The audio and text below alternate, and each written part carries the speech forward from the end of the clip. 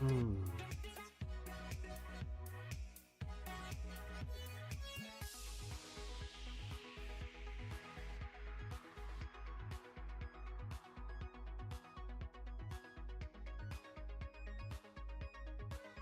Hm.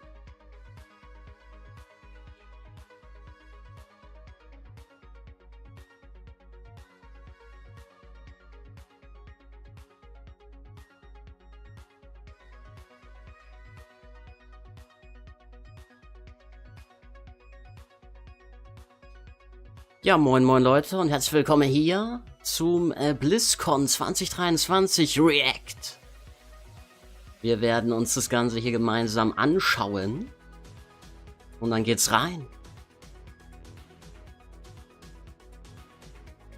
Noch 40 Minuten. 40 ganze Minuten noch. Uiuiui.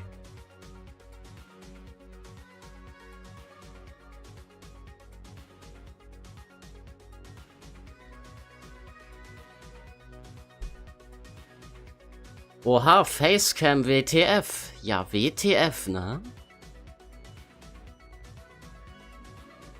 What the fuck ist hier los? BLIZZCON, da gibt's besondere Sachen.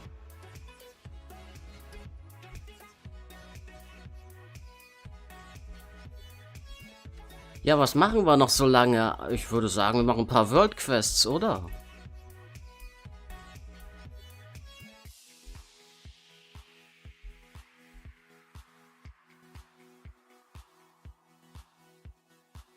Da, in der Küste des Erwachens können wir hingehen. Hallöchen, Spielbursche. Kein Hardcore, nö. Jetzt ist, glaube ich, wieder die Retail-Zeit, beziehungsweise erstmal BLIZZCON. Gucken.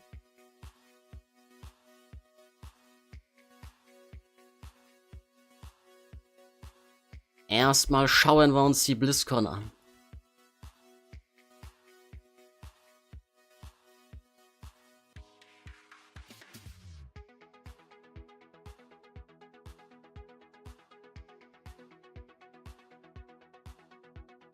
Machst du ein Video, was wichtig ist zu tun mit dem neuen Patch? Nee, erstmal nicht geplant. Hallo Spielbursche, kann man mit Die by the Sword Waffenkrieger auch magische Nahkampfangriffe parieren, also so wie Sub-Row? Uff, weiß ich nicht, da bin ich raus. Ich spiele nicht so Schurken und Krieger, vor allem nicht in Retail. Das kann ich dir leider nicht beantworten.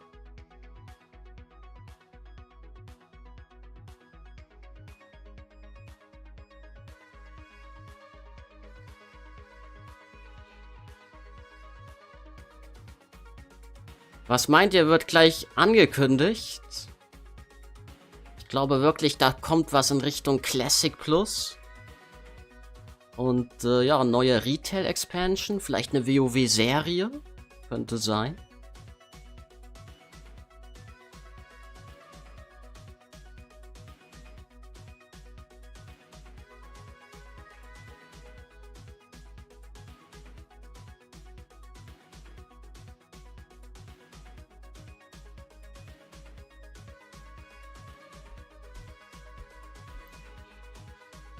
So, wie lange haben wir denn noch?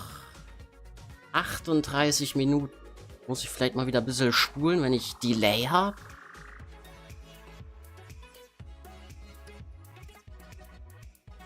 Oh mein Gott. Ja, wir haben, glaube ich, ein bisschen Delay. Da wird erstmal gespult. Hier, wenn ihr nicht wisst, wie man spult, einfach Wiedergabegeschwindigkeit auf 2 machen. Bei YouTube. Und dann ist man einigermaßen auf neuen Stand, sobald es hängt.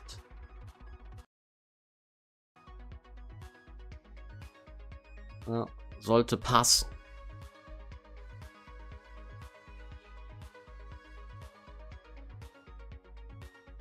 So, ja, dann gönnen wir uns ja noch ein paar frische Fischsteaks. Man kennt's.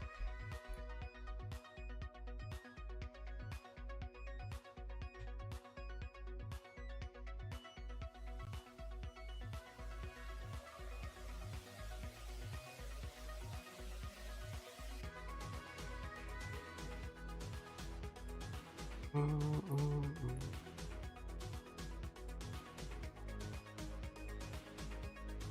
wir gerade den Buff? Nee, ne? Ah, scheiße. Ah, actually in 6 Minuten. Vielleicht sollen wir noch warten. Da warte ich doch einfach.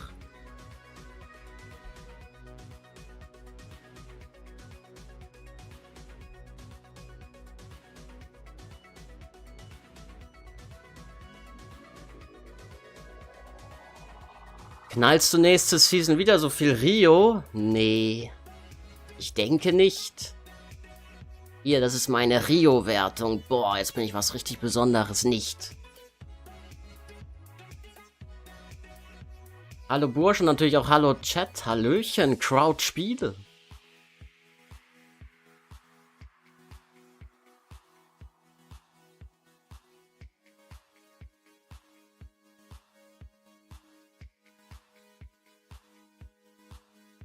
Ja, dann warten wir noch die 5 Minuten. Hier ein bisschen mehr Gold mitnehmen, warum nicht?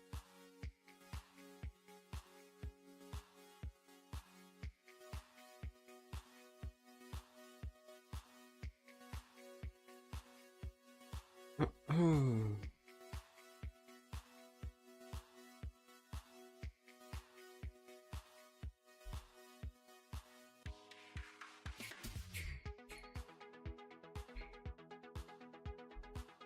...35 Minuten noch.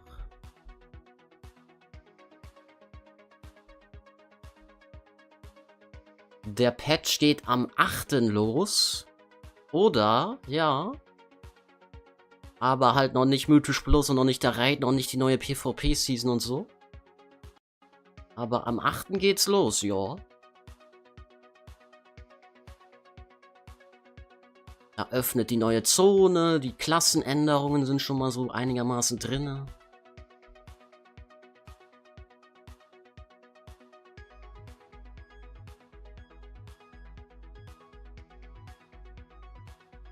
Kann man sogar noch dann den Dunkelmond-Jahrmarkt-Buff mitnehmen? Bisschen mehr Ruf, bisschen schwitzen. Sieht fast danach aus, ne? Direkt am 8.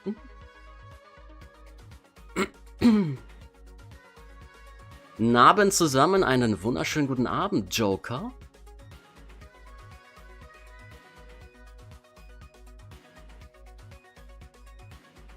Oha, seit wann Facecam, Bursche? Ach, wahrscheinlich nur heute mal zum besonderen Anlass, zur BLIZZCON. Wir wollen ja ein bisschen reagieren.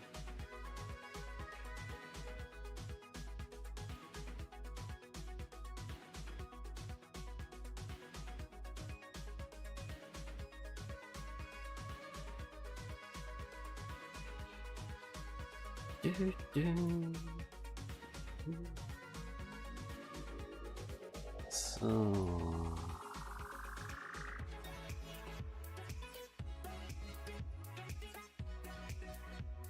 Tja, wir stehen hier nur rum und warten auf 3 Minuten. Bis der Buff hier kommt. Die guten alten Traumsprung-Elstern, richtig sick. Da gibt's mehr Gold, das brauchen wir.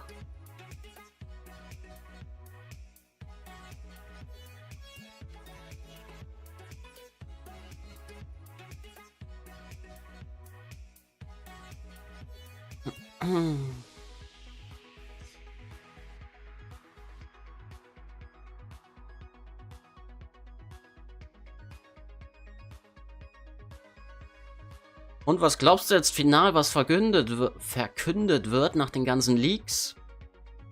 Also ich glaube immer noch an Avaloren. Und anscheinend kommt wirklich was auch in Richtung Classic Plus. So wie zum Beispiel Asmongold, da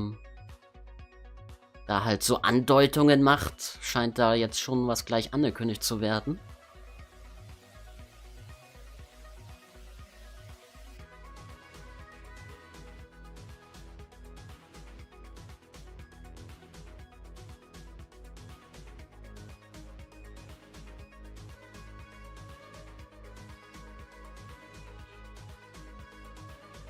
Nochmal hier spulen, oder was? Okay, wir sind einigermaßen aktuell.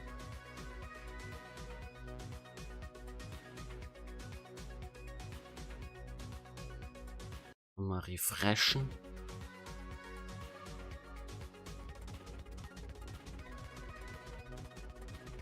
Wow, also aktualisieren hat jetzt nicht so viel gebracht.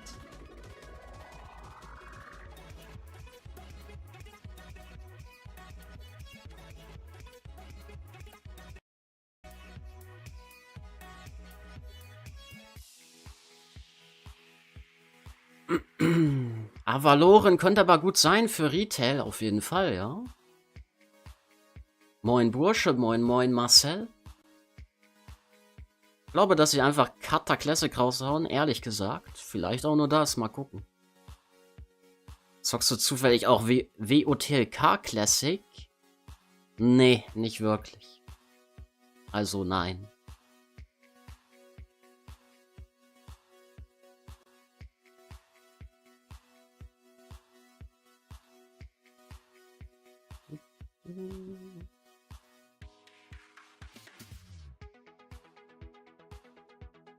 So, 20 Sekunden bis zum Buff. Dann, ja, die Weltquest schaffen wir noch vor 19 Uhr.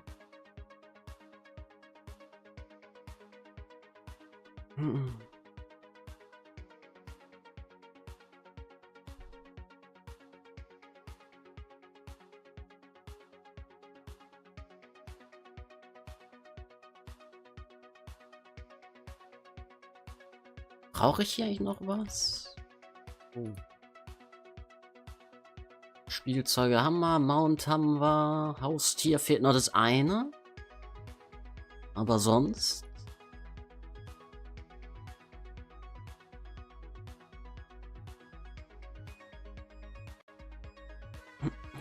Sonst sind wir good to go. Moin moin Sebastian.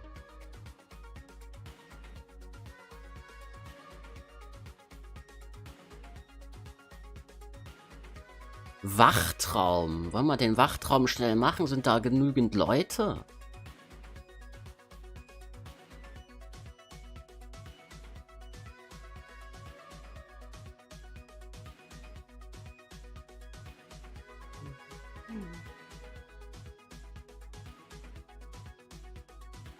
Oh, hier sind sogar einige. Let's go. Fliegen wir hier einmal durch. Alles zerstören. Zack.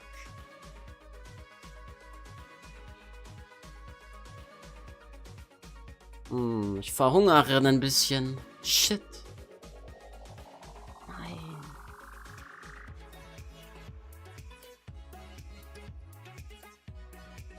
Sag mal, wo bekommt man denn aktuell das Gear? Hab ein Jahr Pause gemacht. Den Mega-Dungeon laufen. Dämmerung des Ewigen. Da gibt's gutes Gear. Ansonsten das Übliche, Mythisch Plus gehen, Raiden gehen. Diese Traumsprünge hier für Gear lohnen sich nicht wirklich. Da solltest du lieber die Zeit stecken in M Plus oder halt Dämmerung des Ewigen Dragonflight Mega Dungeon.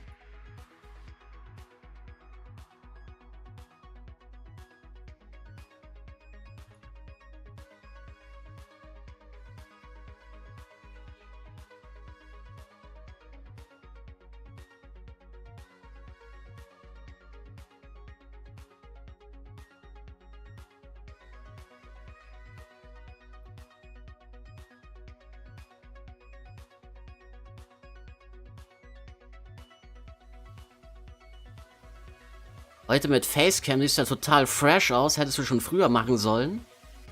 Oha, da kommen direkt die oberflächlichen Bewertungen rein. Aber, I guess, danke dir fürs Kompliment.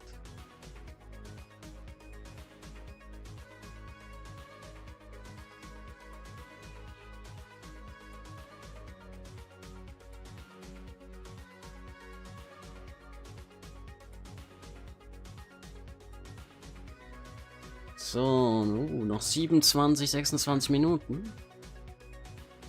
Es wird langsam spannend. Was wird da wohl angekündigt? Ich habe auch so das Gefühl, wir stehen am Wendepunkt von WoW. Also die BLIZZCON so ein bisschen entscheidend jetzt auch für die Zukunft. Wenn die eher enttäuschend ist, ist glaube ich nicht so gut für WoW. Die müssen eigentlich jetzt schon was richtig Krasses da ankündigen.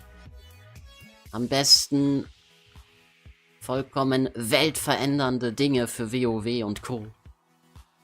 Das wäre schön.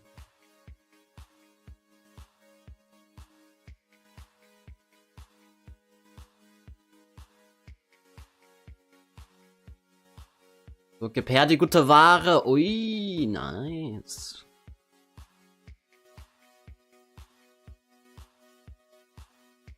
So, was ist das Shit hier? Ja, beschwör mal. Ach so, hier alles zerstören, ne? Bisschen rumfahren. Das können wir gut.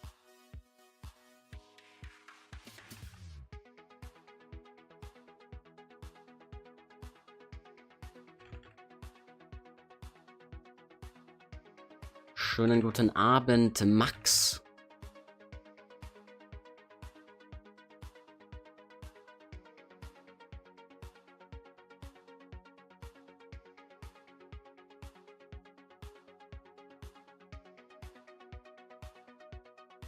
Hab gehört, man kann auch durch Open World gutes Gear bekommen mit Aufwerten USW. Stimmt das? Das ist halt Ansichtssache. Also für mich in der Open World ist das kein gutes Gear. Für andere kann das schon gutes Gear sein. Kommt immer drauf an, was für eine Art Spieler man ist.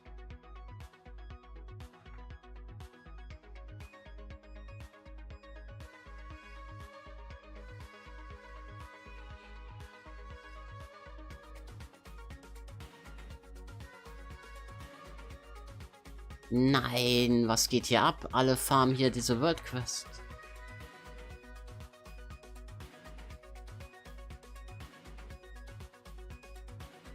Du hast doch vor 5 Jahren mal mehr oder weniger aktiv Fortnite gezockt. Heute kam ein OG-Update. Alte Map, alte Waffen, USW sind wieder drin. Kannst du dir vorstellen, nochmal Fortnite zu spielen?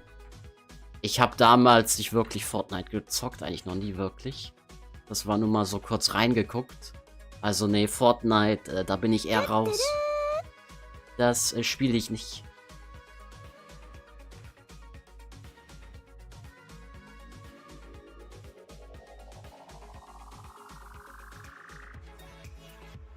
Hallo Bursche, hallo, hallo.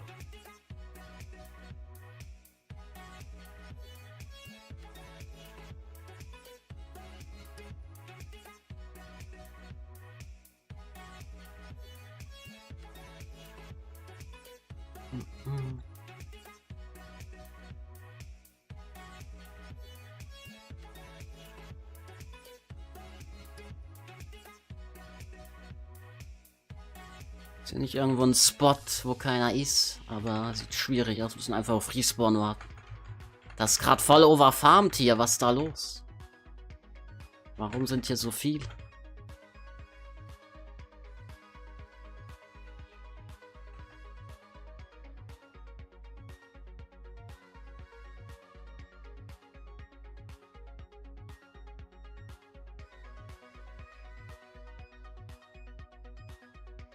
So, oh, Okay, kurz die Maus verbuggt. Man kennt's.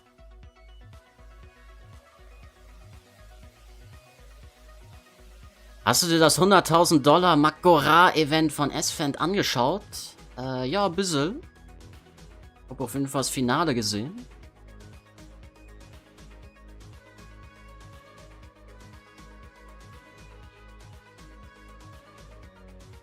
Aber ist halt schon sehr viel Aufwand da, ne?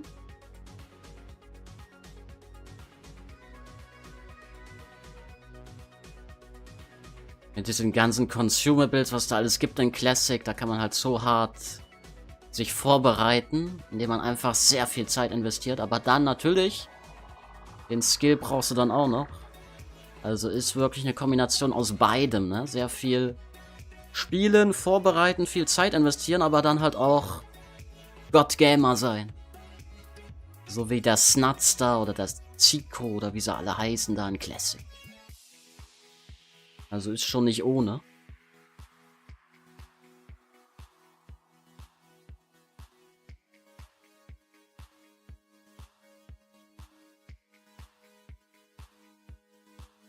Und dann natürlich noch die beste Klasse spielen, ne? Das ist auch noch immer so ein Ding.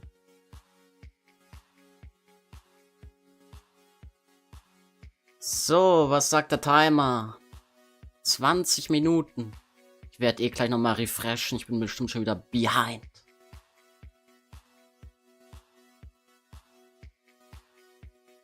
Wir wollen ja nicht behind sein. Aber wird wahrscheinlich trotzdem ein bisschen verzögert bei mir alles sein. Da machst du nix. Oha, der Bursche mit Cam, Grüße. Hallöchen, Zonko RR.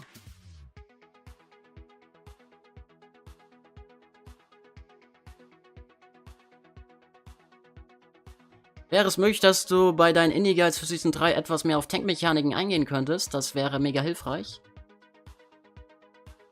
Ich versuche auf alles Mögliche einzugehen.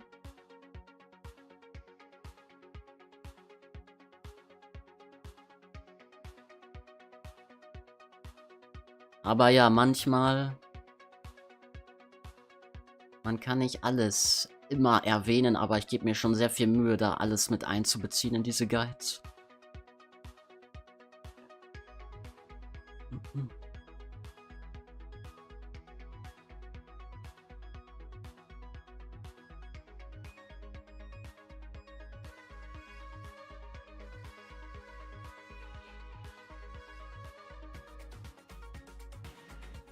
Wie viel haben wir jetzt von Traumsprung Vereinigung? Ja, shit. Das Pad würde ich mir noch gerne holen vom Patch. Muss man vielleicht noch ein bisschen reinfahren. Damit wir das fertig haben.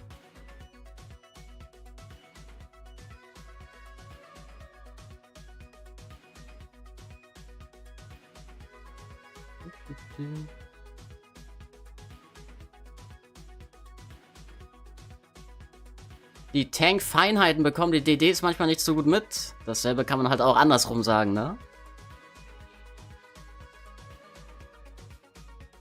Die DPS-Feinheiten bekommen die Tanks nicht so gut mit. Ist aber, denke ich, ganz normal, ne? Jeder sollte sich auf seine Rolle fokussieren, spezialisieren und dann, so gut es geht, spielen.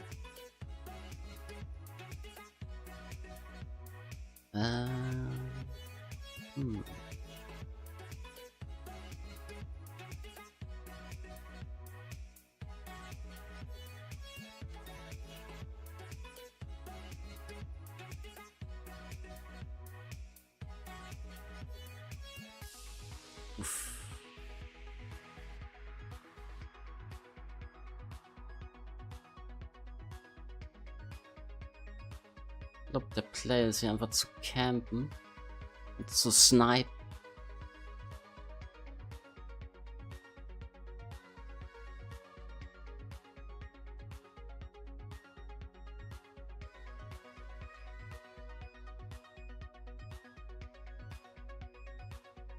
Siehst aus wie ein Franzose. Vielleicht bin ich ja einer, vielleicht auch nicht.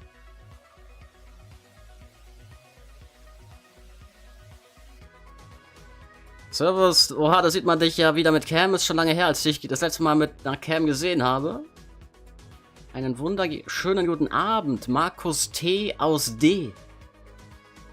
Meine auf einen Guide bezogen von dir, natürlich hast du recht. Inwiefern ändert sich der Anfang der Rota beim Fire Mage mit dem neuen Set, weil der aktuelle Set-Boni fällt weg? Eigentlich gefühlt Fire Mage wird leichter, sobald man dann seinen alten Set-Boni ablegt. Muss man, also ich glaube, man muss gar nicht auf die neuen Set-Boni achten. Also wüsste ich nicht, was man da achten sollte. Der neue 2er- und 4er Set-Boni, der ist einfach passiv da.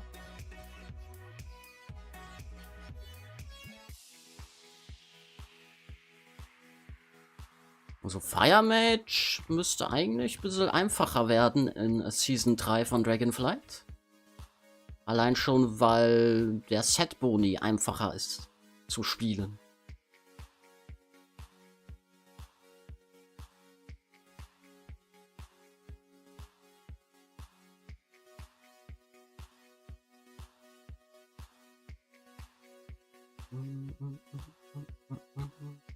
So, war's das hier oder was? Ja, wir sind fertig.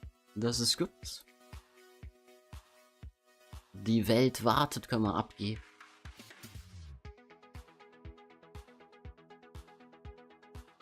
So, wie lange haben wir noch? Noch eine Viertelstunde. Noch 15 Minuten.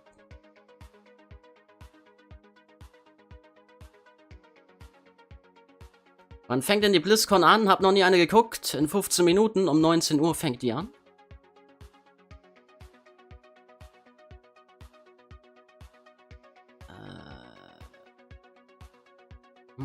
Was nehmen wir denn hier? Warte.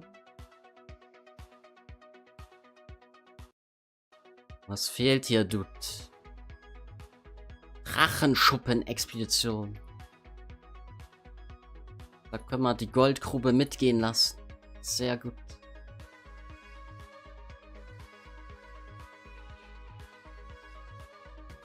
Wird das Cinematic direkt gezeigt? Nun, da lassen wir uns dafür überraschen. Da wird auf jeden Fall gleich einiges angekündigt und gezeigt. Ich bin gespannt. Das wird richtig sick.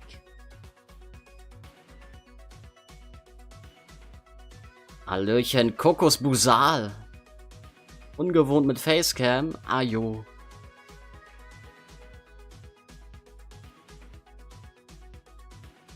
So, 15 Minuten haben wir noch. Ey, yo, ich habe hier ein Geschenk für euch. Das können wir machen. Das ist doch toll, eine tolle Sache. Benutzer definiert. Spiel... Oder nee, Bursche Geschenk. Meldet euch mal an bei benutzerdefiniertes PvE, falls ihr ein Geschenk von mir wollt. Ich habe hier Geschenk des weißen Kriegswolfs. Natürlich nur Leute, die es noch brauchen, ne?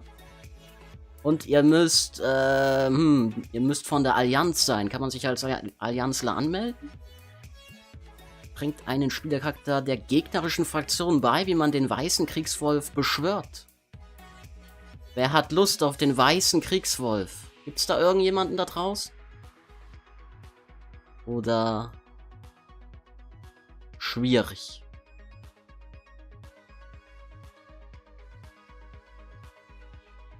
Der Mist muss weg. Ich will das nicht haben, sonst lösche ich das.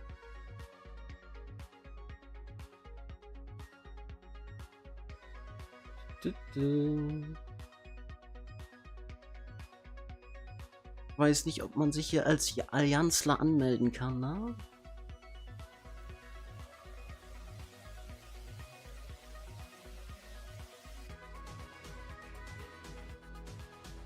Wenn es nur für AD ist, kann ich es nicht gebrauchen. Ich weiß gar nicht, ob das nur für Allianz ist. Warte mal. Weißer Kriegs... Nö, also ich als Hordler kann auch darauf reiten, so ist es nicht. Aber anscheinend will es keiner haben. Holy Pipi, ja gut, das ist glaube ich ein Blutelf, ne?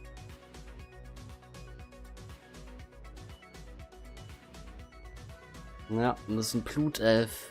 Da geht das natürlich nicht. Dieser Spielercharakter gehört keiner gegnerischen Fraktion an. Unlucky. Gruppe nicht auffindbar.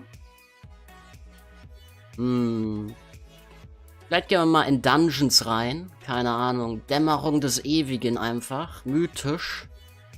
Und dann Bursche Geschenk, weil da können sich safe Allianzspieler auch anmelden.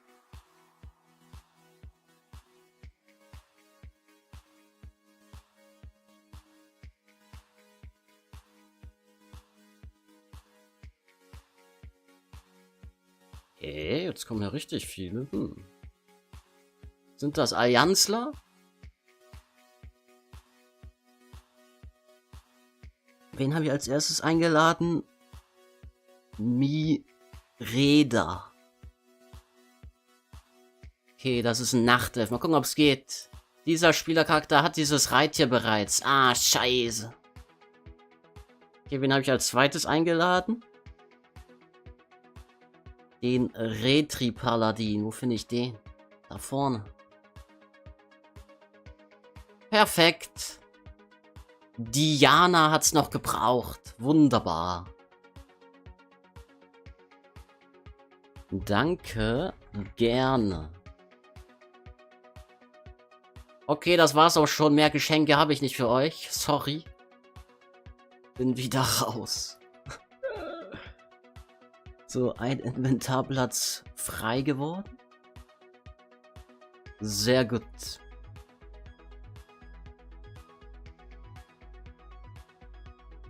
Ich muss echt mal langsam das Inventar aufräumen, bevor der ganze neue Schmutz von der neuen Zone reinkommt. Ich glaube, das lösche ich jetzt auch mal. Ich glaube, das Löschen war... Düsterpreuß Fernbedienung. Wieso ist das eigentlich kein Spielzeug? Habe ich das schon mal auf die Bank getan? Mal check. Checking this shit. 10 Minuten noch.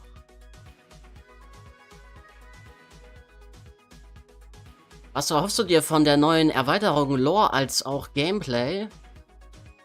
Ja, ich wünsche mir wieder so ein Feature wie Torghast, wie die Visionen von Ensoth. Das wäre toll. Weil sowas haben wir gar nicht bekommen in Dragonflight. Weil in Dragonflight waren die halt damit beschäftigt, die ganzen Talente zu reworken. Und Berufesystem, da ist alles reingeflossen. Aber jetzt in der neuen Erweiterung ist das ja fertig. Das können sie einfach weiterführen. Deswegen, ich denke, da kommt wieder in der neuen Erweiterung wieder ein großes Feature. Wie halt Torghast oder Visionen von Ensoth oder so ein Shit. Irgendwas in die Richtung wäre auf jeden Fall nice. Das habe ich noch nicht auf der Bank. Dann lagern wir das da ein, falls es irgendwann mal ein Spielzeug wird. Man weiß nie bei Blizzard. Man weiß es nicht.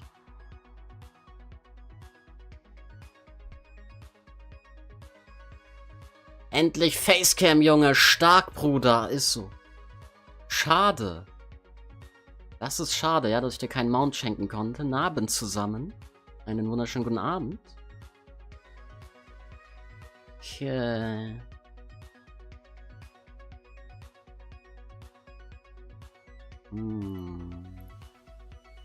Ja, noch 9 Minuten. Wir haben Post.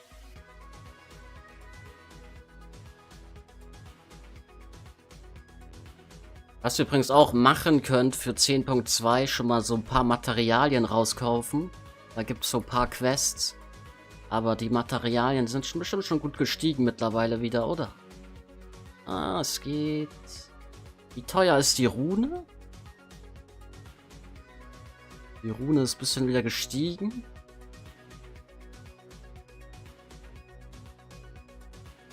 Na, die Preise werden safe steigen von den ganzen Erzen und alles. Da gibt es halt so Quests in der neuen Zone, da brauchst du so Handwerksmaterialien. Musst du abgeben für Ruf dann, wenn man schnell Ruf pushen will. Und diese ganzen Sachen werden ein bisschen teuer jetzt gleich werden in Zukunft. Bitte kein Torghast mehr, sowas wie Visionen, aber gerne wieder. Macht doch öfter Facecam, das gefällt den Leuten hier besser. Ja, sieht anscheinend so aus, ne? 74 Zuschauer. Was ist da los?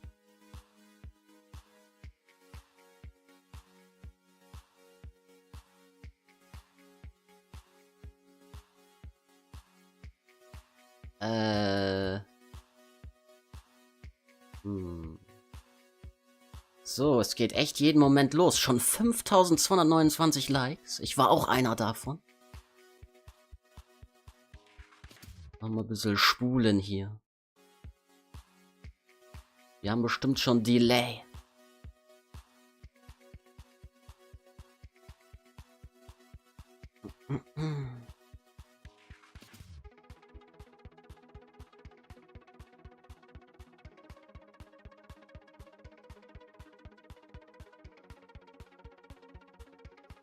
Digga, wie lange spult der denn? What the fuck?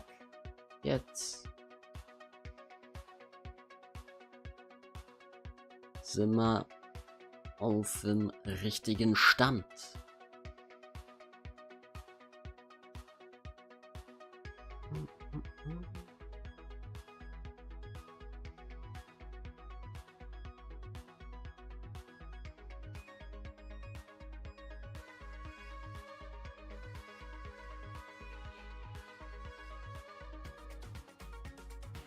Reicht das für euch so, wenn ich das hier so mache mit dem Bildschirm, oder wollt ihr lieber Fullscreen?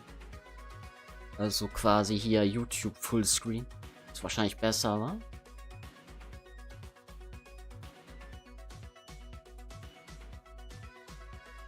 Reicht es euch so, wenn wir so machen? Da oben ist doch ein bisschen WoW zu sehen. Wir können aber auch WoW da wegcutten und komplett Fullscreen machen. So geht, aber Dark Mode ist besser für die Eyes. Ach, Dark Mode. Scheiß auf Dark Mode. So ist da auch schon Dark Mode, wenn ich Fullscreen mache. Oh, Delay. Kickt rein.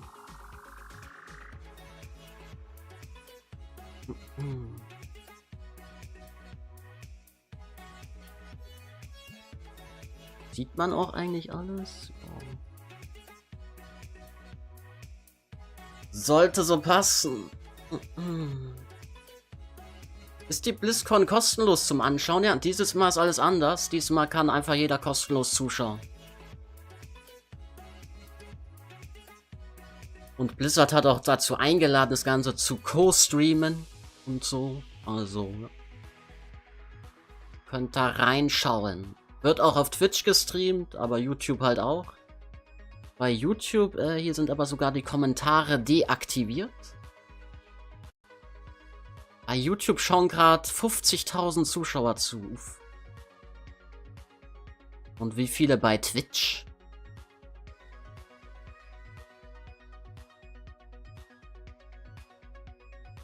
Kann man das gucken? Eigentlich schon.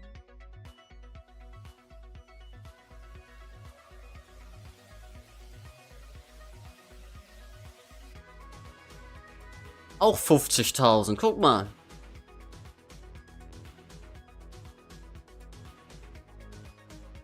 Ist relativ ausgeglichen, überraschenderweise. Damn. Actually exakt gleiche Zuschauerzahl, sowohl auf Twitch als auch auf YouTube. 50.000, 50.000.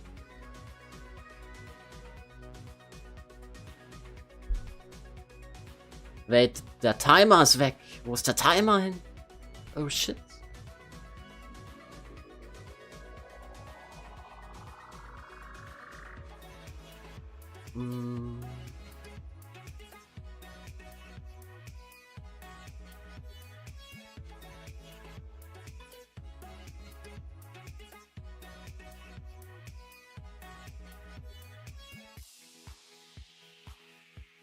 Wir können auch so machen.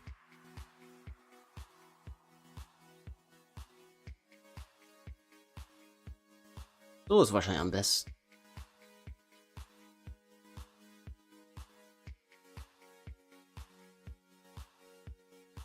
Anders vorgestellt, geile Sache, Daumen hoch. Okay. Stell dir vor, die kündigen an, dass es kein Add-on mehr geben wird. Das wird nicht angekündigt. Hier wird alles angekündigt. Wir müssen doch hier Geld verdienen.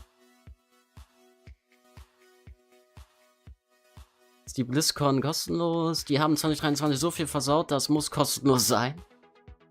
Ja, nicht 2023, eher so zu Shadowlands-Zeiten haben die viel versaut, ne? Zur Corona-Zeit auch. Aber ist jetzt echt unter Microsoft, ja, es wird auch spekuliert, dass da Phil Spencer da ist, der Microsoft-Chef. Mal gucken, ob er da ist, die alte Legende. Hallöchen, Erich, was geht ab? Hä, wo ist meine restliche Nachricht hin? Keine Ahnung. World of Warcraft 2, das wäre ein Banger. Deine Stimme klingt nicht real? Hast du eine App laufen? Nö, ich hab nix laufen. AI-Bursche. Vielleicht bin ich auch eine AI, man weiß es nicht.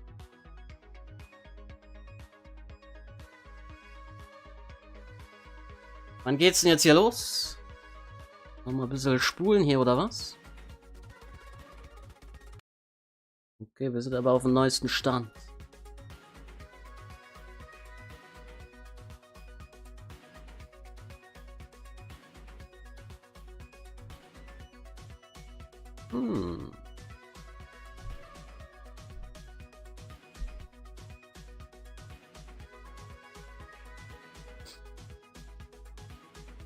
Guten Abend euch, schönen guten Abend, Robert! Die Stimme ist wirklich einzigartig. Danke dir. Alles okay soweit? Na klar. Alles supi. Ballern, ballern, ballern. Damage, Damage, Damage. Nee, jetzt gerade nicht. Jetzt gerade mal chillen, chillen, chillen. Gucken, gucken, gucken. Und Informationen aufsaugen.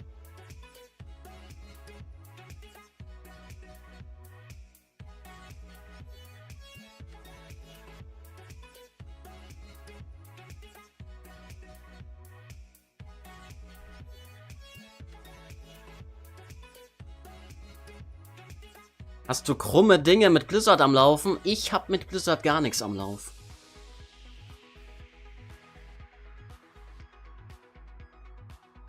(18:59 Uhr). Oh shit, dude. Es muss ja jeden Moment losgehen hier.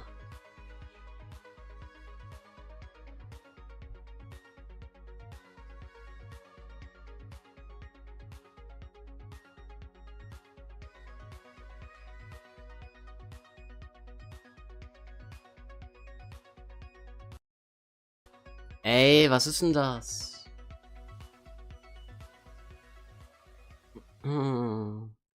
Es geht los. Psst, schnell, es geht los.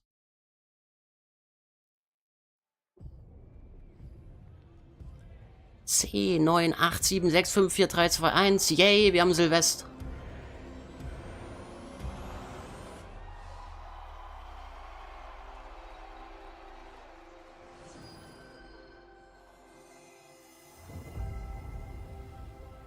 Ey, yo, da war Dragonflight Cinematic.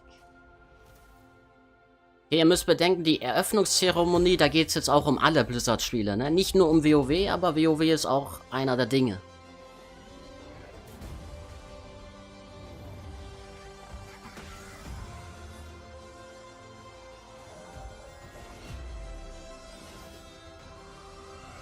Ist die Lautstärke eigentlich fein oder ein bisschen zu leise? Machen wir mal ein bisschen lauter hier. Die Qualität ist irgendwie nicht so gut. Aber okay.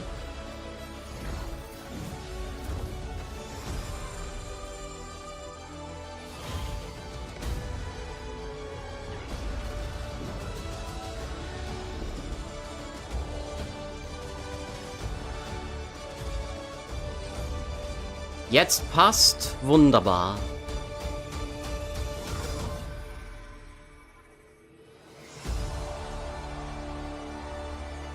So, was geht jetzt hier ab? BLIZZCON 2023. Please welcome the president of Blizzard Entertainment, Mike Ibarra. Yay! Jetzt kommt erstmal ein bisschen bla bla bla. Let's go! How's everybody doing? Oh man, you know, this is the best gaming community in the world, hands down. Okay, du. Hands down. Weiß ich ja jetzt nicht. Thank you, wow. Hello, BlizzCon. You know, it is so good to be back in person finally. All of us. Kommt ein bisschen komisch alles rüber, weil den hat man auch noch nie gesehen auf einer Bühne. All of us at Blizzard have missed this so much. 4 years. It's been 4 years. You know what I say to that? That's too damn long. Mhm. 4 Jahre. Heroes of Overwatch at? 4 Jahre seit der letzten BlizzCon. Defenders of Sanctuary? Defenders of Azeroth? Oh, guck mal, wie viele WoW-Fans da sind. Gamers everywhere. Welcome.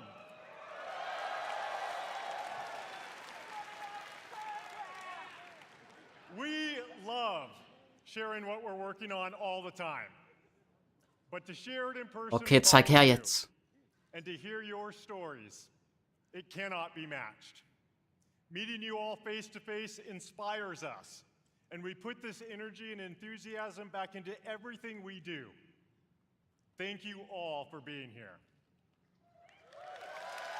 Der wird schon leicht emotional, ne? Sieht man in seinen Augen. In fact, we have tens of thousands of you here in Anaheim, California today. And we hope you enjoy the immersive experience we've created here at the show. We also have millions of people watching right now on stream. Genau, das bin ich. Please help me welcome everyone watching from around the world.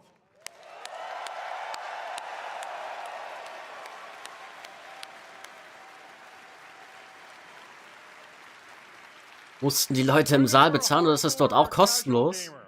Ich glaube, die mussten bezahlen.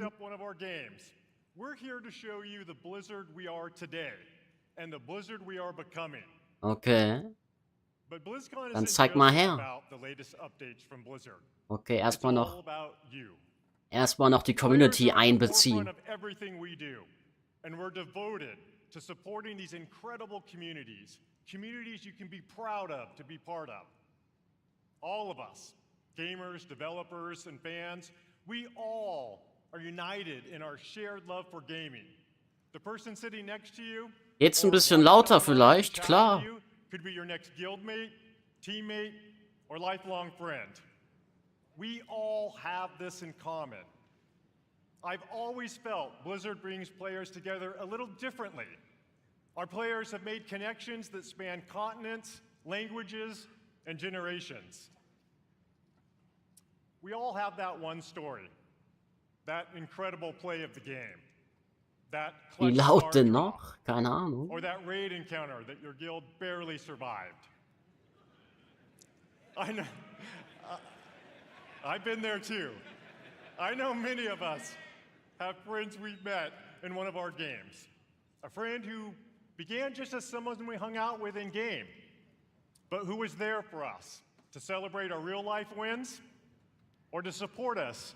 Ich glaube, so ist sogar immer noch ein bisschen zu leise, ne? Oh mein Gott. Thanks to my experience playing Blizzard games over the last 25 So, jetzt years, ist laut genug. I've met most of my best friends from all over. Jetzt passt es. And I'm so grateful that some of them are here today. Gus, Pika, Nick, Scoodle, Guten Abend, Bursche, und an alle anderen schönen guten Abend, Marco. I always know that no matter what is going on in real life, Du bist they will be there. 200% lauter als das Video. No matter what game we're playing. Nicht 200%, aber ein bisschen lauter halt, will ich schon sein als das Video. Passt schon And I know so. many of you share that feeling. BlizzCon truly is about all of us, as players, as equals, as friends. As we bring these amazing experiences to more places, build technology that allows Aktuell ist noch ein bisschen bla bla bla, wir wollen ja den Content ja sehen, ne? and create characters and Aber ist stories okay, das more muss auch players sein. can relate to, the Blizzard community grows, and more importantly, our friendships grow. All of us are so grateful to be part of this community, and in everything we do, we are in service to you. We know we Wird don't do heute das everything nächste Add-on perfectly. vorgestellt? So sieht's But aus. thanks to your feedback, we never stop striving to do it right. We are here to foster joy and belonging for everyone.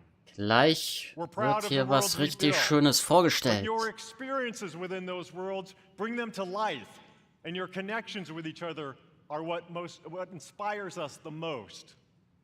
Now, many of you may have heard the recent news about Blizzard joining the Xbox gaming family.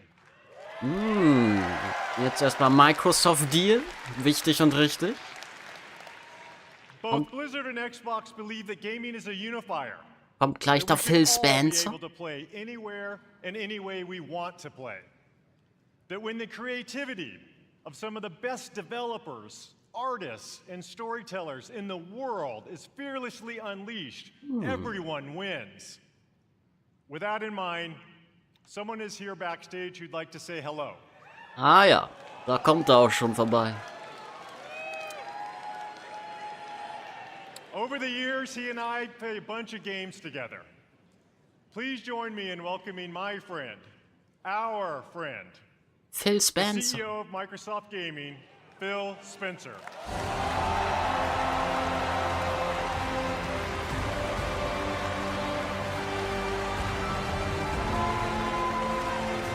Tja. Ob das gut ist, dass der da ist? Die Zeit wird es zeigen. Mike. And hello, everybody, BlizzCon. This is my first BlizzCon ever.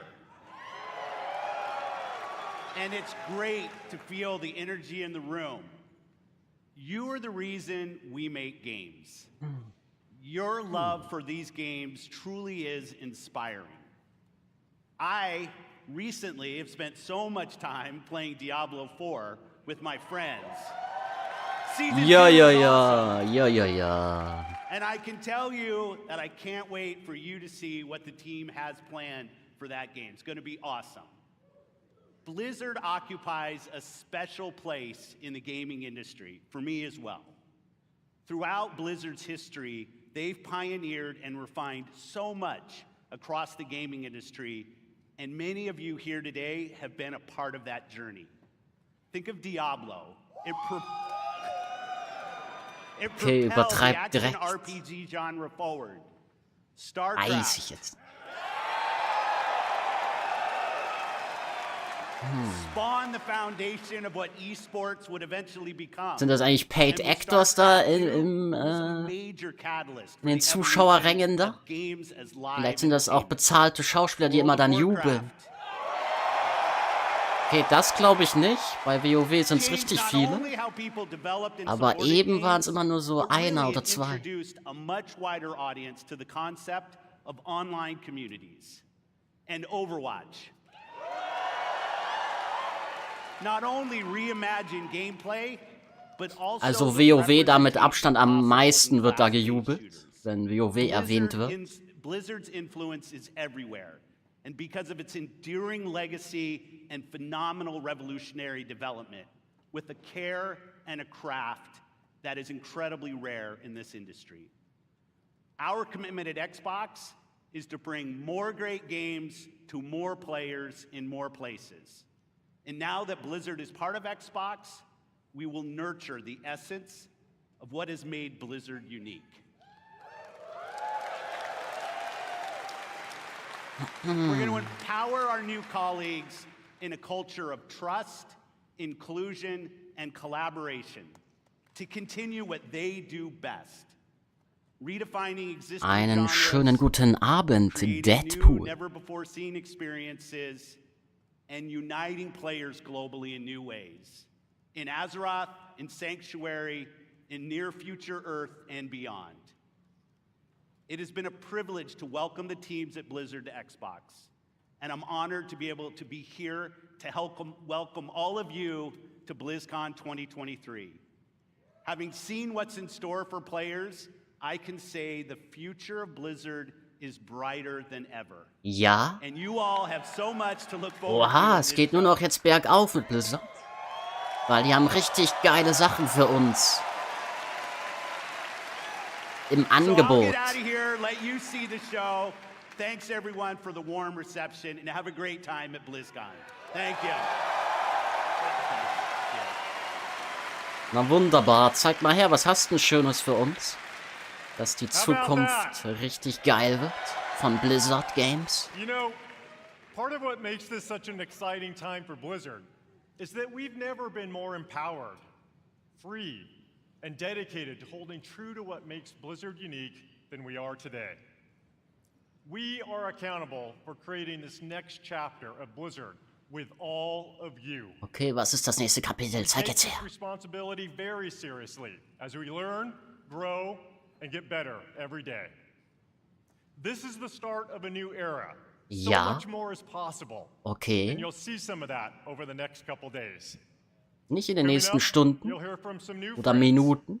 and some old friends Jetzt kommt Chris Metzen who are vielleicht. returning to the BlizzCon stage to show more about the games and the worlds we all love. Etwas lauter bitte. Viel lauter I want geht's to take nicht. a moment to thank our Blizzard team. Oh, wow. You Leck.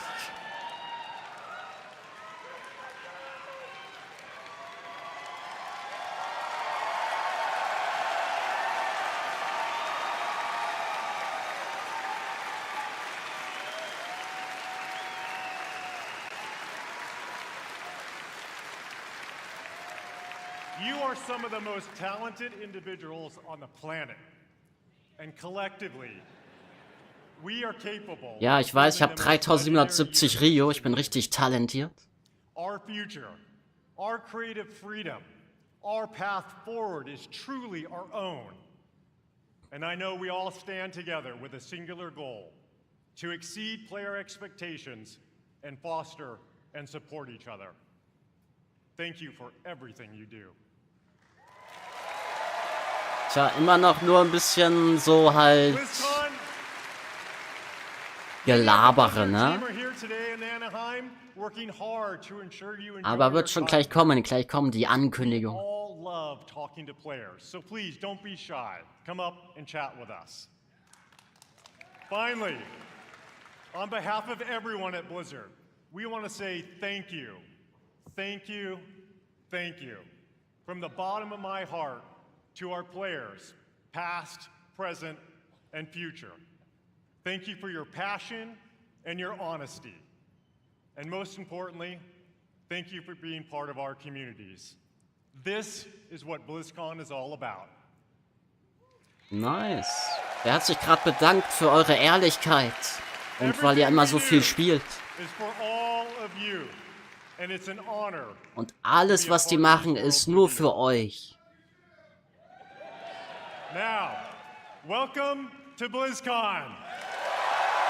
Hat es jetzt schon zum 3. Mal gesagt. Aber jetzt geht's endlich los. Nice. Overwatch oder was? Als erstes?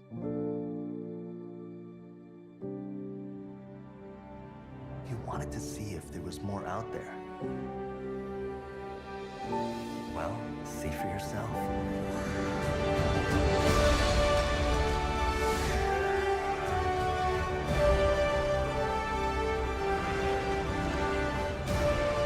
Ich glaube, jetzt werden erstmal alle Spiele so gezeigt in einem Trailer. Kann das sein? Alle Blizzard-Spiele?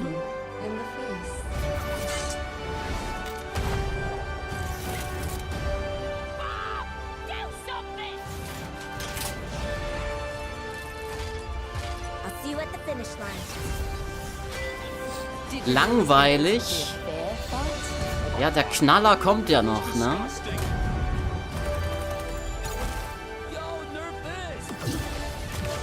Man muss nur Geduld haben.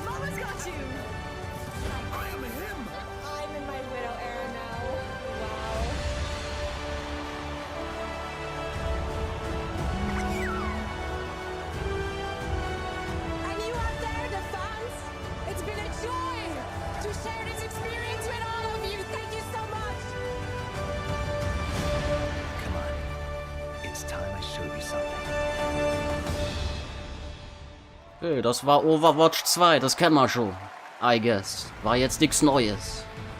Aber jetzt Please kommen welcome Overwatch News. Overwatch Game Director, Aaron Keller.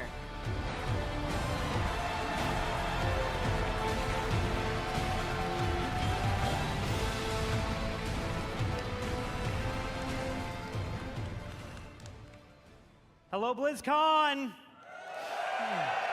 Aber guck, wenn die Overwatch als Ever erstes since bringen, we first revealed Overwatch in 2014, dann wissen die ja, dass Overwatch nicht so gut ankommt, nicht so gut dasteht. Weil das Beste kommt immer zum Schluss. Also WoW vielleicht zum Schluss, weil das das Beste ist. Mal gucken. and showing off their skills. We launched Overwatch 2 last October, and it has been such an incredible year. Since then, you've been crushed by Diva's mech over 26 million times, had more than 79 million lives saved by Baptiste, and played 65 years worth of prop hunt. I love prop hunt. Erst mal ein paar Stats droppen. Bisschen zum Flexen, damit man auch alle anderen anregt, das noch mehr spielen. Doch schon ziemlich voll, dort hätte ich nicht gedacht. To our first tie-in Peruvian heroes, Lifeweaver and Alari. We also want Overwatch to recognize those focused on Ist halt 4 Jahre her, ne? prowess. Seit And released der our new letzten progression BlizzCon, deswegen ist system da auch so voll. And the first set of Hero Mastery courses this year. And for those that just want something a little different, we've run April Fools and released a dating sim, an actual dating sim, Loverwatch. Ja? Listening to your feedback Wow, is habe ich nicht important to us. mitbekommen. And it's driven the team to look at changes to some of the core systems. Ich habe of the game. Overwatch nur am Anfang We've gespielt, been wo es hard at frisch work on rauskam, an also overhaul of Overwatch our 1. competitive system. And we'll get into Da habe ich that immer a bit today Lucio and a gespielt. bunch more over the course of BlizzCon. Aber irgendwie hat mich And das Game nicht there abgeholt is auf Dauer, dann so bin ich irgendwann much gequittet. more to come. We'd like to give you all a glimpse at as much as we're able to show you coming next year. And boy, do we have some fun things to talk about. So let's get into it. To share our first big announcement, I am honored to introduce the art director of Overwatch, Dion Rogers. Wer? Kenne ich nicht.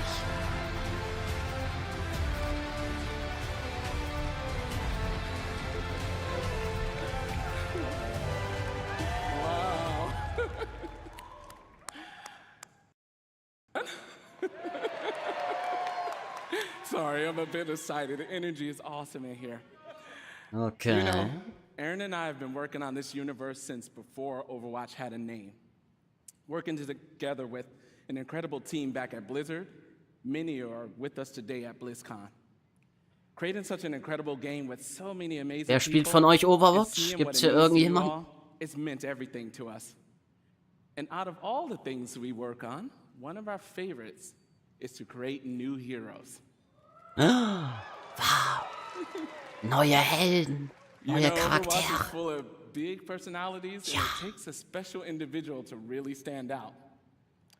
And the team has been working hard to make sure no one could predict who this next hero is.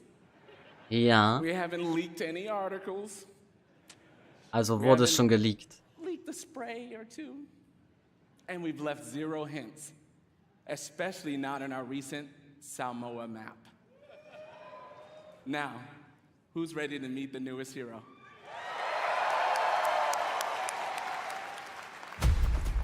Okay, der neueste Held in Overwatch 2. Was ist denn das? Sorry to keep you all waiting. But now that I'm here, let's have some fun. Oh, wow. Yep, that's my name, all right. And this right here is Gunny. And she can light das up the whole Roadhog dance floor. 2.0? This one's Cha-Cha. He's a sensitive little fella, a real hothead. And when I fire him both, Ein Mix aus Bastion und Roadhog, würde ich jetzt sagen. actual Aber gut, gameplay ich spiele das eh nicht. footage.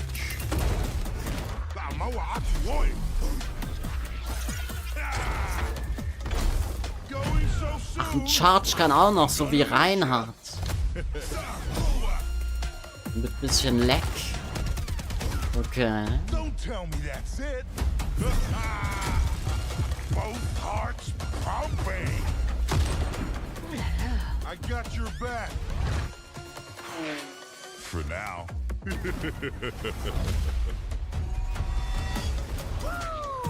Here I come. Sensei quick Kiki. We got him where we want him.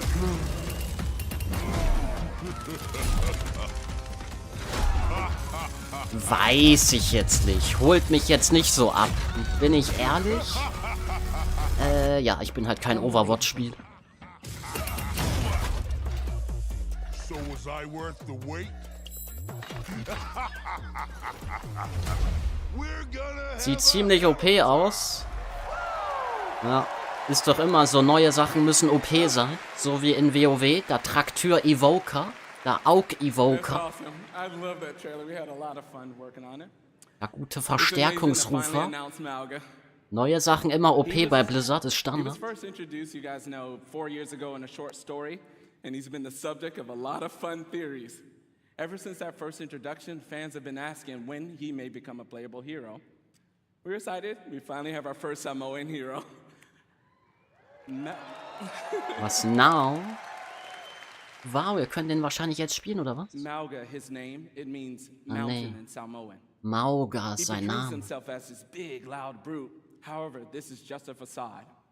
He's a cunning tactician, always one step ahead of his Erstmal ein enemy. bisschen Story zum Charakter. One of the core goals whenever we make an Overwatch character is that people see themselves in our heroes. We're always striving for greater authenticity and representation with each hero. And with Malga, we got a lot of help, actually. Even his tattoo was created by an amazing Samoan tattoo artist named C.E. Lufau. Malga's super fun. Keine Ahnung, sowas juckt mich null, ob die Charaktere Tattoos haben oder nicht. Aber ich glaube, manche interessiert sowas. With what I like to call a brutal but cunning playstyle. We hope you love him as much as we do. Okay. Thank you. Okay. Join us later today Bisschen for a cringe, Deep da hat Dive nur panel einer. taking place here at the BLIZZCON Arena and online for people at home. We'll talk with the team that helped create Malga and also how to best utilize his amazing abilities when he joins Overwatch in Season 8. Finally, we know Malga's going to be pretty awesome when he joins competitive play. But before then, some of the best Wer hätte players das denken in the können? world Der ist are OP competing im in this Competitive weekend's Overwatch World Gameplay. Cup. Let's check it out. Safe. Legacy. A legacy is forever. All year long, teams around the world have battled, chasing glory, hoping to Hier etch seht ihr their die God homeland Gamer in von history. Overwatch. Holy shit, ist die Qualität schlecht. Uff. Schwierig. They've tasted victory, they've overcome defeat, and all along, the hopes of their fans have lifted them up. Absolutely beautiful.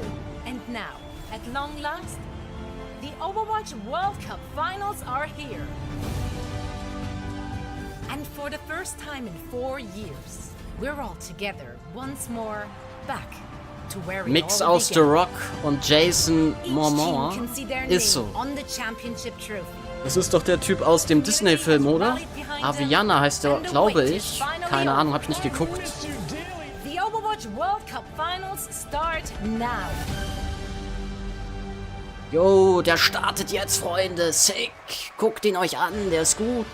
Der World Cup Overwatch Please welcome 2023. Overwatch Esports host, Zoe Gschwind. Oh, noch mehr E-Sports von Overwatch.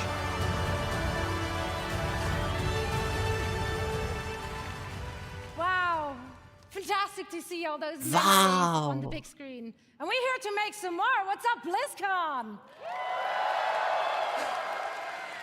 It's so great to be back here after 4 years with the Overwatch World Cup. This event has always been such a special event because it truly serves as a worldwide tribute to the beautiful and diverse Overwatch community. This weekend we Absolut, get to ja. celebrate teams Total. and players from around Stimmt. the world, each with their unique takes on the playstyles, their different personalities.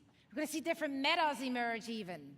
It's just very exciting to see familiar faces, big household names in the competitive Overwatch scene take the stage, form those star-studded lineups, Fearless, Super, Gushue and the likes. But each Ja, year, ist gut we jetzt. also Zeigt get das to nächste witness Spiel. new Wir sind players fertig jetzt mit emerging onto Overwatch. the scene, taking the spotlight. It truly is a special event for a special community, and I'm very honored and truly happy to be part of it all. Now I know that all of you here in Anaheim and everyone watching at home is joining us from all over the world. As you can see, so are our players. Among them, a former 3-time World Cup champions, Team South Korea, and the only team that managed thus far to stop their reign, and that is the United States of America. Okay. Schwierig, weiß ich jetzt nicht so. Aber okay, erstmal selbst I beneist. tell you, it's not going to be easy. It's not going to be easy. If you watch the group stages and if you watch the first game today, tough competition ahead for Team USA.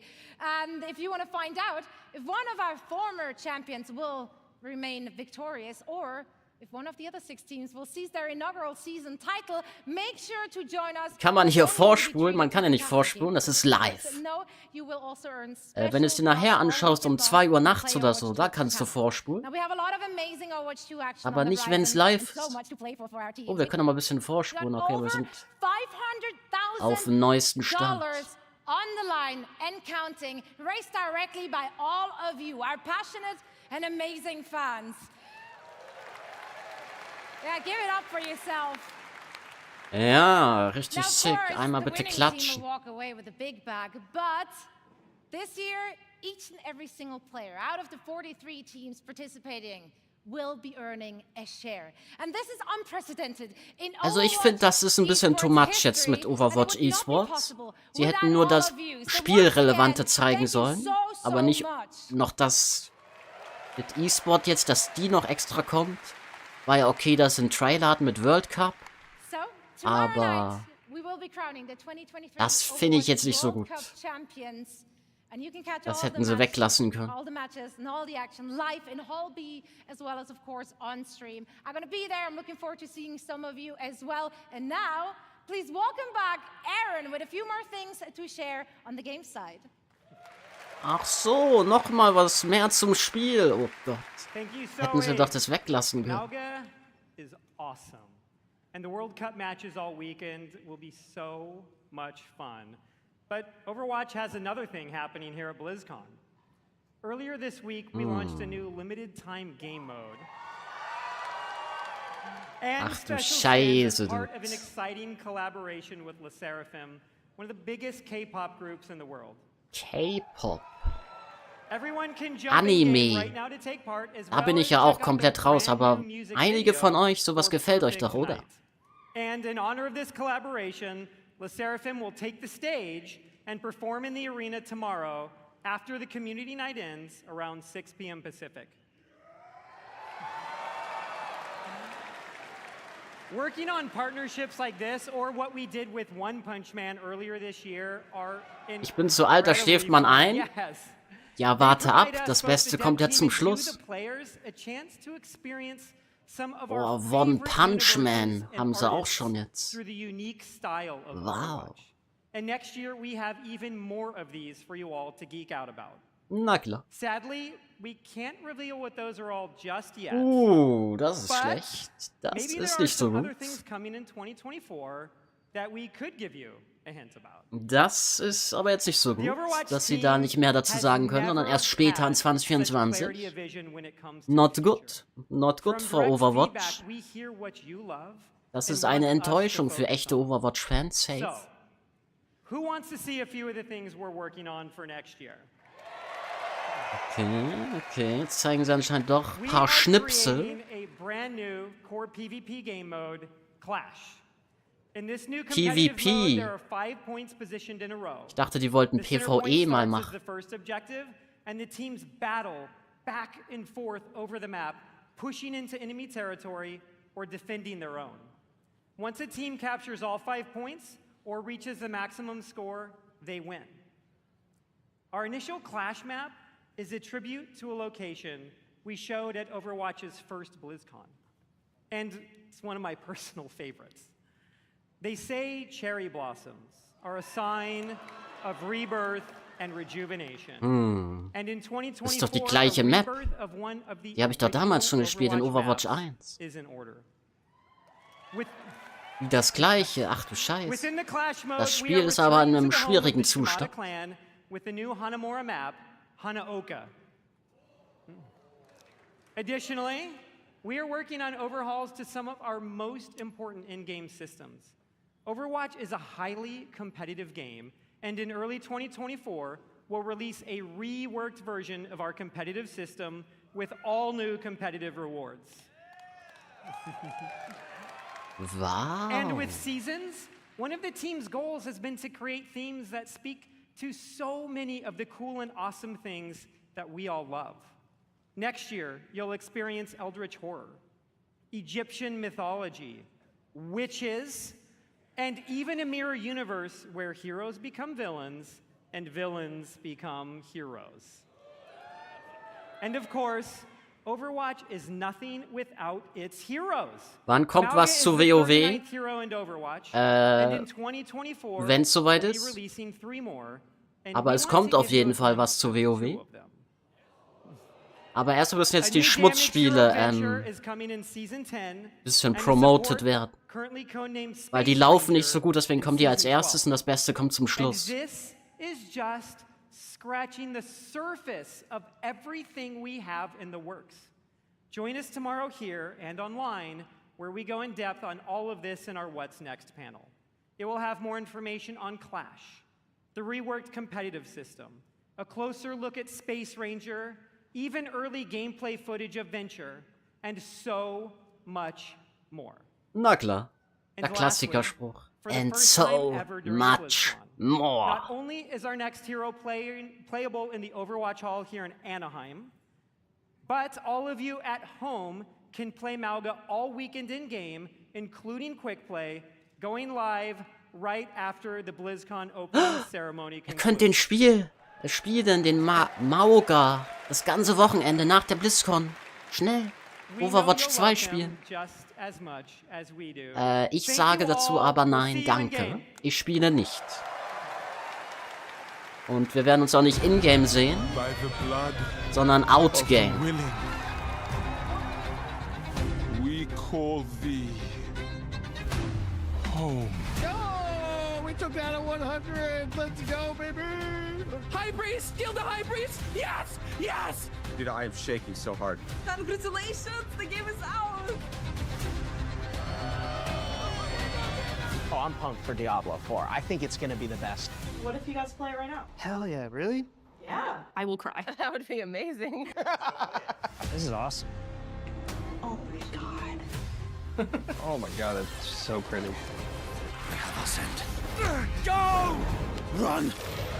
We really are doubling down on this idea that you can look the way you want, you can play the way you want, you can really make your own fantasy in this game. She looks like me. Okay.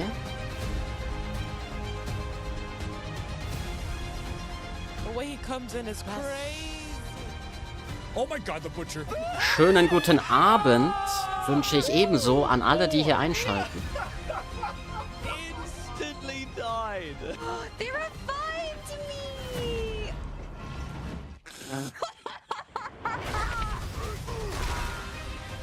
I'm gonna find some demons and I'm gonna shove my green foot right up there. Yeah, let's go!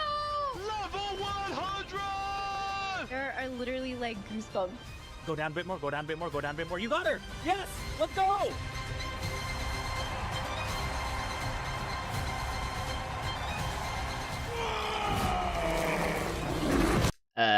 Okay, RIP-Video. RIP-Bitrate. The chains and be beautiful in sin. Hail Lilith, Blessed Mother. You can pet the dogs, by the way. Diablo 4, oi.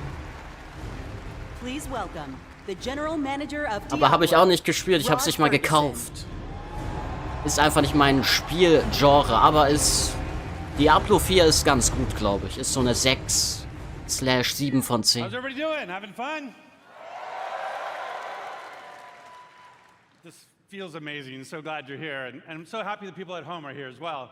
You know, watching that was such a great. Ich glaube, Diablo 4 interessiert mehr von euch als Overwatch 2. Also muss ich jetzt leise sein, damit der hier eure Diablo 4 News hört. Now, we strive to make Diablo as approachable and as accessible as possible, and watching clips like that make me and the team extremely proud. And of course, I love the tattoos. And, you know, I still can't believe over 1,000 people got permanent Diablo tattoos at our Hell's Inc. events, including me. And so, you know, ich spiele auch kein Diablo 4. Okay. Vielleicht, wenn es mal irgendwann kostenlos wird oder so, gucke ich vielleicht mal rein, aber es ist einfach nicht wirklich mein Spielgenre. Das ist nicht meins. Hungry for even more experiences in that dark Gothic place caught between the high heavens and the burning hells, a little place we call Sanctuary. And in that time, I've been very fortunate to work with some of the best developers in the industry. People who love Diablo as much as the rest of us. And it was their passion and dedication to this universe that released a jetzt geht's great schon new los in meinen Diablo game Chat. every year for the last 3 years. Da wird sich gebasht. Diablo 4 ist gut. Nein, Diablo 4 ist Schrott. Ah, schwierig. I love Diablo 2. Also ich bin da ganz objektiv, ich glaube Diablo 4 ist, wie gesagt, eine 7 von 10 so. Vielleicht eine 6 von 10. Ist okay. Vielleicht sogar ein bisschen besser als okay, das Game, aber jetzt nicht das beste Spiel aller Zeiten. 60% of Diablo Immortal players have never played a Diablo game before. So we really welcome them to our universe. And then of course, there's Diablo 4. Now... Einzig wahres WoW, genau. Wir warten hier alle auf WoW. And it means so much to the team to see how you've embraced it. You know, we've played over 1.5 billion hours together so Oh, wow. Das ist eine Menge. Ich war keiner davon. 1,5 Billionen Hours. Wow. We're over 14,000 words long because that is how much our community has influenced and will continue to influence the evolution of Sanctuary. And if you haven't yet made that leap into the darkest Diablo story ever told, now is the perfect time to pick your class, build your character, join Phil Spencer, and see what the hell it's all about. Ja, aber im Englischen heißt And with es that, I'd like to introduce Diablo 4's 2 production directors. They help lead the teams who are building everything we do today and everything moving forward. Please welcome Tiffany Watt and Chris Wilson.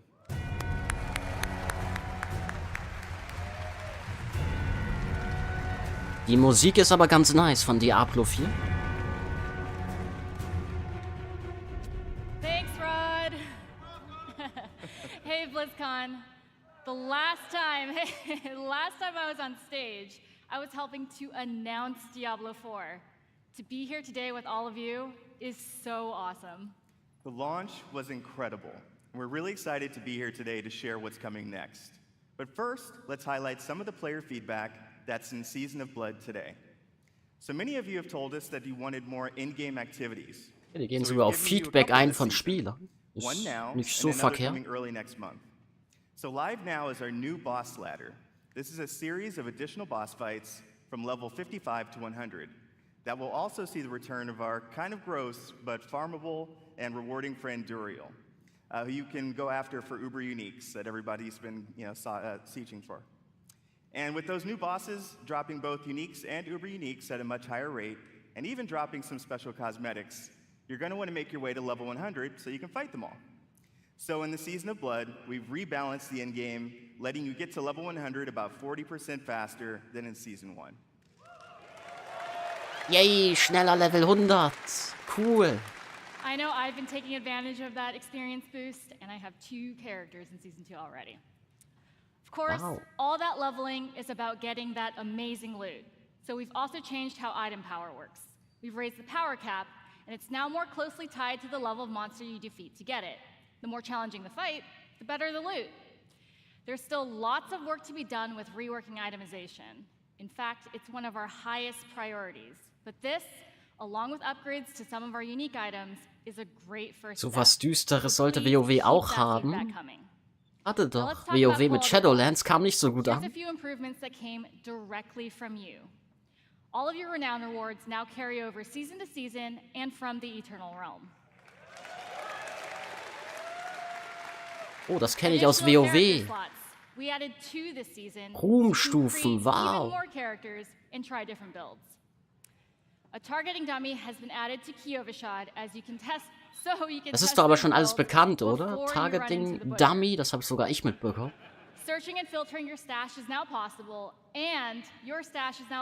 Aber gleich kommt bestimmt was noch nicht bekannt ist. World bosses appear almost twice as often, so you can die almost twice as often.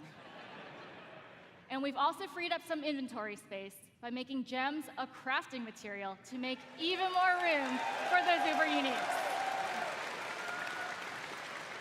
Das scheint wohl was Cooles zu sein. Wie gesagt, ich bin da raus. Diablo 4 habe ich nie gespielt. In fact, starting next week, we'll introduce 5 unique class-specific rings that will let you relive some of the fun from Season of the Malignant. That's right, Necromancers. Once again, corpses will automatically do your bidding just by being Alter, du bist ja 12. Nee, bin ich nicht. Then on December 5th, we'll also be adding an enchanting preview to the Occultist. Aber ich habe mich gut gehalten, ne? Ich sehe noch relativ jung aus. Das ist gut. Before you spend your hard-earned gold. It's just another way to give you even more control over making just the right build for the challenge at hand. Also on December 5th, as promised, we'll have another exciting new in-game activity, a 6-week event called Abattoir of Zir. It's a highly replayable pinnacle experience designed for players who have reached level 100, slain Uber Duriel, and mastered all of the other challenges that Season of Blood has to offer. Those who survive will attain a Paragon Glyph constructed of the Vampire Lord. Ja, mach jetzt mal hier WoW. Wir wollen WoW-News. Oder Warcraft-Serie. Was ist mit einem Film oder eine Serie? Wird die auch angekündigt? Wo sind die Classic News? Our first ever holiday event, Midwinter Blight, starts on December 12th. Okay, cool. Da gibt's so ein Winter-Event. Into a winter terrorland, and it'll bring a whole new meaning to the word sleigh ride. Nice. Ja dann, viel Spaß beim Gamen. And be sure to keep your eyes peeled for a mysterious red-cloaked terror. Nothing is as terrifying as Chris's puns, but I will be sure to check out Midwinter Blight. From there, we are on to season 3. Weiß man, wann WoW kommt? Soon TM. Being so important, let's talk about leaderboards. We're creating a whole new type of weekly challenge dungeon called the Gauntlet, where the heroes of Sanctuary can compete for their class ranking against their friends, their clan, or anyone in the world. Watch out, Mikey Barra. I am coming for you. At the end of each week, the heroes with the highest rank will be added to the Seasonal Hall of Ancients, where their name and build will live on. So, that's a quick look at where we are today. And while the live game is our #1 priority jetzt right kommt, now, glaube ich, News. we have a separate Diablo 4 team that's been working hard on our next chapter. So how about a little teaser? Jetzt kommt der Teaser für das nächste Kapitel von Diablo 4. But as we look to expand on the story we started in Diablo 4, we're going to take you somewhere even darker, where hatred's influence continues to consume Sanctuary. Jetzt zeig mal her, hier kann man dann mal angucken, ne? We have each played a part in what has happened here. You abdicated your choice to this child. Das ist doch das Schlingdon-Tal, oder? I grow stronger. There will be no Ich dachte gerade, das war... Sieht aus wie Warlords of Draenor, oder das Portal. What the fuck? Vessel of Hatred. Oh shit. Coming late 2024. Das dauert noch ein bisschen, um genau zu sein, ein Jahr. Ach, das ist die erste Erweiterung von Diablo 4, okay. Krass. As we learn the fate of the prime evil Mephisto and his demonic plans for Sanctuary. To do that, we'll be visiting a region new to Diablo 4 and a fan favorite from Diablo 2. The lush jungles known to outsiders as Torajan, but known by the locals as Nahantu. With this new story set in a mysterious new region, comes new ways to play, new evils to vanquish, and, of course, a completely new class never seen before in the Diablo universe.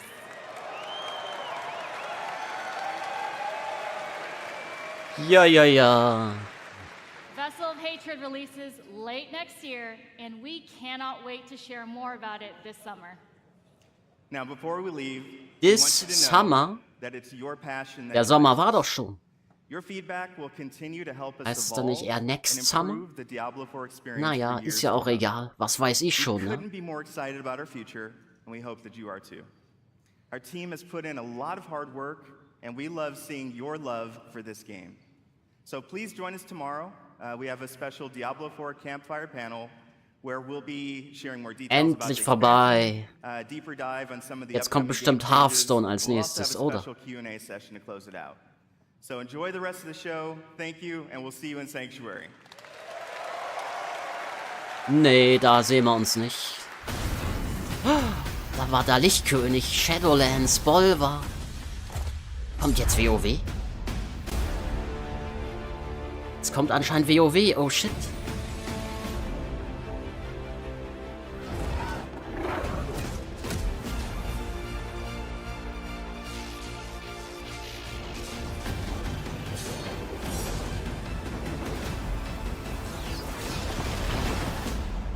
Go buy World of Warcraft, install it on your computer, and join the online sensation before we all murder you. All right then.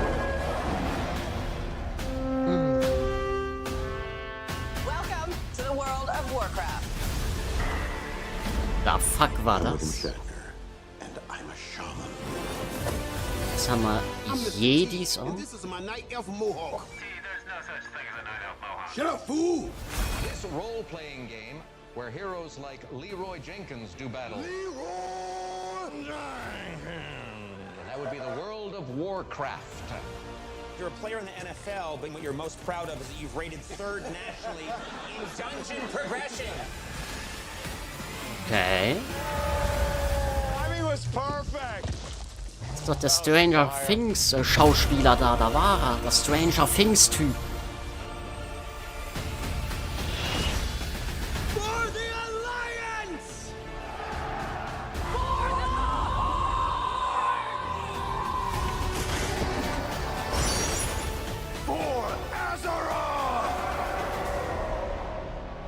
Jo, jetzt geht's los, Freunde. WoW kommt. Oder Warcraft. Actually, vielleicht die Serie? Wird hier eine Serie angekündigt? Please welcome the General Manager of Warcraft, John Haidt.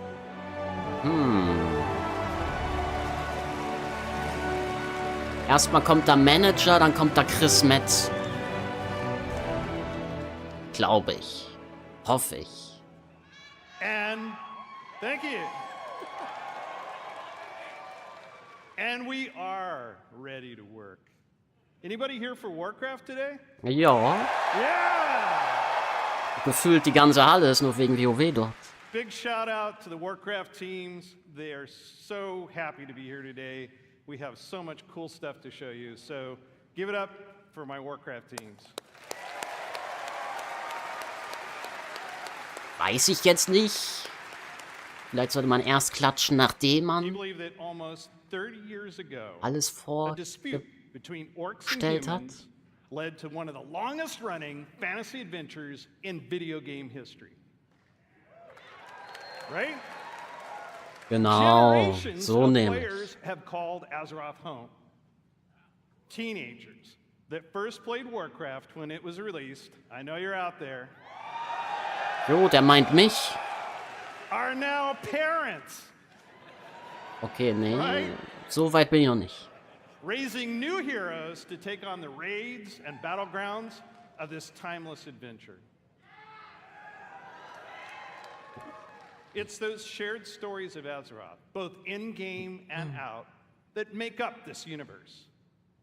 Today is a great day for Warcraft. Schauen wir mal, ne? Abwarten. This is the beginning of a bold new chapter that will take us Ja. through the next 3 decades and beyond. 3 decades. Oh, shit. With a Was geht variety jetzt of hier? games to entertain you, we welcome everyone to find your community.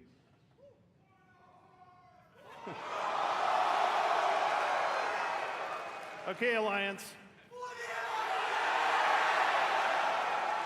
Just practice. We're going to give you a chance to do it a little louder later. Also kommt Chris Metzen. Das war doch jetzt ein Hinweis, oder? Throughout the taverns of Azeroth, tall tales of adventure are retold through the whimsical and clever card play of Hearthstone. Oh nee, nee, nicht Hearthstone, nee. I like to imagine humans and orcs getting together, showing off their collections, and boasting of their deeds. But in the basements of those same taverns, they're playing a new game. Warcraft Rumble. Rumble, ja. Yeah. War ja klar. Me too. which puts the battlefields and dungeons of Azeroth in the palm of your hand. And finally, World of Warcraft. Genau. Das ist das Richtige. Das andere sind nur so WoW immerses us into Side-Games. where we are the champions, fighting alongside each other in shared adventure. Ja, die Champions von Azeroth sind wir. 20 years ago, WoW revolutionized online communities and reimagined the enduring entertainment of massively multiplayer gaming. The very first BLIZZCON was introduced our first expansion. So it's only fitting that we're here today to lay the foundation for WoW's future. Yeah. Als ob jetzt Avaloren kommt, da muss doch irgendwas krasseres jetzt kommen. Azeroth is a home we can always escape to. A home that is always waiting for us. Together, we build this universe. Our teams craft the worlds and the adventures, but it is all of you who bring it to life.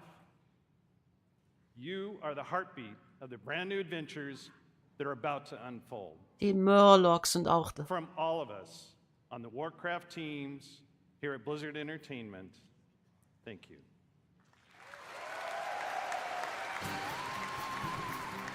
Please welcome from Hearthstone, lead designer Cora Georgiou.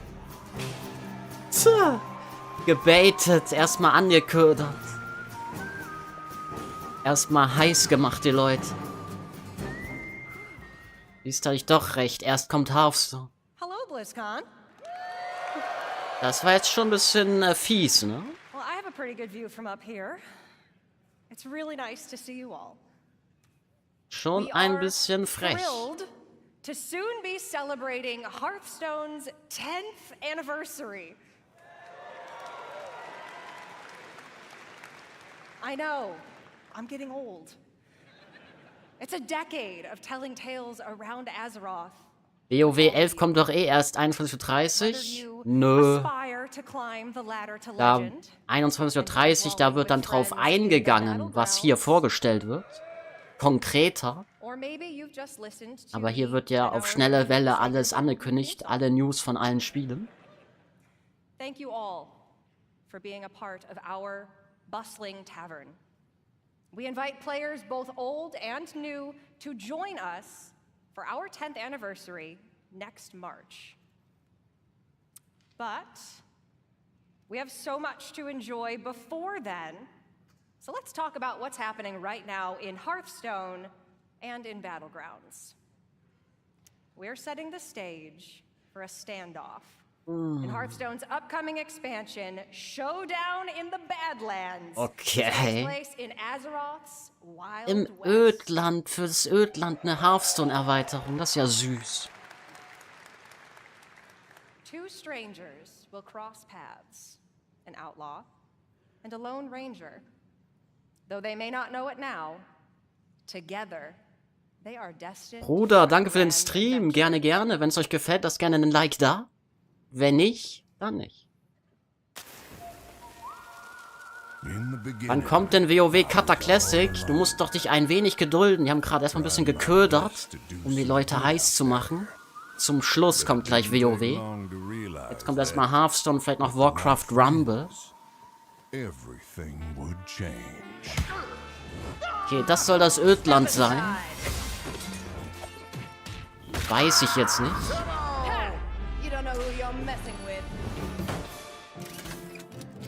Fällt euch das auf, so wenig Jubel?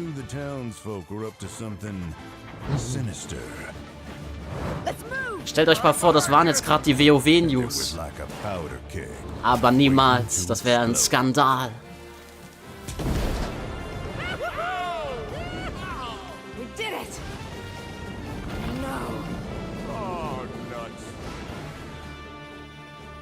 As it turned out, I had the right backup waiting for me, just when I needed it.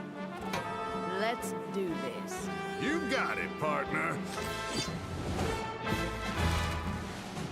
Wie kommen die bitte auf Cowboys?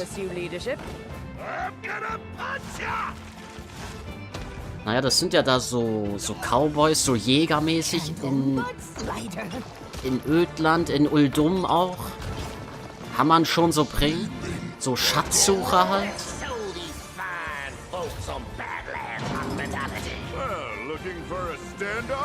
Oh, wow. It's against me.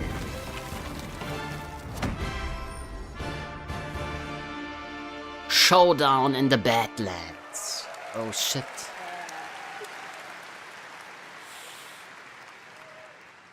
That's right.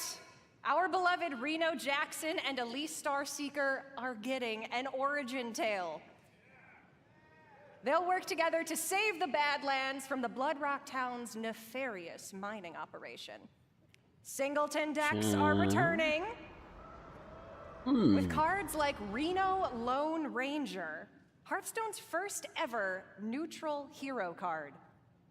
We'll talk more about him at the What's Next panel later today, where we'll also be Ja, es wird nämlich jetzt Zeit für revealing WoW. of exciting new cards. Mach mal hinne jetzt hier, You can WoW. get your hands on them and more when Showdown in the Badlands releases on November 14th. Okay. Da startet die Season von Dragonflight, Season 3. Now, Gleiches I know Datum. you may be thinking, a new expansion. That's a lot of new cards, on top of 5 sets that are already in the standard rotation. And if you're a new player or you're coming back after a break, that can be a little overwhelming. So we have been hard at work to make it easier than ever to join us. We're excited to announce catch-up packs. Catch-up packs. These are game-changing for getting your collection caught up. You see what we did there? Instead of the typical 5 cards you'd find Und in a muss man die regular auch kaufen für ein wenig Echtgeld, diese 50 Packs? cards from a single catch-up pack. Okay, und kriegt man das kostenlos oder kostet das The was? cards you receive will all be from within the last 2 years, ready to play and constructed. All of our players are going to get catch-up packs to open once you log in, and for all of you here at BlizzCon in person, or those of you at home who purchased either BlizzCon collection, we're also gifting you a few more packs. Wow, da gibt's ein paar Geschenkpacks. Ja, das For ist gut. anyone who's been away for a while, all of these packs can add up to hundreds of cards. We'll also be adding quite a few of them into pre-purchase bundles for Showdown in the Badlands. We hope to see all of you getting some amazing cards and filling in or beginning your Hearthstone collection on November 14th. Nö. Nee. Da mache ich nicht mit. Da bin ich in Dragonflight. All right. I feel like we might have some Battlegrounds fans out here. Yeah. So you might remember then that the last time we were all together at BlizzCon, we unveiled Battlegrounds. Das habe ich What sogar auch started as an gespielt. experiment became Aber a huge part of hat the ein game. bisschen Spaß gemacht, aber fun way dann to play in the irgendwann tower. auch nicht mehr. But playing together is what inspired the new mode we're debuting here today. Ja? Queuing up as a party for a lobby is great. WoW jetzt? Nee, noch nicht ganz. Die muss noch was hier What if you could ankündigen. actually play teamed up alongside Ooh. each other? Wow. Hearthstone im Team Sounds spielen. fun, doesn't it? We're pleased to announce a truly cooperative way to play. Battlegrounds Duos. Lul. Und wieso steht da noch Battlegrounds? Ach so, With weil a shared health pool, team combat, bei and sending Battlegrounds cards back and Duos, ne? forth between teammates. Now you can fight with your friends instead of against them. We were inspired by the Battleground community's creativity, finding ways to team up and help each other achieve top Cool, kann man So now machen, we're setting an I official guess. table for you and your partner to take the crown together. For those of you here in person, grab a friend or make a new one, because you can try Battlegrounds Duos here at BlizzCon right now at the Hearthstone demo area. Ja, dann spielt mal, ne? Viel Spaß. We're planning to launch this new way to play for everyone early next year, and you can learn more later today and see the new heroes and minions that make teamwork so fun in Battlegrounds.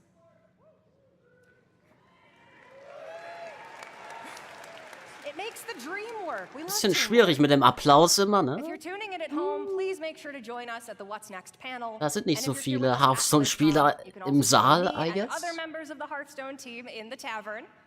For you worthy opponents out there, come duel a dev and challenge the Hearthstone team. Or, if you want to catch up after 4 years away, pull up a chair by the hearth. We'll see you in the tavern. Du bist zu laut und das Video zu leise. Nee, nee, das passt schon.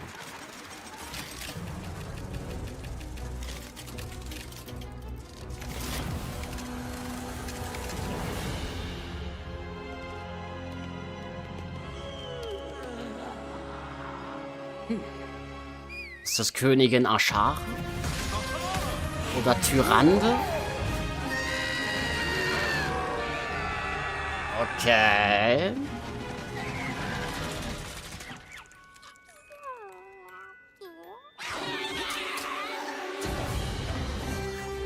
Hammer.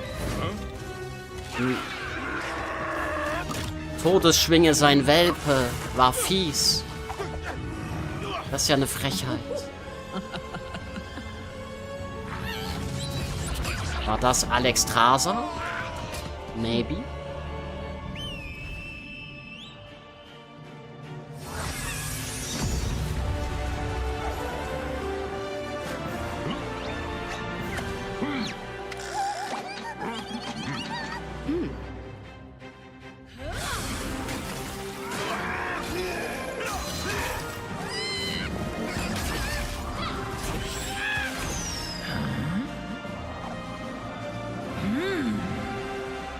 Oder Onyxia, actually. Actually Onyxia ist das, oder was?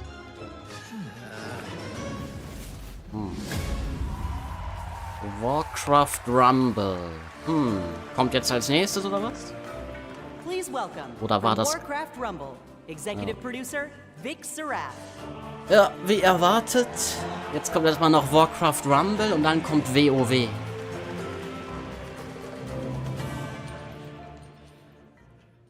You gotta love Onyxia. She didn't even use deep breath there. Okay, es Hello, war BlizzCon. Onyxia. Nice. Last year, the team and I announced we were working on a brand new Warcraft game. A way to bring Warcraft with you wherever you are and wherever you go. And as you just saw, we've had a ton of fun and poured a lot of love into making this game. Warcraft Rumble is an action strategy game with a deep PvE campaign, a dynamic PvP mode, and so much more. It's a game filled with familiar faces. You'll mix and match miniature Immer dieser versions Klassikerspruch, ne? of the And Warcraft so universe much to make your more, very own yes. army as you take on Richtig sick. opponents So all viel over Content haben wir da drin. So, if you've ever wanted to see Jaina command an army of Murlocs, or Grom lead a horde of angry chickens, apparently, this is your opportunity. By combining leaders, troops, and Heroes of the spells Storm from wahrscheinlich five vorher families, noch. Lions, Wurde das nicht eingestellt? Das wird auch nicht mehr weiterentwickelt. Undead, Habe ich zumindest damals mitbekommen. and my personal favorite, Blackrock. You'll battle your way through maps inspired by some very familiar locations. You'll fight to control resources, capture towers, and eventually defeat the boss or player at the other end. Speaking of bosses, each one has their own unique mechanics, so you'll have to adapt your strategies to the threats you'll face as you battle through the campaign Wow. and beyond. Our goal was to give you everything you love about Warcraft, reimagined with a big dose of what our team calls joyful chaos. When we set out to make this game, we wanted to offer a variety of challenges no matter how you choose to play it, whether it's for 5 minutes at a time or hours on end. And that was something we especially focused on during the beta, to make sure you have something fun to do every time you open up the game. And for those of you that played the beta and gave us your feedback, thank you so much. It's because of your support and the hard work of our team that we feel we got something really, really special on our hands. Now, let's take a look at the result. Der hat sich gerade bei euch bedankt, dass ihr sehr viel Feedback gegeben habt und gespielt habt, die Beta.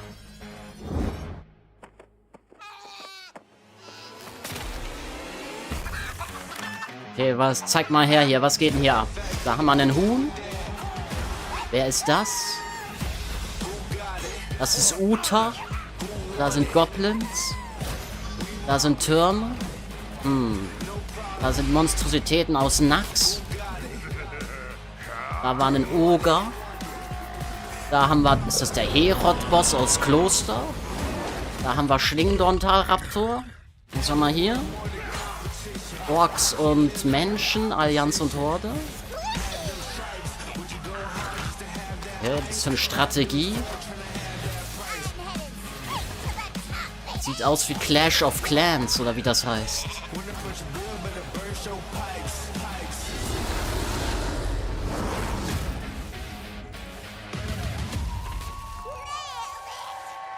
Ja, kann man vielleicht mal reingucken. Mal gucken. I gotta admit, it's pretty cool watching that video and just thinking about how far we've come since last year. At this point, we just can't wait for all of you to hop in and play. And I mean, we literally can't wait. That's why we've made Warcraft Rumble available to download and play right now. Nice. Ihr könnt's jetzt spielen. Geht rein da, ladet es euch runter und spielt es. Ja. This is such a huge moment for us, and we're so all excited to have you join us. And for those of you in the audience with me today, let's bring down the Wi-Fi together. Okay. You know I'm kidding, right? Please don't bring down the Wi-Fi. I'm in a lot of trouble once I get off of here. Whether you're a veteran of Azeroth or just have a deep love for strategy games, there's a lot to enjoy here. Moin moin, We've Wopper. got a huge campaign with over 70 bosses. And for those of you looking for an especially unique challenge, we even have a heroic campaign with an extra layer of difficulty that we Also da hat man auf jeden Fall ein bisschen was zu tun in dem Game. Für so zwischendurch kann das doch ganz cool sein, oder nicht? We've got maps with verticality, capture points, resources, traps, and all kinds of other contraptions. Each map Jemand schon probiert? Ich hab's noch nicht probiert, nein. crafted by our team and is its own unique puzzle. But how you choose to solve that puzzle is completely up to you. And when you're in the mood for a solo dungeon, we've got you covered there as well. Dungeons. Geil, man kann Warcraft Dead Mines Rumble are gehen. intense 3-mission gauntlets through places like Normagon and the Dead Mines, where you equip your armies with game-changing relics until your run is over. Or jump into PvP and duke it out with other players on maps inspired by some of the most legendary maps and battlegrounds found in World of Warcraft. Gestern Abend ist ganz okay, macht Fun, ist nice für zwischendurch, ist funny als Zeitvertreib. 2 Runden und das Handy ist sehr warm und Akku schnell leer. Ich glaube, das liegt doch so ein bisschen dann am Handy, oder? Aber ja, solche Games, die ziehen auch immer schon ordentlich Leistung. For starters, we're going to be releasing a new mini with each season. And that also Für ein Mobile Game ganz nett. Ja, guck mal. Ist doch ganz positiv. Ich glaube auch, dass so für zwischendurch ganz cool sein könnte. And the latest addition to our growing roster of minis is none other than the Banshee Queen herself, Sylvanas. Wow. Die Banshee-Königin als nett verpackt. We're also working So on für even Kinder more ways halt, for you ne? to play with or against your friends.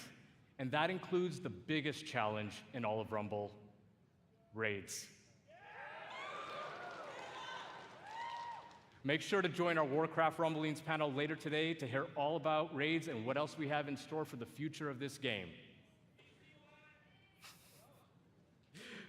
Now, BlizzCon, before I go, I just wanted to let you know, the team and I, many of whom are here in Anaheim with us right now, we love playing strategy games. And we set out to make a game that harkens back to our RTS roots, where Warcraft began almost 30 years ago. It is really made out of a genuine love for Warcraft by people with deep roots in the universe. Vor 30 Jahren hat Warcraft begonnen. Das ist schon eine lange Zeit, ne? Und es ist immer noch so relevant. Also das Warcraft-Universum.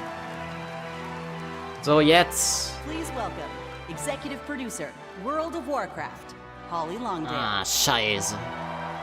Aber egal, Hauptsache WoW.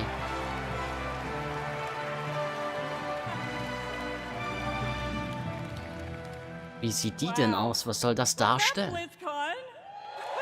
Ist das ihre neue Expansion?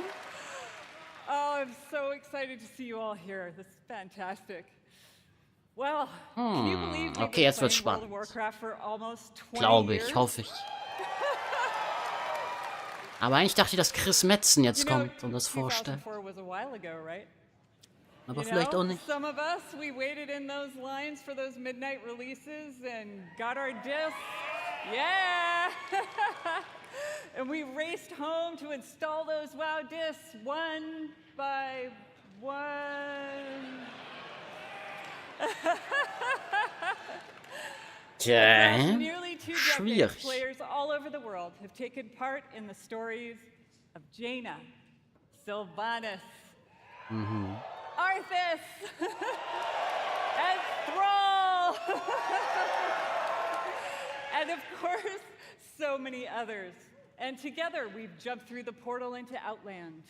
We sailed off into Northrend, and we watched Sargeras stab the world with that sword. Ja, was ist denn mit dem Schwert? Oh shit. Geht's da jetzt weiter? During that time, gaming has changed. And you What's have what? changed, and so have we, particularly in the past year. The entire team across both modern and classic have embraced their communities. We are truly listening to your voices and taking action. Ja? My friends at BlizzCon, now is the perfect time to prepare to close chapters, open new ones, and double down on why we all fell in love with World of Warcraft. Kommt in jetzt the World first of place. Warcraft 2 oder was? Hört sich fast so an. Was kommt denn da jetzt? With that in mind, let's get to it. As many of you know, WoW Classic was born out of the community's passion. And of course, most of you know that still drives us today. Like just in August, inspired by our community, we released Classic. Jo, das habe ich gespielt. Zweimal bin ich verreckt. So, in Hardcore, you only get one life. And if you die, Ja. you may laugh, you may cry. Mich würde immer interessieren, wie weit sie gekommen ist. Ob sie das überhaupt gespielt But hat. you go again. Außer hier nur alle Watching auszulachen. you take on the challenge or die trying. And because the hardcore community has asked, the team is planning to add a new way to play hardcore early next year. Okay. Also komplett solo oder so ein Shit, glaube ich. And last month in Wrath Classic, Ohne we Gruppen released oder the so Fall of the ein Lich King patch. Zeug. And while there's still more to come in Wrath, earlier this year, we looked at your feedback to think about where are we gonna go next. We read through a lot, and I mean a lot of your feedback on social media forums, and we sent out surveys to our players. And here at BlizzCon, we're happy to announce Cataclysm is coming. Nein, weiß ich jetzt nicht. Warum?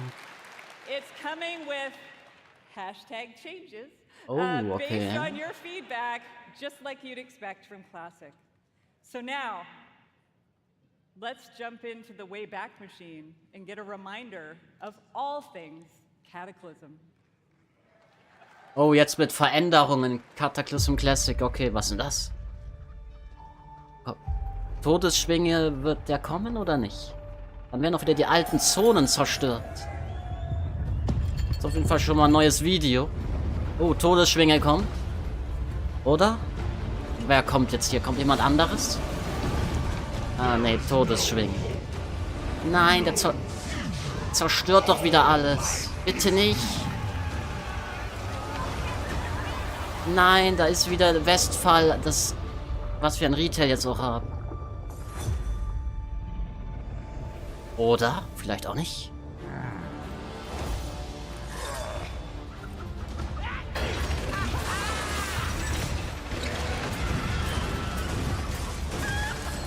Sons and daughters of Gilneas, hold the barricade.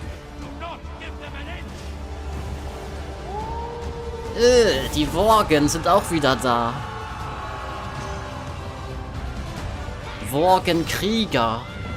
Nee, die Goblins sind auch wieder dabei. Und das ist der Raid. Pechschwingen-Abstieg.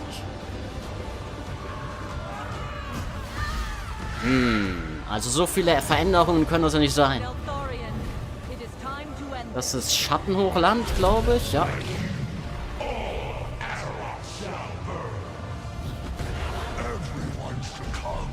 Den kennt man halt auch.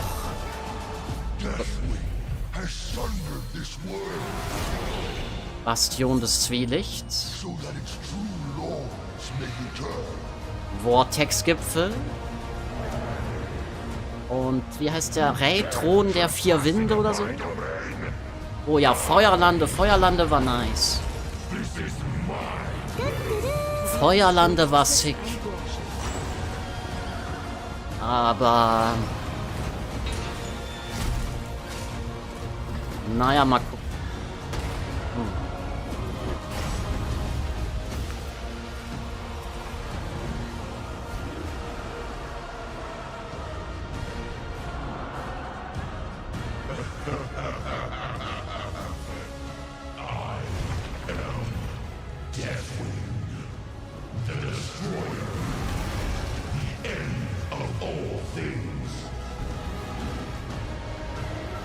Ist schon ein...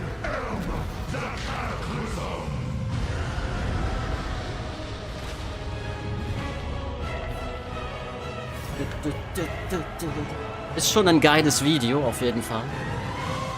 Geiles Cinematic.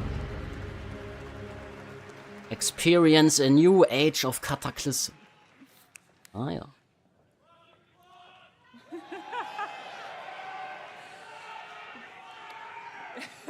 Get ready, my friends, because I love the passion, by the way. Get ready, my friends, because the road to Deathwing's destruction is coming in the first half of next year. Oha, okay. All right. Now, over the past 4 years of Classic, Naja, passt we've ja. watched you Dann master kommt the Ende vanilla 2024 neue Retail-Erweiterung. loved it. So much, in fact, that we thought we'd add some unique flavor with a seasonal note and a dash of discovery. Season of Discovery is vanilla WoW with a spicy twist. Okay. You're going to discover new secrets as you scour the world and find class-altering abilities. Have you ever wondered what it might be like to be a tanking warlock? Oh shit. Or take on the Hexenmeister. role of a mage healer? Tanks. Mage Healer. In Season of Discovery, you can. Wow. Also Classic 1 bis 60. Also wir hatten ja Season of Mastery. Going to launch with an Und dann initial level cap of 25. And when you hit that max 25. level, you'll be met with the brand new level 25 endgame. Oh You'll shit. discover a brand new 10-player Black Fathom Deeps raid with new What and the fuck? reimagined bosses, mechanics, and of course, rewards. Then, after a couple of months, we'll raise the level cap a bit. You'll find even more endgame content, and so it will go. If you're here at Okay. BlizzCon, you can play the Black Fathom Deeps raid in the Warcraft Hall. Tiefschwarze Grotte als Raid. What the fuck? 10-Mann-Raid, glaube ich. Hat die gesagt. If you love Classic or just a little intrigued about what exactly a Warlock tank can do, go check it out. For all of you watching online, don't worry. You won't have to wait long to play. Ja. Because we want you to discover all of the secrets together, there will be no public testing. What the WoW fuck? Classic Season of Discovery launches in a few short weeks on November 30th. Ah, okay. Krass. Das ist eine krasse Season. Also ist halt viel krasser als Season of Mastery von Classic. Mit viel mehr Änderungen. Season of Discovery and Cataclysm, don't miss the Classic panel this afternoon. All right, now it's time to talk to my Dragon Riders in Modern WoW. Jetzt kommt Retail WoW. Our team remains committed to giving you meaningful game Aber updates Season of about every Discovery war quasi jetzt Classic Plus. Also Classic Plus kommt nicht mehr, aber es heißt halt Season of Discovery. alive and the home you want to come back to no matter how you play. Our next major update, Guardians of the Dream, is going live in just 5 days. I want to give a shout out to my elves. It is finally our time. 1 week later, Season 3 will start with the last raid of the expansion, Amirdrasil, the Dream's Hope. There we will Ja, have our ja, final das kennen wir doch showdown alles with schon. Turok and defend our new world tree. Aber egal, jetzt genau zuhören. That's not the end of our time in the Dragon Isles. There's Ja. a lot more to come in Dragonflight that will serve as both the epilogue of this story and the bridge to our next one. Like I said earlier, we are evolving. We are changing our Aber approach to kommt this big, beautiful 10.3? game Ich glaube and nicht. how we look ahead to new chapters. BlizzCon, it's time for a new adventure. One that has grown from the very seeds of what captured our hearts when we first set foot in Azeroth. For veteran players, the last Zwerge, 20 years have led us Avaloren. to this. And for those who have yet to join us, now is the time. And who better to talk about the first step in this journey? Chris Metzen kommt jetzt. Oder Imagine, der kommt nicht und Ian Hasikostas kommt. Than someone who carved the path in the first place. Everyone, please welcome my Nein, friend and the kommt. executive creative director of Ja. the Warcraft universe, Chris Metzen. Oh shit, du, die Legende ist back.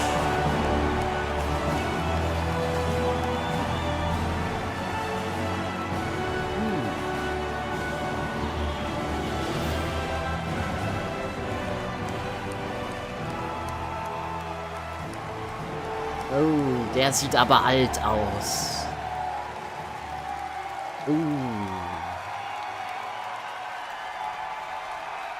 What up, BlizzCon? Holy smokes! Horde, where you at? Alliance! Ist ausgeglichen, ne? BlizzCon as one! Ein bisschen cringe ist es schon. Holy smokes, thank you. Thank you. It is, thank you guys. It has Egal, been a jetzt mal long, abwarten strange und trip to get back to this spot. zuhören. I'll tell you that. It has been interesting this past year being back under the hood of World of Warcraft. It has reminded me of a few things. One, I love Warcraft. Ja, deswegen bist du auch zurückgekehrt, ne? Number two, you know what? I really missed this work. Ja. And number three, Oder weil es bei den on the anderen real, nicht it so gut feels lief, man weiß es amazing nicht. to be back and part of this Blizzard family again.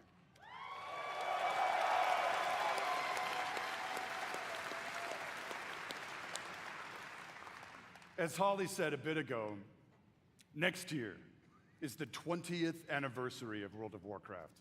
I can't even believe it. Whatever. How many of y'all have been playing from the beginning.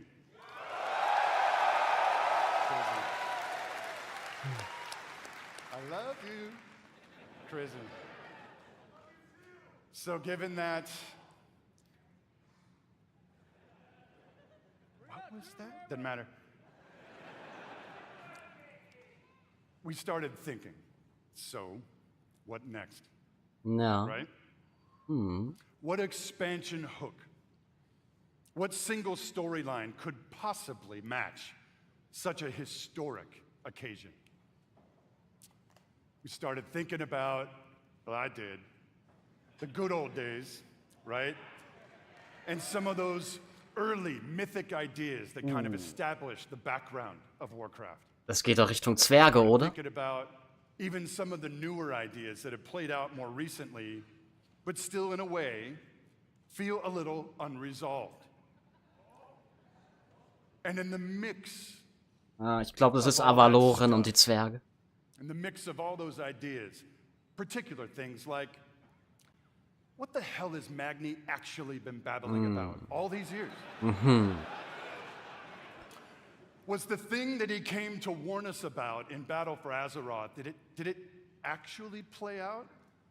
Or is there potentially something darker still looming on the horizon? Oh shit. I don't know. Ja klar, da ist immer was. Will there eventually be Alte Götter. an apocalyptic confrontation between the forces of the light and the void? Talk to me, BlizzCon. I'll tell you what, for nothing, my pally Maine, I'm all in on that kind of thing if it happens. It's gonna happen. And really the big question for all the marbles, what have the Titans actually been doing since the dawn of civilization? Gar nix. Die haben gar nichts gemacht.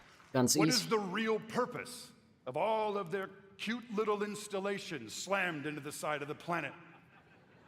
Do we know everything we need to know about their real intentions for our world? Just saying. BlizzCon. All of these hooks. And 100 more. 68. Carry the 2. A bunch more. All cooking in the pot. Started to reveal a storyline. Something epic. How epic? Real epic. A storyline that in almost every way feels like the culmination of the first 20 years of our storytelling. A storyline provided we do our jobs, we do the thing that will vector us into the next 20 years of adventure. Ja? Ja, dann zeig mal her hier. Kommt jetzt hier Avaloren und so und die Zwerge. BlizzCon. Are you with me, BlizzCon? Na klar, zeig her jetzt hier den We call this Film. storyline the World Soul Saga. Oh shit, dude. The fuck is this? World Soul Saga. The World Soul Saga is so epic, as we covered. Na klar. It cannot be contained within any single expansion. Ja? It is built to play out over multiple expansions over the next few years. Oh, what the fuck? Come Okay. on now. Okay. Das geht also länger. Über mehrere Expansions eine Having said Story. that, we are working on multiple ways to deliver this adventure to you a little faster than you're used to. Das könnte aber auch in die Hose gehen. We're not going to get into it at this BlizzCon, forgive me. But keep your ears peeled. I assure you, Wait, we are what? moving with purpose. And the last thing we really want is for y'all to have your grandkids controlling your mouse and your keyboard trying to wrap this thing up. So, Wait, keine weiteren News außer it's das? coming. Aber es kommt. Also, given the scale of this monster, we have decided to change it up today. Here we go. Dun, dun, dun, dun, dun. Instead of just debuting your next expansion all on its lonesome, we have decided to give you a glimpse at your next 3 expansion sets. Okay. Das ist krass. Also vollkommen neue Designphilosophie, wie sie weitermachen mit WoW Does this Retail. meet with your approval, BlizzCon?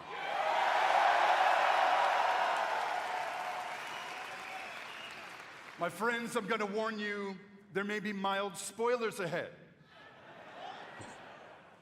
Actually, I'm just kidding. They ain't mild. Buckle up. Ja, let's go.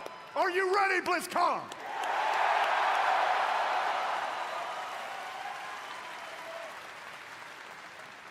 The first part of the World Soul Saga and your 10th expansion is called World of Warcraft, The War Within. Da fuck, das hat doch keiner geleakt, oder? In this chapter, you will be descending into the heart of Azeroth itself, exploring Also new das Schwert. subterranean kingdoms and engaging with ancient cultures like the Earthen and the terrifying Nerubians of Azj-Kahet. Okay. Also doch auch jetzt die Zwerge wohl dabei in The War Within. But as the forces of darkness close in around our precious world soul, you, yeah, that's you, Ja, wir müssen die wieder verteidigen. will be called to do what you always do. Na, which Klassiker. is dispense indiscriminate justice upon all those who got it coming. Talk to me, BlizzCon!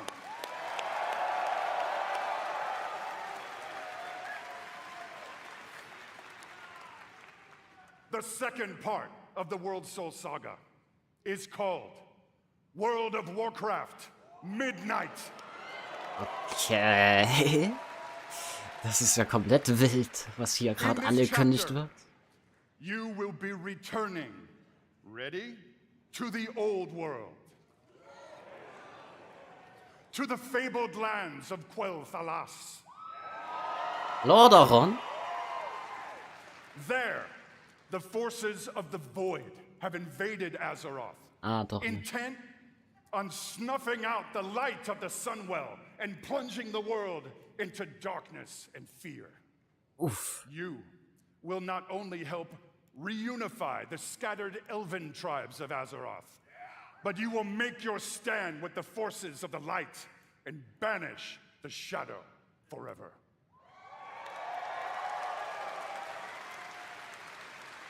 Kann man machen, könnte cool werden. Of course, Könnte aber auch BlizzCon, it is Azeroth. failen.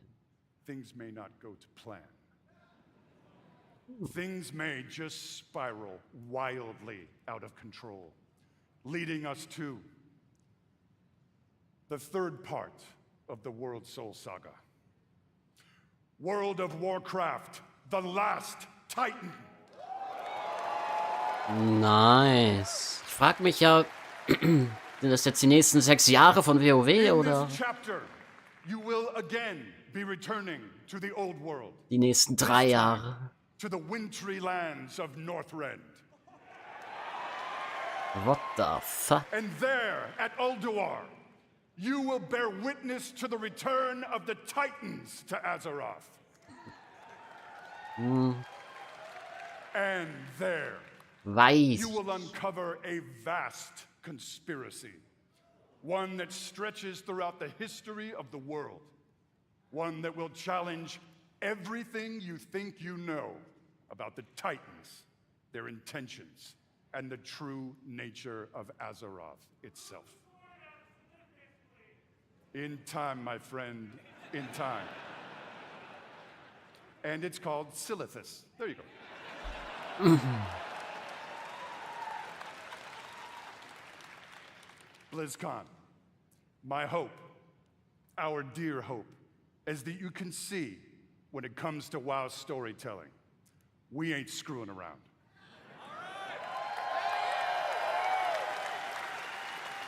We are playing for all the marbles. We are working to establish a thundering heartbeat for this franchise. Now.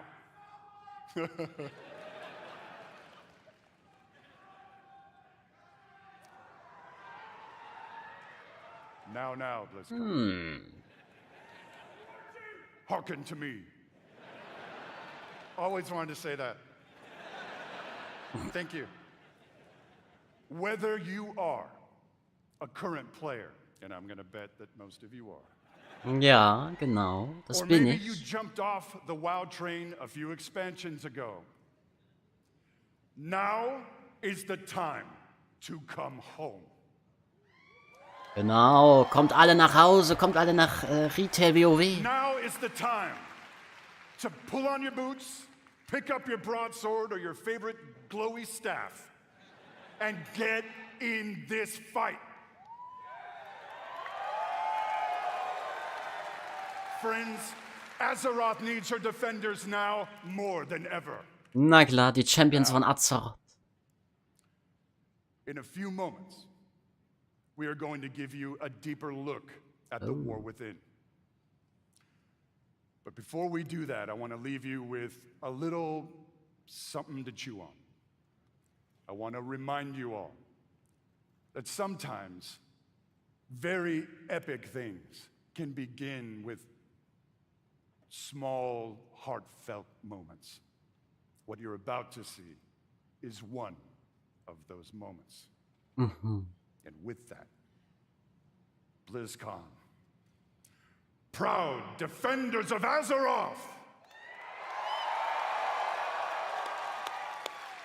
let the World Soul Saga begin. Jetzt zeig mal her, aber es scheint wohl nichts Krasses zu sein. Er hat schon so Andeutungen gemacht. Es ist Anduin. Das ist er doch, oder? Der ist älter geworden. Ist das Anduin?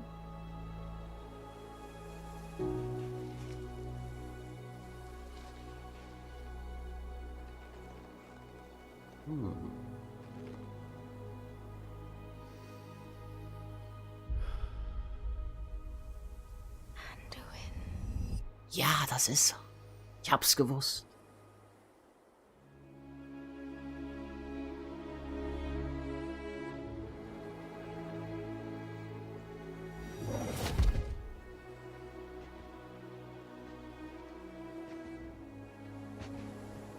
Und das ist Sylvanas, oder was?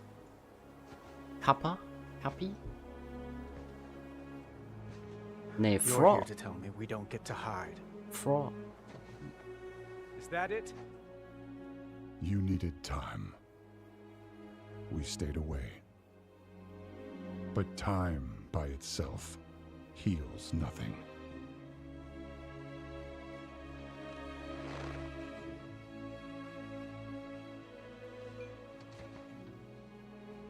You didn't just come here for me. It's the visions.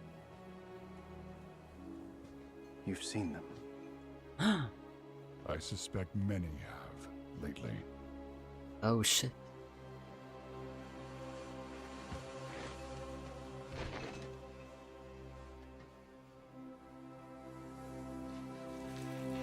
Something, someone, is calling out from the heart of the world. Like a voice from a dream.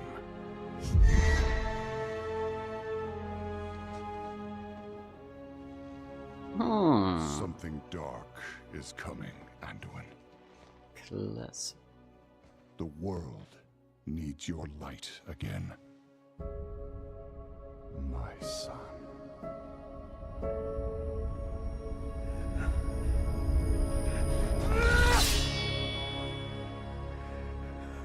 I'm not that person anymore. What the fuck? I have no light. Not after what I've seen. Not after what I've done.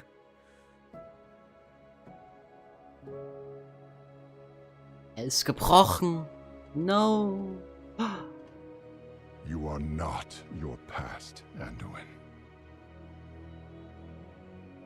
Kerkermeister. I trust you.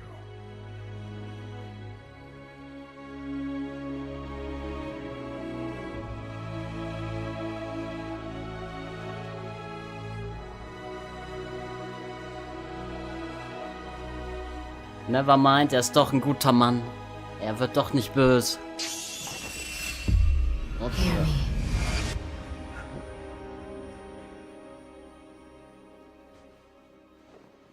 They're getting worse.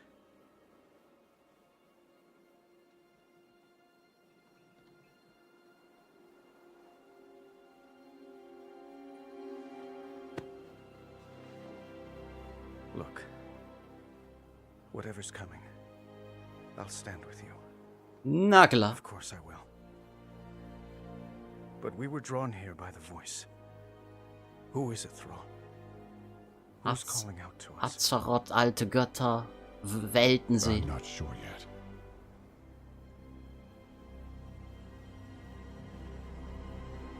But that sword Na. is aimed at someone.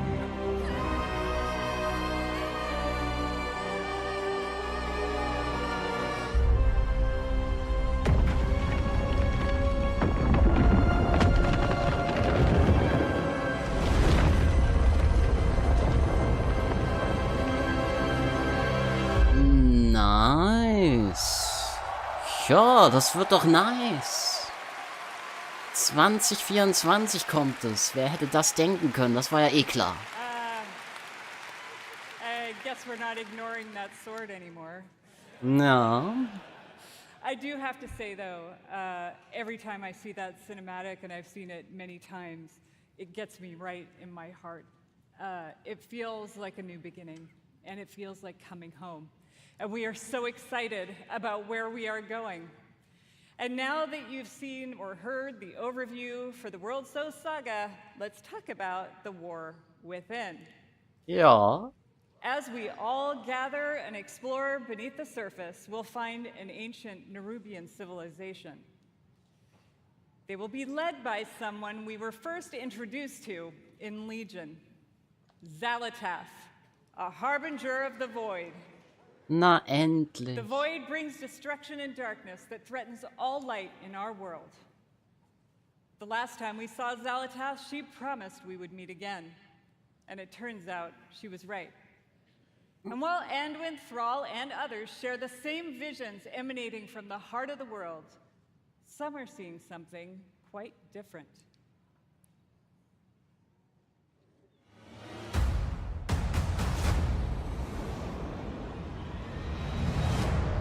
My visions are not the same as the others. No radiance, no song. Just the shadow taunting me from below.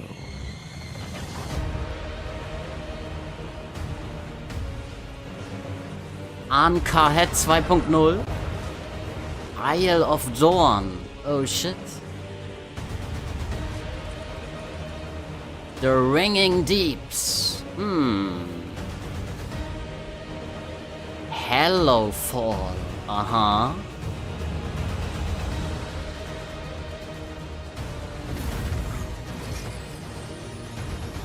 Das sieht nach einem neuen Modus aus. Hero Talents, was auch immer das ist. Aber guck, Zwerge sind auch dabei. What the fuck is this? Dungeons and Raids, ist klar. Drachenreiten bleibt. Okay.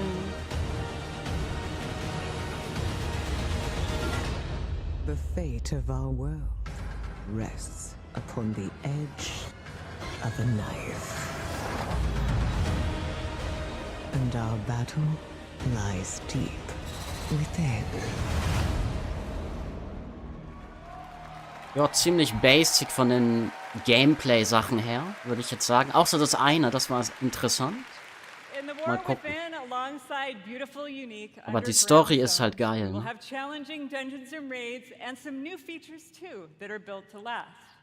Ja, Features, siehst du? Neue Features. These are a variety of bite-sized experiences for 1 to 5 players that will offer endgame rewards. Okay, krass. You may also find in your delve a familiar character who'd be willing to fight alongside you. And if you're like me and you have an obsession with alts, we have warbands. With this feature, you could treat all of your characters like family and share banks, reputations, transmogs. Oh, wow. Das ist ganz cool, aber ich bin eh nicht so der Twink-Spieler, der Alt-Spieler. We're also introducing a new layer of customization for your class specs with hero talents. You might want to take your character down the path of a Dark Ranger, let's say, or a Farseer, and more. Okay. Also, during your travels underground, you will meet the Earthen Dwarves, and you'll be able to unlock them as our new allied race. Weiß ich jetzt nicht. Lame. I mean, who doesn't Aber love a dwarf? The facial ist hair okay, I options are guess. spectacular. Mal wieder was für die verbündeten Völker gemacht. There's so much more to talk about, so please join the What Next panel that's coming up right after the opening ceremony right here. Ja. What I can tell you, though, is that the call to get into the fight to save our world will ring out when The War Within releases next year. Ja, Ende 2024 wird das releasen, ne? So wie immer, alle 2 Jahre eine Erweiterung. And lastly, Wait, Coming I Fall sincerely want to say, 2024? we are so excited to Doch schon ein begin bisschen this früher new als journey gedacht. with you. And from our hearts to yours, thank you for bringing our world to life.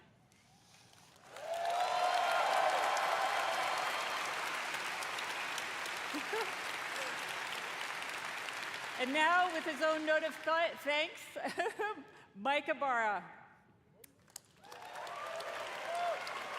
Thank you to all the teams who presented today. Okay. There really is so much to look forward over the next 2 days. And this is only the beginning. Kommt jetzt noch eine Serie vielleicht? Eine Warcraft-Serie? Wie wär's? It is truly Aber a ich glaube, joy jetzt to ist be here with Schluss. the Blizzard team and our players. BlizzCon, be great to each other and enjoy the show. Ah, scheiße, keine Warcraft-Serie oder Film anscheinend. RIP.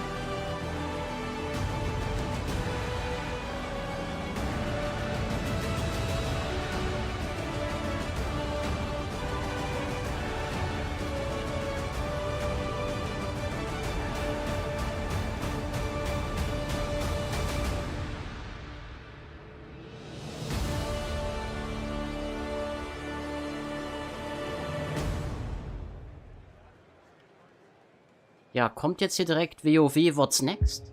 BlizzCon 2023 would like to thank our partners. Oder muss ich jetzt einen anderen Stream suchen? Xbox, power your dreams. Anscheinend. Omen, game live.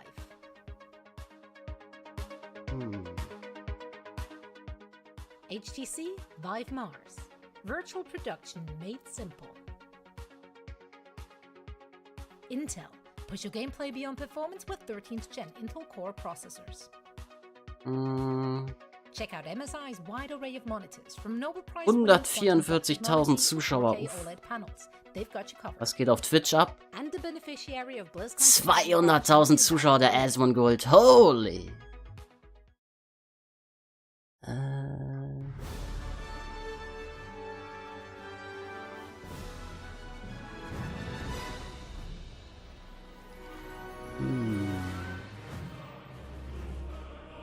Oh.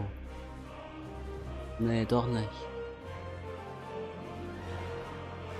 Wie spät haben wir? Ach so, dauert noch ein bisschen, bis das weitergeht, wa?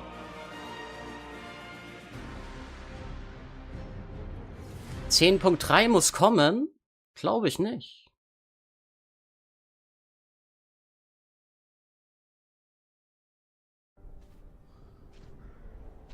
Okay, das kennt man.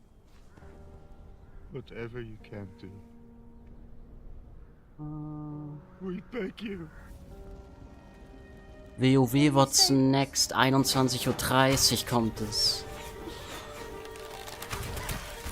Okay, dauert noch eine halbe Stunde.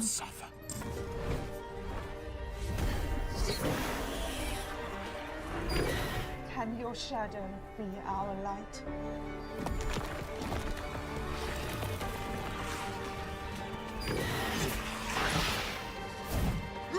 Was haben wir auf WoW für News?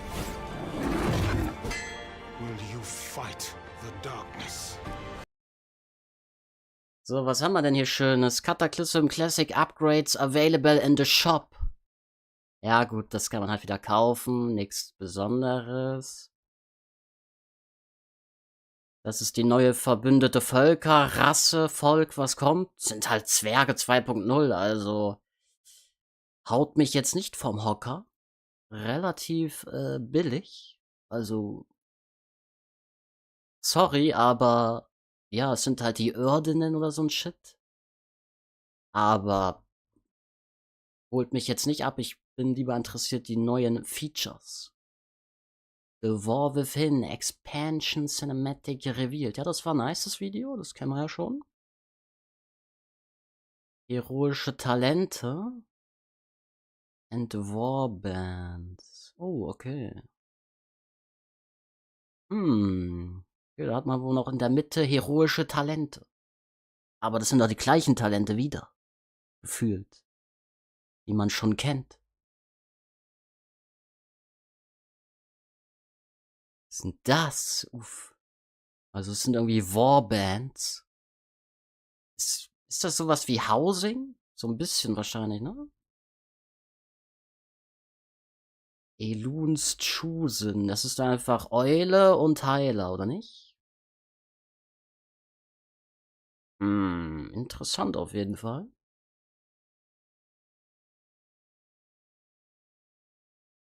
Ey. The Last Titan wird die 12. Erweiterung sein. Die haben einfach 3 Erweiterungen angekündigt. Strange. Aber der hat irgendwas gesagt, dass die schneller releasen wollen. This expansion will feature Nerubians and Ankahet. Ja, das hat man sich damals schon zu WOTLK-Zeiten gewünscht, dass da was in dem Bereich kommt. Jetzt kommt endlich mal was. Das wird interessant. New Rune-System für WoW Season of Discovery. What the fuck is this? Oh mein Gott, gibt es viel Content. Cataclysm Classic kommt, dann kommt Season of Discovery und dann kommt auch noch die nächsten Retail-Erweiterungen.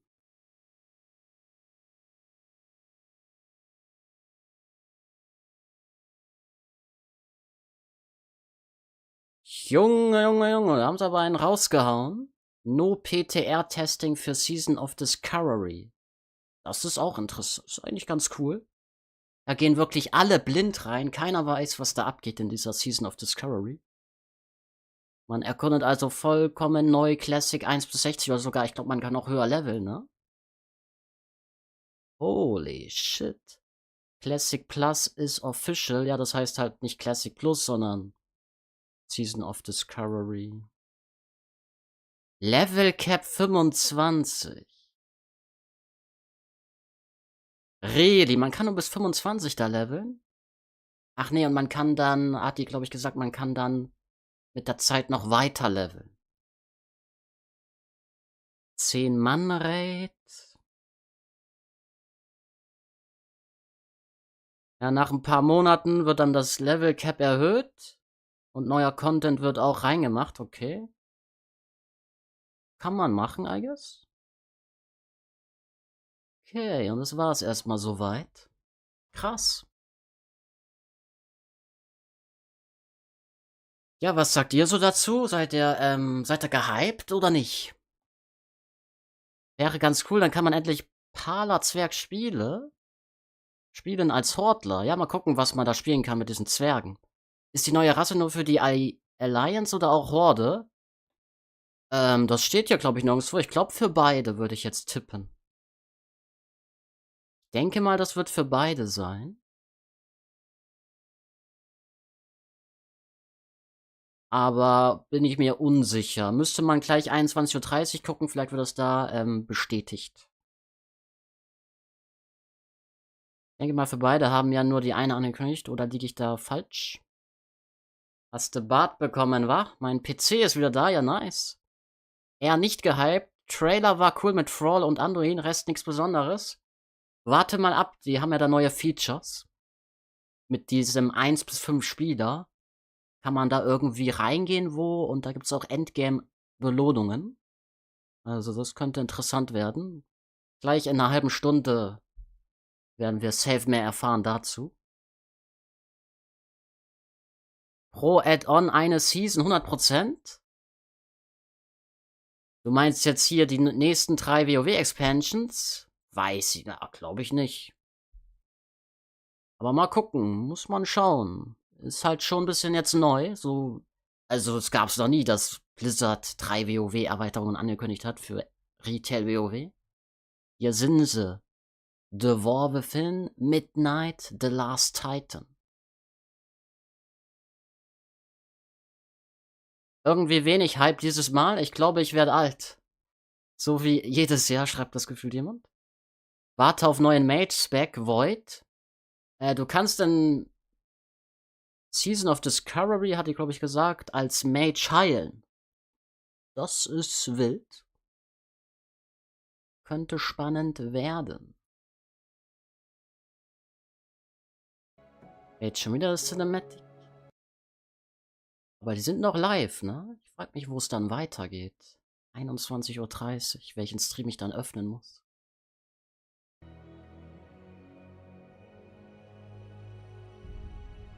Ich kann ja noch mal kurz hier rüber reden, was hier abging.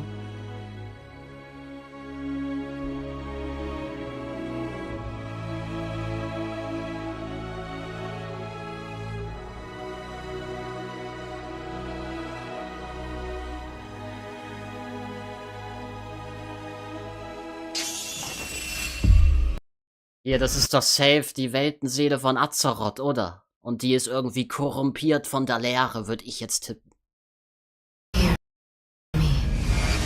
Oder da ist noch ein alter Gott oder so drin und den wollte Sagaras töten mit seinem Schwert, das er da reingerammt hat. Irgendwas mit alten Göttern oder Leere, safe.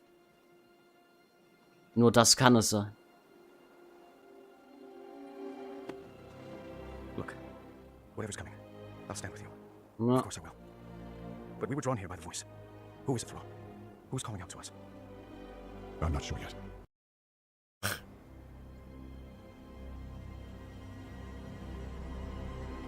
But that sword was aimed at someone.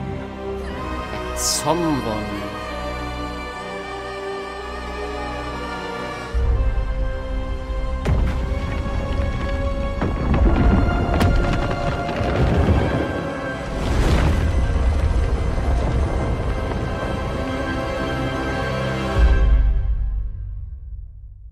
Wird spannend. World of Warcraft, World Soul Saga.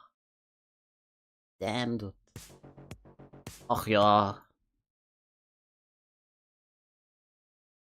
Hat wer einen Link zu dem Stream um 21:30 Uhr mit What's Next? Aktuell noch nicht, aber ich werde es gleich rausfinden. Kann ich dir dann schicken. Aber Warcraft ist noch nicht live gegangen. Entweder gehen die gleich noch live oder es geht einfach da weiter, wo wir schon sind. Viele hier live sind, holy shit. Damn. What is next? Wie geht es weiter? Sogar 23:30 Uhr gibt's auch noch mal Classic was, ne? Also, wir gucken uns das hier noch ein bisschen an, I guess. Nein, es ist Azeroth.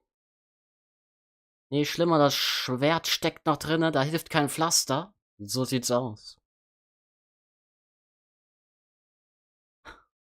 Oh. Hört sich, finde ich, wie eine Trilogie an. Ja, ist doch geil. Ist doch nice. Was habt ihr sonst noch so geschrieben? Die können nicht ein Jahr einen Patch laufen lassen, machen die auch nicht. Aber ich glaube nicht, dass Patch 10.3 kommt, sondern es kommt halt, so wie immer, 10.2.5 und 10.2.7.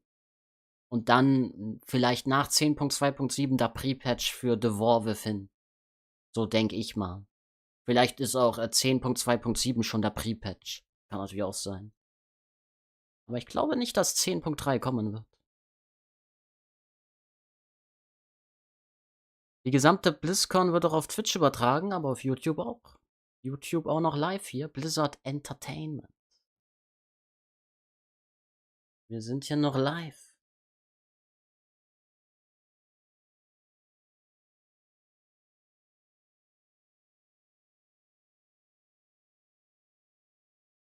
Weltenseele ruft nach Hilfe, ist so. Ob Devolve hin dann auch 2 Jahre geht? Ja, das ist eine gute Frage. Das wissen wir noch nicht. Da kann man nur spekulieren. Keine Ahnung. Aber eigentlich denke ich schon, weil das sind ja krass viele neue Zonen, neue Features. Aber die hat auch gesagt, dass die schneller Content liefern wollen. Könnte interessant werden, auf jeden Fall. Sagaras, nicht Sakarev. Wer hat dir was von Sakarev gesagt? Machen wir es wie im letzten Add-on alte Raids mit A-Fixen. Ich glaube, Raids sind also werden kaum noch gespielt. Vor allem mythisch Raids. Das spielen irgendwie, weiß ich nicht, 50.000 bis 100.000 Spieler vielleicht? Deswegen machen die lieber andere Features mit diesen irgendwie Dive Deeps. Was das da stande. Das könnte interessanter werden. 1 bis 5 Spieler Modus, der ist dann vielleicht das Hauptding von WoW. Mal gucken. Vermute, dass sie jährlich rausballern wollen. Kann sein. Hoffe nicht, dass es ein 6-Jahresplan ist. Das ist deutlich zu lang für eine Geschichte. Wie gesagt, das wissen wir zum aktuellen Zeitpunkt noch nicht. Kann man nur spekulieren. Meinst du nicht, dass zu Dragonflight eine 4. Season kommt?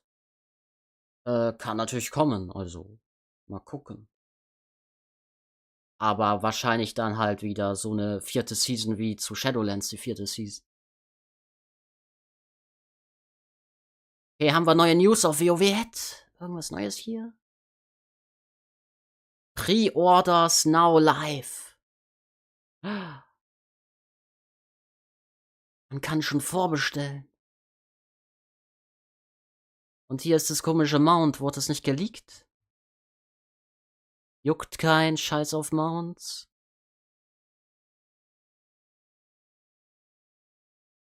Okay, es gibt also Warbands und die ermöglichen uns, Ruhmstufen dann zu teilen.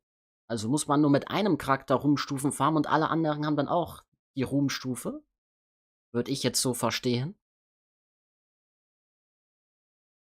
Ruf anscheinend auch, Banken auch, Achievements. Das ist, finde ich cool, ist gut. Ist jetzt nicht krankes Gott-Feature, aber ist cool.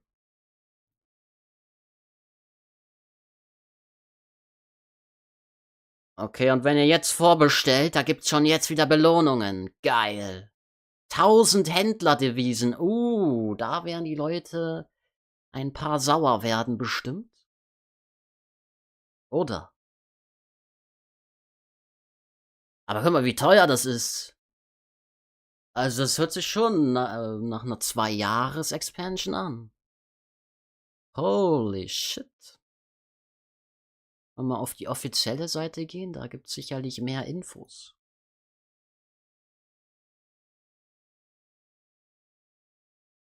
Ah, perfekt. Das hat ja gut geklappt. Nicht. Also ich sehe hier nichts. Erweiterungen, The War Within demnächst. Ah ja, na das ist ja super. Funktioniert gut die Seite. Toll. Scheiße, können wir nicht gucken. Oh, Neuigkeiten geht aber jetzt auf einmal.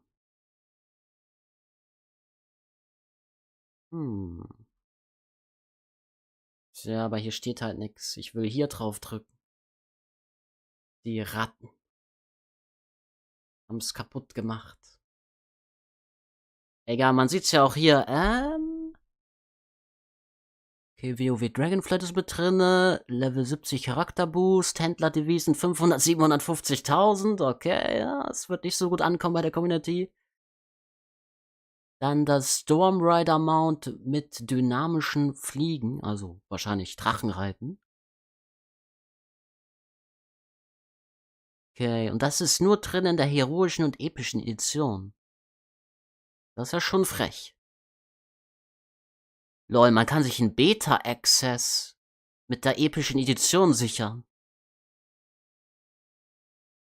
3 Tage frühzeitiger Zugang mit mit der epischen Edition. What the fuck? Das gab's auch noch nie. Wenn man also das teuerste kauft, kann man 3 Tage früher spielen. Lol, das ist halt so mäßig jetzt schon wie in anderen Games irgendwie so. Weiß ich nicht, was ich davon halten soll. 30 Tage Spielzeit? Noch irgendein Pad, noch ein Spielzeug? Und ein Ruhestein-Effekt. Ja gut, das ist alles egal, die letzten 3, aber der 3 Tage frühere Zugang und der Beta-Zugang, den kann man sich sichern mit der epischen Edition. Da haben sie wieder die Goldgrube gerochen. Oh oh. Das wird wild. Ich glaube, da werde ich gleich mal zuschlagen. Schnapper. Aber das wird nicht gut ankommen. Die Leute werden flamen. Was sagt ihr dazu? Dass es einen 3 Tage Early Access gibt und Beta-Zugang auch? Kann man sich einfach kaufen? Hat man wenigstens zum offiziellen Release seine Ruhe? Hatte man jetzt eigentlich immer. Also ich hatte in Shadowlands, in Dragonflight und vielleicht nicht voll beim Start, aber dann, ich hatte immer meine Ruhe eigentlich. Das war jetzt nicht das Problem, aber ja, hast schon recht, dann ist es ein bisschen nicht so laggy, I guess. Dann wird es ein bisschen auseinandergezogen.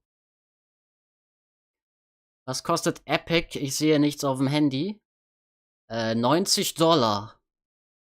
Keine Ahnung, wie viel es bei uns kostet. Man kann ja nicht hier draufdrücken, aber wird man dann, ich bin mir sicher, um 0 Uhr kann man hier draufklicken und dann sieht man das. Ich sag mal so, ist auf jeden Fall teuer, der Spaß. Geldmacherei, so sieht's aus. Aber die ersten 2 Wochen Release sind eh egal, bevor die Season startet. Ja, na, stimmt schon, aber mal gucken, was halt da alles vielleicht auch noch verändert wird. Wahrscheinlich 90 €. Ja, denkt ihr nicht? Vielleicht 80 €, maybe? Aber keine Ahnung. Vielleicht kann man das im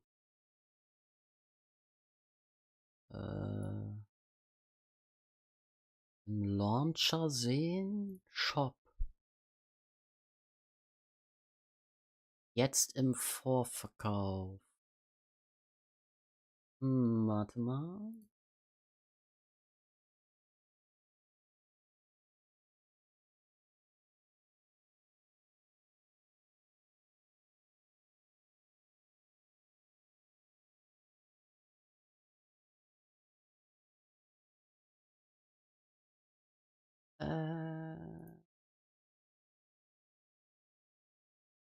Okay, das sieht jetzt ein bisschen komisch aus, der Spaß. Aber egal. Hier war doch gerade irgendwo was. Wo konnte man hier gucken gehen?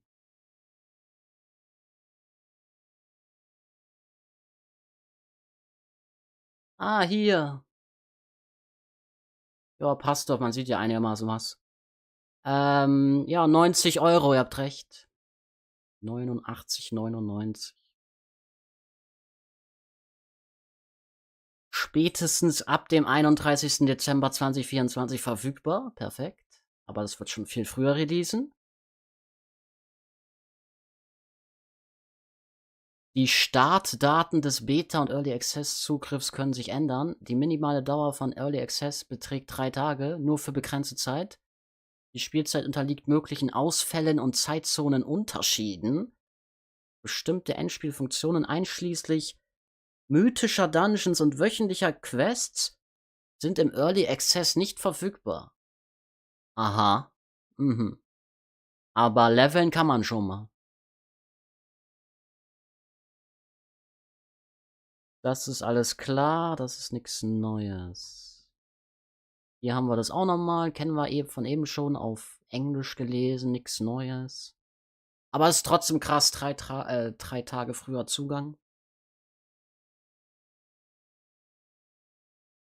Aber ist wahrscheinlich auch gut, dann macht man das Spiel ein bisschen stabiler beim Leveln auf entspannt. Erkundet die... Ah, guck mal hier, erkundet die weiten Tiefen Azeroths, das habe ich doch gesucht. Guck hier, Kas Algar ist auch ein Thema. Wir haben hier auch Kas Algar am Start. 4 riesige Zone. Kas Algar ist die Heimat der titanengeschmiedeten Irdinnen. Beginnt eure Abenteuer auf die Insel von Dorn. Okay, das ist die andere Zone. An der westlichen Küste Kalimdors. Und steigt in die schallenden Tiefen hinab. Bestaunt dann den prächtigen Anblick von Heilsturz, bevor ihr euch nach As-Kahet begebt, in die hohe Hauptstadt der nerubischen Gesellschaft. Also der Leak, der war teilweise richtig, mit Irdinnen, mit Kas Algar. Die sind auf jeden Fall auch ein Ding.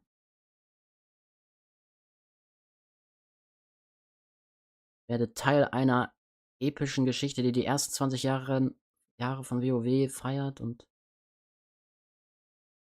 also ich glaube schon, diese Expansion geht 2 Jahre. Okay, was steht hier? Genießt viele aufregende Features, verdient euch das Vertrauen der Irdenen und schaltet ein brandneues verbindendes Volk frei. Also, ja, die Irdenen, erkundet die Tiefen, neue kleine Weltinstanzen, die ihr allein oder mit bis zu 4 Freunden und einem NSC-Begleiter abschließen könnt. Neue kleine Weltinstanzen. Also erkundet die Tiefen ist ein neues Feature. Sind neue kleine Weltinstanzen. Und die kann man machen alleine oder halt mit bis zu 4 Freunden. Und einem NSC-Begleiter. Oh. Aber wenn man halt alleine ist, braucht man wahrscheinlich diesen NPC da, der hilft, der Bot. Werdet stärker, während ihr bis auf Stufe 80 aufsteigt und euch neue Fähigkeiten mit Helden-Talentbäumen verdient. Also wieder 10 Level mehr, von 70 auf 80 Level. Aktuell sind wir ja 70 in Dragonflight. Und Heldentalentbäume ist noch was Neues. Teilt euren Fortschritt über das Kriegsmeutensystem mit eurer gesamten Charakterfamilie und steigt durch dynamisches Fliegen in die Lüfte empor. Jetzt für hunderte bereits vorhandener Reittiere verfügbar.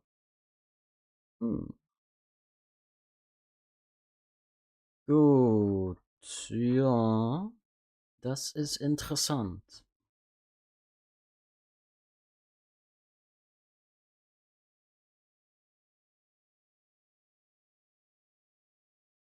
Aber das wurde gar nicht geleakt, oder? The War Within habe ich nirgendwo in einem Leak gelesen. Also gut geheim gehalten, I guess.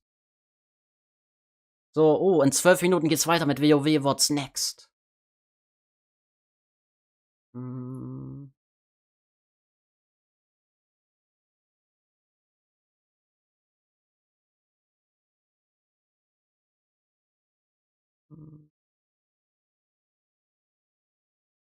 Schätze mal, dass der Release wieder so im Herbst ist. Die haben die, glaube ich, auch gesagt, ne? Da stand was mit Fall 2024. Irgendwo versteckt hinten, aber ich habe es gesehen. Ich glaube, viele haben das safe übersehen. Hey Bursche, benutzt doch Joanna Speed Leveling Guide? Nö. Aber die haben doch gesagt, Herbst soll das kommen. Oder nicht? Aber bei Vorverkauf steht 31. Dezember. Ja, das ist nur, um sich abzusichern, falls irgendwas schief geht, falls sie irgendwie Probleme haben. Aber das kommt safe im Herbst wahrscheinlich dann. So, gut, das habe ich jetzt eh. WoW hat jetzt hier 4 neue Zonen gesagt. Das habe ich ja gerade schon gelesen. Hier sehen wir es nochmal. Das ist hier das die nerubische Gesellschaft, wie es im Deutschen heißt. Ankarhead 2.0 quasi, aber als Zone ist geil. Das hier hat mich direkt irgendwie an Revendreth erinnert, aus Shadowlands. Ich weiß nicht warum, vielleicht wegen da hinten. Dann das hier ist wieder so ein bisschen Dschungel, man kennt's. Bisschen Schlingen drunter, Ungoro-Krater. Und what the fuck, sieht aus wie Küste des Erwachens. Aber da sind sogar so Frösche, sie sehen aus wie Ensoth. Die haben wieder diese Augen von Ensoth.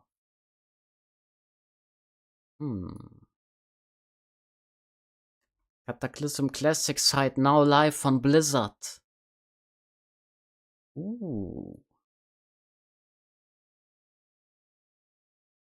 Ist hier irgendwas Neues?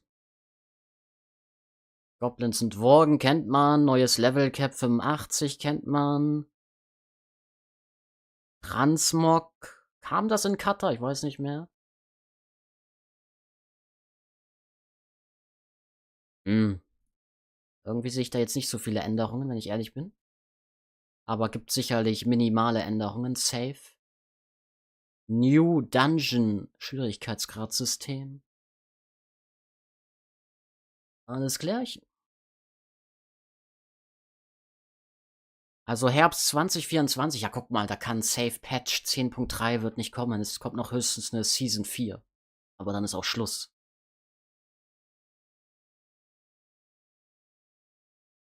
Finde ich auch gut, also ich bin nicht wirklich traurig, dass 10.3 nicht kommen wird. Es gibt ja einige, lol, wieder kein 10.3, Dragonflight wurde short gecuttet. Aber ganz ehrlich, die nächste Expansion ist doch viel cooler zu spielen, als noch irgend so ein Patch 10.3.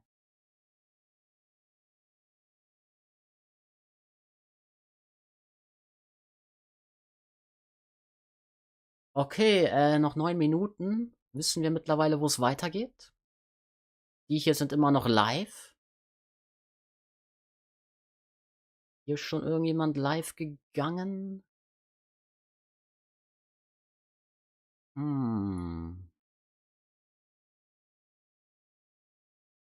Schaut nicht so aus. Scheint wohl da weiterzugehen, wo wir schon sind.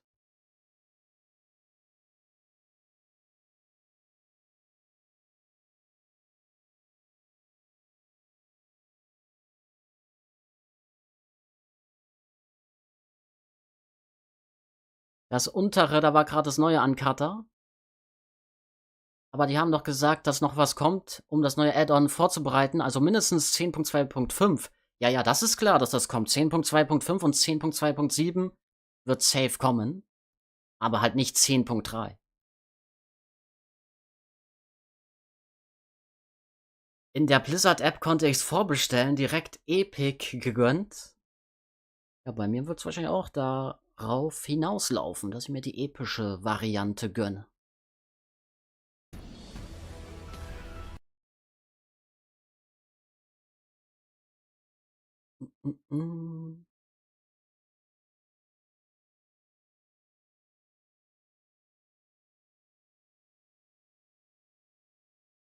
Schade, dass es keine Serie gab. Also keine Serie angekündigt wurde.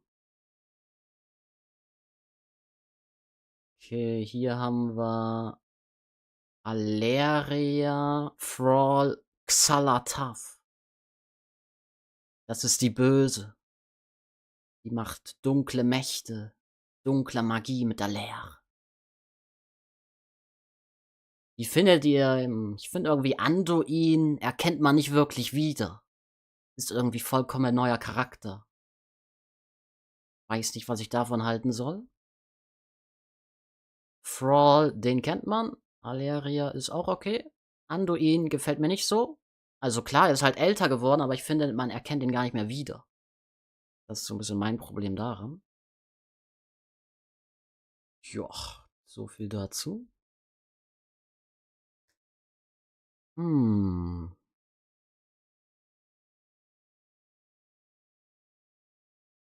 Das ist eh nicht, sonst käme ja auch ein neuer Raid mit 10.3 und dafür ist die Zeit zu kurz. Absolut, ja. Vor allem, wenn die ja im Herbst schon releasen. Anduin sieht cool aus, aber, wie du schon gesagt hast, nicht nach Anduin aus. Oh, guck mal, perfekt, da sind wir ja einer Meinung.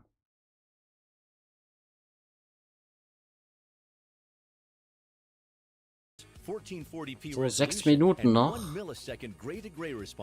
Check out the latest MSI monitors to give you the advantages you need.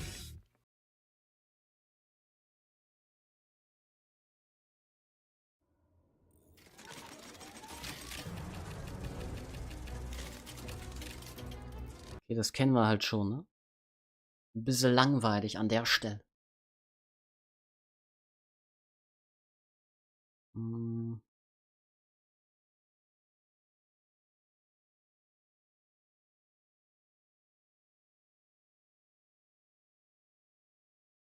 Die Verbindung zum Surfer wurde unterbrochen. Oh nein.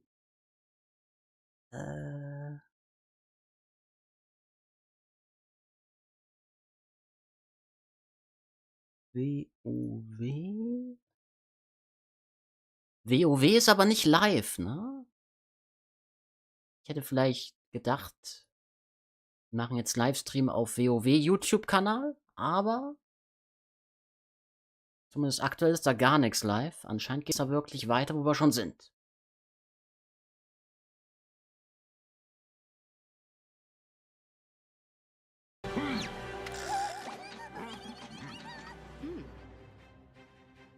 Also gucken wir uns hier den Spaß an. In 4 Minuten soll es weitergehen.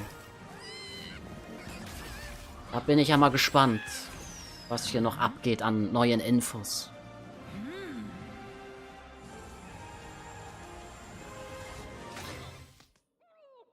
Die Charakter müssen sich ja auch irgendwie weiterentwickeln, sprich Aussehen und so. Jo, stimmt schon.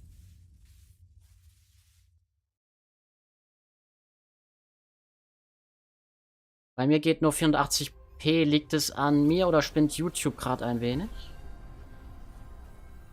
Müsste an dir liegen oder YouTube spinnt.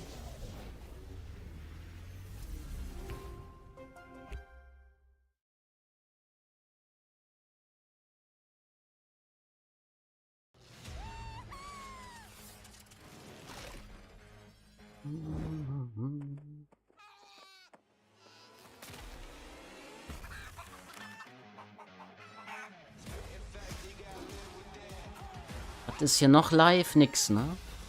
Es ist nur Blizzard Entertainment live.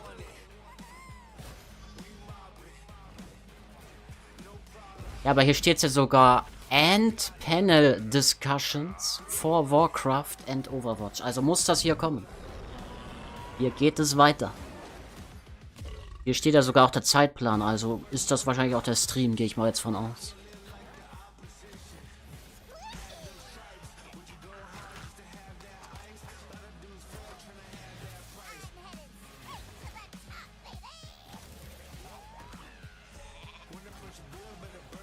Gut, da können wir das wieder hier so machen.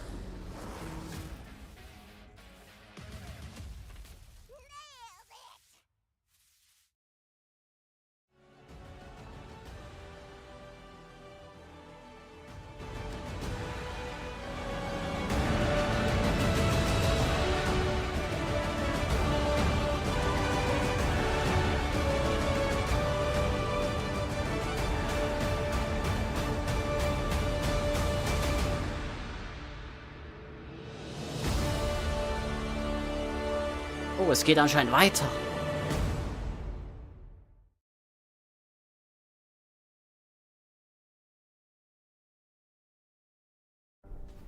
Hoffe mehr Infos zu Classic 2.0.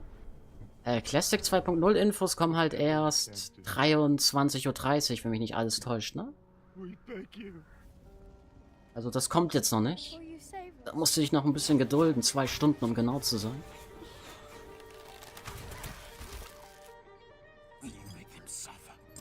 Thrall irgendwann mal mit komplett grauen Haaren. Glaub auch, ja. Can your shadow be our light?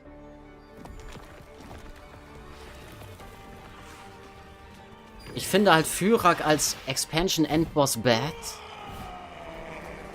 Ja, es ist auch. Ich wusste es eh schon vorher. Das ist einfach nur ein Bösewicht, den sie für Dragonflight erfunden haben. Und den werden wir einfach töten und der wird irrelevant sein. Das war's mit der Geschichte von Dragonflight und Fyrak. Mit Iridikron wird es noch irgendwie wahrscheinlich weitergehen. Wahrscheinlich in 10.2.5 und 10.2.7 wird das safe irgendwie eine Story weitererzählt mit Iridikron. Der leitet bestimmt so ein bisschen The War Within Expansion ein. Im Spiel dann halt. Aber Fyrak, das ist einfach nur ein Clown. Der wird gekillt und dann tschüss, haust du rein.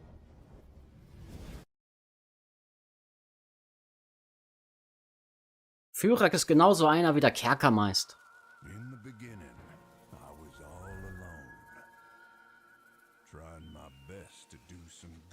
3 Tage Early Access und das nur bei der Epic Edition. Das hat schon Microsoft-Style. Ja, so ein bisschen, ne? Weil sowas kennt man eigentlich auch nur von anderen Games. Das gab's vorher nie. Könnte durchaus sein, dass da Microsoft seine Hände mit im Spiel hatte.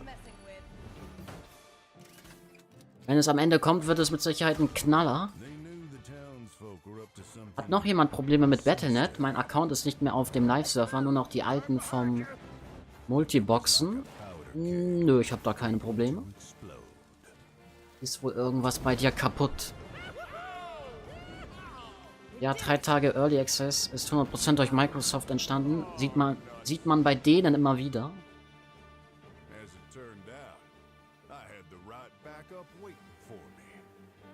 Ja. Und findet ihr das gut mit diesem Early Access oder eher nicht so? Weil, wo ja Microsoft das verkündet wurde, dass die Blizzard kaufen, haben ja alle so gefeiert. Nice, jetzt geht's bergauf, endlich. Let's go. Aber ist das jetzt wirklich gut? Mit diesem Early Access? Ich glaube, manche feiern es, andere nicht. Das ist so ein 50-50-Ding vielleicht? Schwierig. Haben sie den 80er-Boost in WOTLK Cutter jetzt dauerhaft drin oder nur einmalig? Keine Ahnung. Da bin ich nicht so drin in dem Classic-Game. Bei Diablo 4 war das auch mit 3 Tage vorher. Finde es ehrlich gesagt nicht so geil. Mir ist es egal, okay. Finde es irgendwie frech von denen. Ja, okay.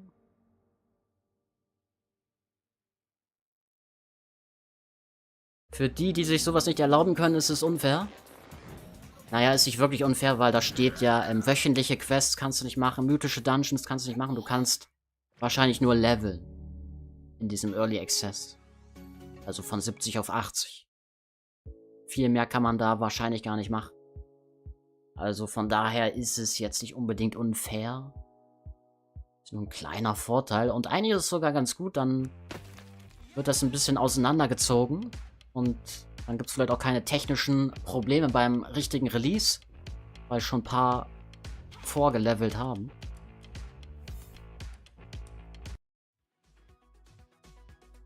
Oh, das wurde 5 Minuten nach hinten verschoben.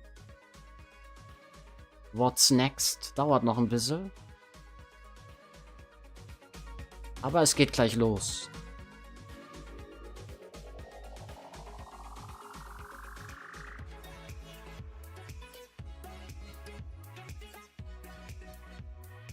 Können wir noch ein bisschen spulen?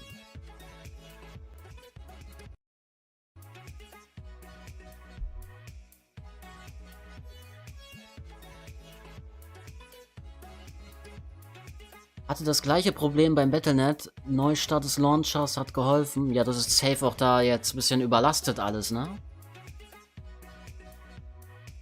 Also falls ihr jetzt Probleme habt, wartet vielleicht einfach bis morgen. dann geht bestimmt alles oder in der Nacht.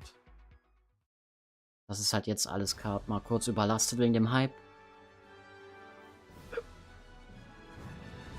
Bursche, schön dich zu sehen. Jo, was geht ab? Muss jetzt leider zur Nachtschicht. Ah, scheiße.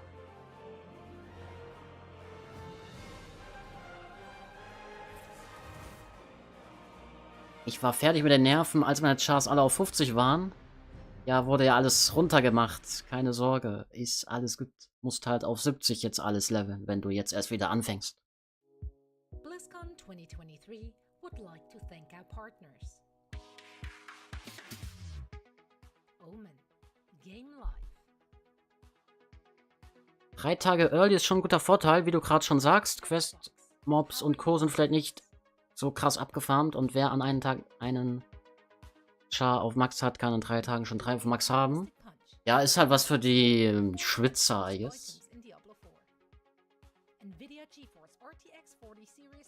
Aber ich war auch in Dragonflight, in Shadowlands, in BFA war ich auch immer direkt Max-Level. Innerhalb von 6 bis 8 Stunden oder so. Ich glaube sogar in Dragonflight waren es so 5 Stunden 30 Minuten.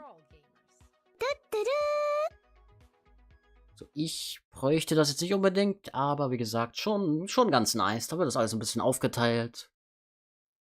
Hey BlizzCon fans, we are about to Oh, jetzt geht's rein. Please take your seats. Thank you. Welcome back to BlizzCon 2023. Over the next 2 days, there will be a series of 8 panels and presentations showcasing a variety of exciting new games and updates, led by some of Blizzard's amazing creators, artists, and designers. So, to kick it all off, here's our first presentation, World of Warcraft, What's Next? So, wo ist da Ian Hasikostas? Ah, scheiße.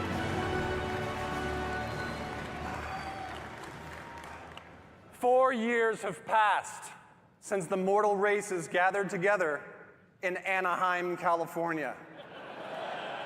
And now, the drums of BlizzCon thunder once again. Let me hear the thunder! Yes! Digga, der hat übersteuert. Oh, thank you. Thank you for being here with us Betreibt today. doch Hello, nicht. everyone, and welcome to the World of Warcraft What's Next panel. My name is Taryn Gregory, and as you may have heard, thank you. As you may have heard from Chris during the opening ceremonies, we are at the dawn of a new era of Warcraft. Nice World Soul Soundproblem. Saga. A story that will play out over the next 3 expansions and will take us on an adventure in World of Warcraft like we've never experienced before. Sure, This saga kicks off du. with the War Within. In this first chapter, our heroes will be called on an expedition to the subterranean depths of Azeroth, revealing a new world full of mystery, wonder, and darkness. There we will confront the shadows below and face new challenges on the battlefield as well as in ourselves. So what is next? During this section, I'll share an overview of the story of the War Within, and then next you'll hear from Maria Hamilton, who will speak to zones and cultures, and then wrapping up with Morgan Day, who will talk about dungeons, the raid, and our new systems. Das ist das Let's Spannendste. dig in. Kommt zum Schluss, das In our Spannendste. cinematic Man reveal, kennt's. did you guys enjoy the cinematic? Ja, war eine 8 von 10. Big shout out to the cinematic team for their work on that. It's just incredible work. We witnessed as Thrall found Anduin Wrynn, who has been wandering alone for the last few years, grappling and lost in his own thoughts and dealing with the experience that he's been through, as many of you may have remembered. Throughout this and our features trailer, we learned 2 very important developments, starting with these visions. Thrall spoke of a vision calling out from the heart of the world, like a voice from a dream. This radiant song will compel our heroes to investigate its origins, and while at the same time, a darkness has been gathering, even as the heroes adventured on the Dragon Isles, and in the War Within, the mysterious harbinger that Iridikron spoke of will reveal themselves. Xal'atath has returned. Ja. Ist jetzt nichts Besonderes, dass die wieder da From ist. the black blade that once bound her, She is now the harbinger of a new era of the Void's dark machinations. And her message is clear. The Black Empire has fallen. The old gods are dead. And their ancient blood runs deep within the cracks of the Ja, world. sind die wirklich tot? We, the heroes of Azeroth, destroyed them. The forces of the Horde and the Alliance have proven time and again they are among the most powerful armies that have ever stood. Aha. The Harbinger has watched this. Jetzt She is patient. And while the Black Jetzt hat es Empire also failed, klargestellt, dass anscheinend Xal'atath wirklich now alle seeks to set alten in Götter motion the tot rise sind. of a new dark legacy, one that knows our true strength and will seek to test it against a new threat of terrible power. Okay, The Nerubians. Alte Götter sind also doch alle tot und es kommt einfach eine neue Dunkelheit. Perfekt. Es ist also doch so billig die Story, wie ich immer dachte. Da muss man nicht so viel überanalysieren, was viele machen. Er hat es jetzt im Prinzip bestätigt, dass wir die krassesten sind und die haben die alle gekillt. Interessant. Deadly survivors of the mythic wars that have played out time and again over thousands of years. In return for their loyalty, Xal'atath has granted the Nerubians the means of a dark evolution, one that will turn the Nerubians into a new kind of ferocious and terrifying soldier that we will clash against time and again in the war within. Now let's talk about who we'll be adventuring with. How do you like the key art? Ja, Anduin, Thrall, Alleria. Azeroth's greatest heroes will rise to the call of the Radiant Song, and many will be faced with their own unique challenges. Anduin, having survived his ordeal with domination. Yes, look at the art. Oh. Und wie ist er aus den Shadowlands gekommen? Der war doch da drin. Und ist, war der nicht im Schlund am Wandern? Der war einfach wieder in Silithus. Da gibt es vielleicht noch eine Auflösung. Azerit! Ich brauche wieder ein bisschen Azerit. Genau. Genau, Champions. Die Wunden, sie brauchen wieder Azerit. Alleria Windrunner.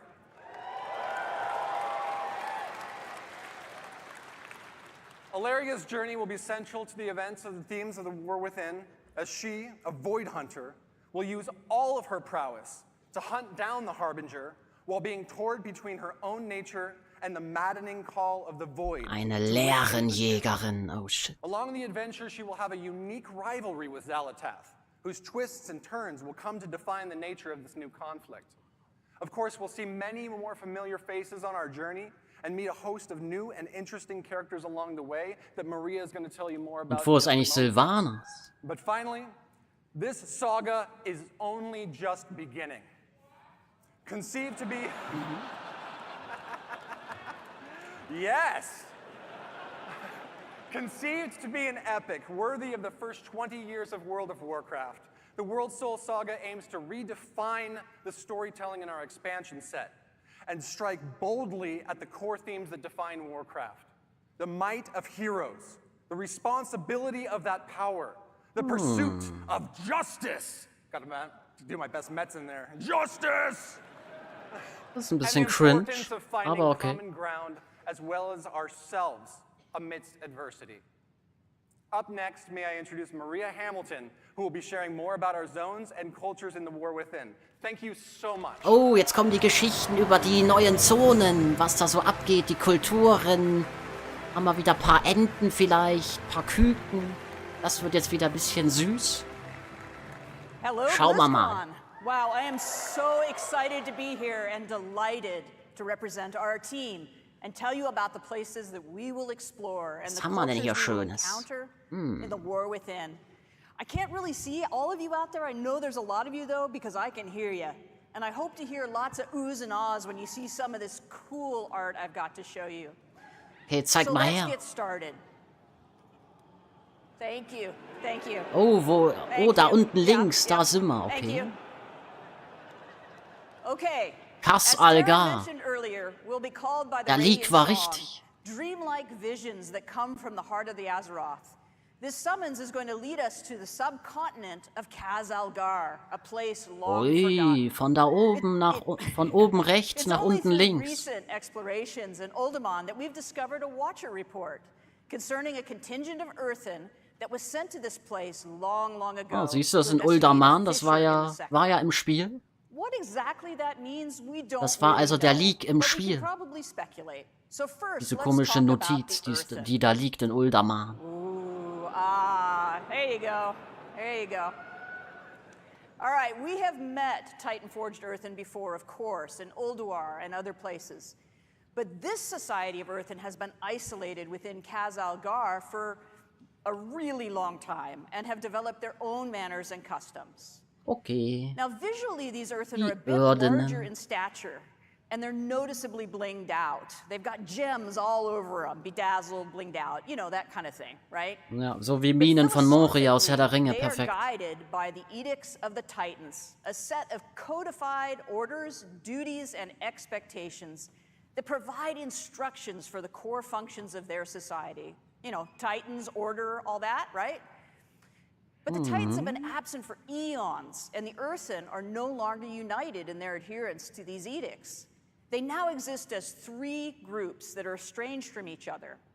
The Oathsworn, as their name suggests, still uphold the edicts faithfully and believe everyone else is doing it wrong.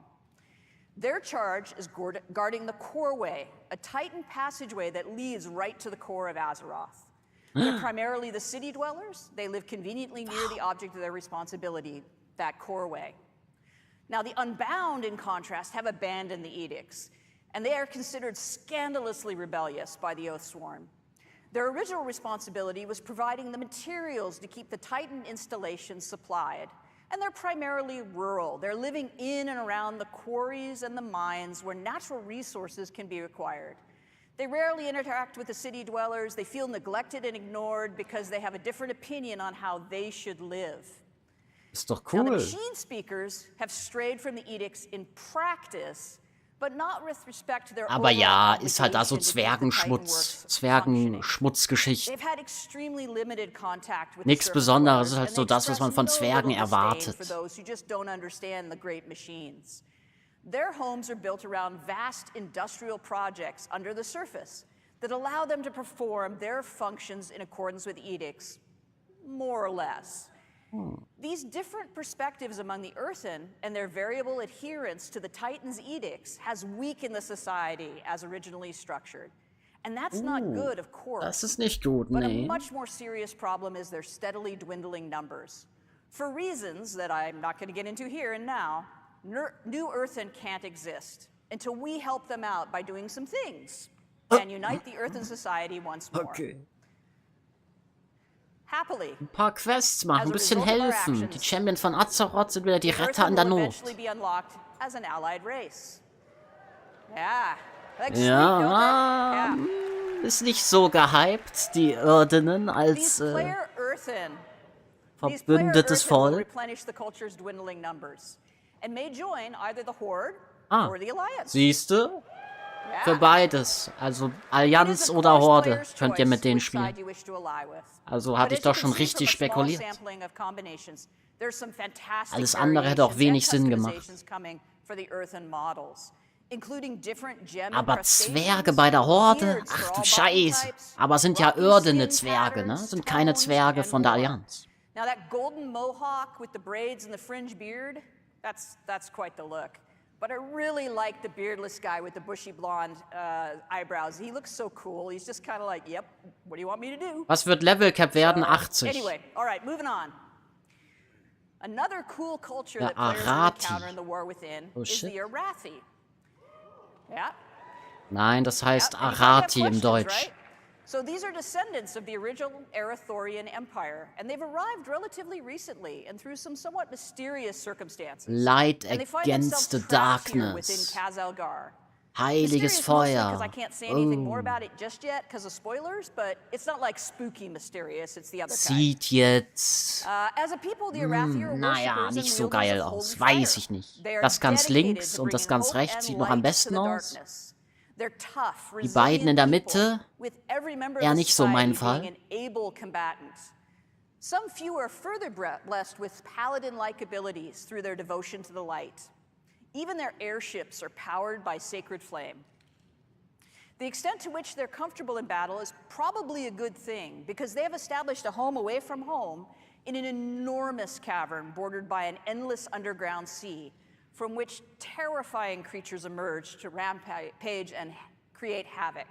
Not my idea of a cool place to hang out, but they're really, really tough. These watery monstrosities, though, are nothing compared to the threat from below. A constant swarm of Nerubians has been held back so far from invading the Arathi lands. Irgendwo von den Tiefen kommen sie, die Neruber. And the Arathi can't hold much longer. Oh no. These bastions of light against the darkness are far from home and limited in number. Und wir müssen wieder helfen und Retter in der Not sein. If there was also division within the Arathi ranks. Just saying. That would be pretty rough, what with them being so outnumbered. We could probably help them. Ja, absolut. Das wäre eine super Sache. Nerubians in the war within, we'll explore their last kingdom deep within Khazalgar. These ancient survivors of the Black Empire who rejected their former masters have developed their own culture here in the deep darkness. Survivors of the Black Empire. Guck mal, wie billig das ist. Manche dachten, das Black Empire gibt's noch. Das gibt's nicht mehr. Das ist vorbei alles. Wir haben alles gekillt schon. Geht es darum, eine neue Darkness kommt raus und so ein Shit, ne? So this deal with the Harbinger has included some assistance for her troops. Through some dark eine neue Dunkelheit erwacht. Provided the knowledge required oh, shit. To evolve chosen Nerubians into paragons of their race, enhancing their viciousness. And Queen Ansarek has embraced these modifications with enthusiasm and eagerly offered her army to achieve the Harbinger's schemes. It appears to be a win-win situation. But not all Nerubians share their sovereign's enthusiasm for change. Haben die gesagt, wann neues Add-on kommt? Ja. Herbst 2024. Against the Harbinger's plans in opposition to the Queen's desire. As you might expect, any foray into this Nerubian kingdom introduces us to a variety of Ich würde lieber Neruber spielen und Zwerge verkloppen. Geht leider nicht, weil die Neruber sind das ultimative Übel und unsere Hauptfeinde unter anderem in der neuen Expansion. In addition to the Nerubian citizens, there are also domesticated insects who serve the kingdom as beasts of burden and pets. Insekten sind das. The team is hard at work building out the full range of carapaces. Carapae? I don't know, whichever. Skittering legs. Ist egal. Grabby Wir wissen arms, schon, was gemeint. piercing spiky bits, and creepy eyes for you to enjoy, I guess. All right, let's talk about Oder our auch zones. nicht. The surface of Khazalgar is our first zone, called the Isle of Dorn. This is the home of the earthen surface dwellers, as well as other native species of creatures. The fertile soil, flowering Sieht ein plant bisschen life, da and unten generous so waterways verschwommen provide aus, ne? nourishment for animals in this untouched paradise. Irgendwie so blurry. An Noch important nicht ganz facet of fertig, oder earthen was? society is Unlucky. Cinderbrew mead. This volatile substance is manufactured from molten honey, produced by enormous fiery bees. Bienen und Groves are a Honig. remarkable sight as the hearts of the trees themselves glow with lava-like fluid. Harvesting is always an exciting time as the ferocious creatures are understandably protective of their hives. Ja. Now the roosts at Storm Watch Da gibt's are schöne wreathed with lightning and fierce winds. Diamant. These wild elemental rooks may choose to serve a member of the Oathsworn, who if so blessed becomes a Storm Rider, one of the guardian warriors of the earthen people. The Unbound deal with hostile creatures from time to time, but for their most part, the existence is relatively peaceful, fairly sort of peaceful. Their comfortable homes are often situated near the places where they once labored as adherents to the edicts. Those sites are now in disrepair, and in some cases, the lair of other creatures. Of course, the Isle of Dorn boasts a great walled city where the Oathsworn live and serve the edicts of the Titans. Na klar, die The city of Titanen. Dornagal is the location of many important civic Alles nur buildings, markets, Marionetten, traders, and crafters. den And it's here that a Titanen traveler zu will find the dienen. expected amenities of a capital city, as well as the Titan Causeway. the defense of which is the Oathsworn's primary charge. Now, beneath the surface of the Isle of Dorn lies our second zone, the Ringing Deeps. Wow. As the name suggests, it is here that the Earthen are engaged in their work in accordance with the edicts.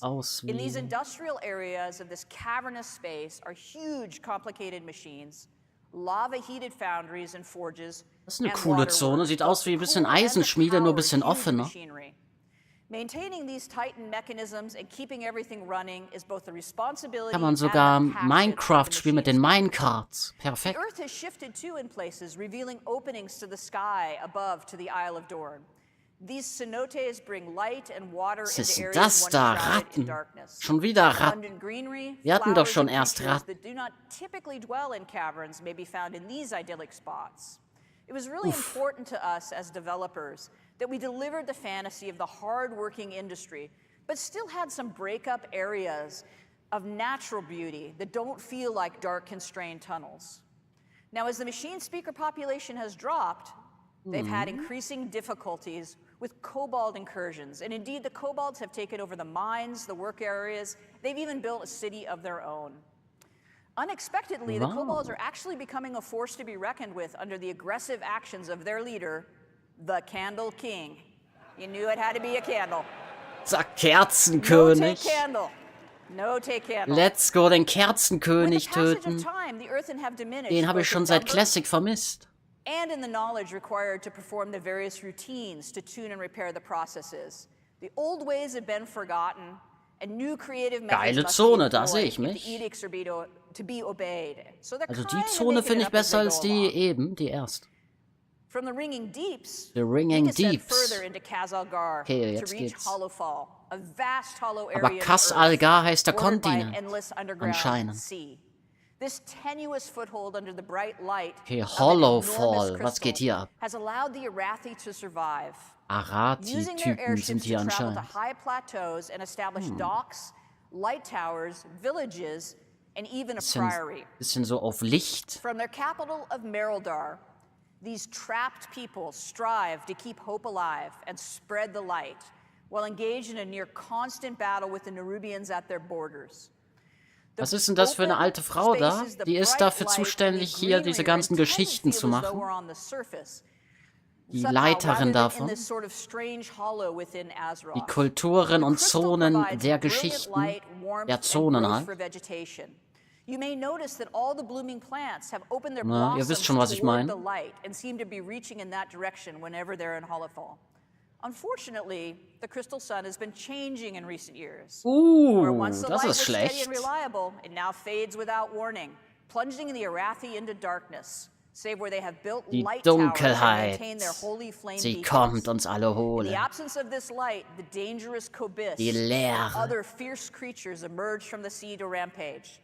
As the Arathi are barely holding back the Nerubians, these unpredictable episodes are incredibly demoralizing and deadly. Happily, the light has always returned to the crystal, so far. And at the deepest descent in the war within, we reach the zone of Azj-Kahet. That almost rhymes.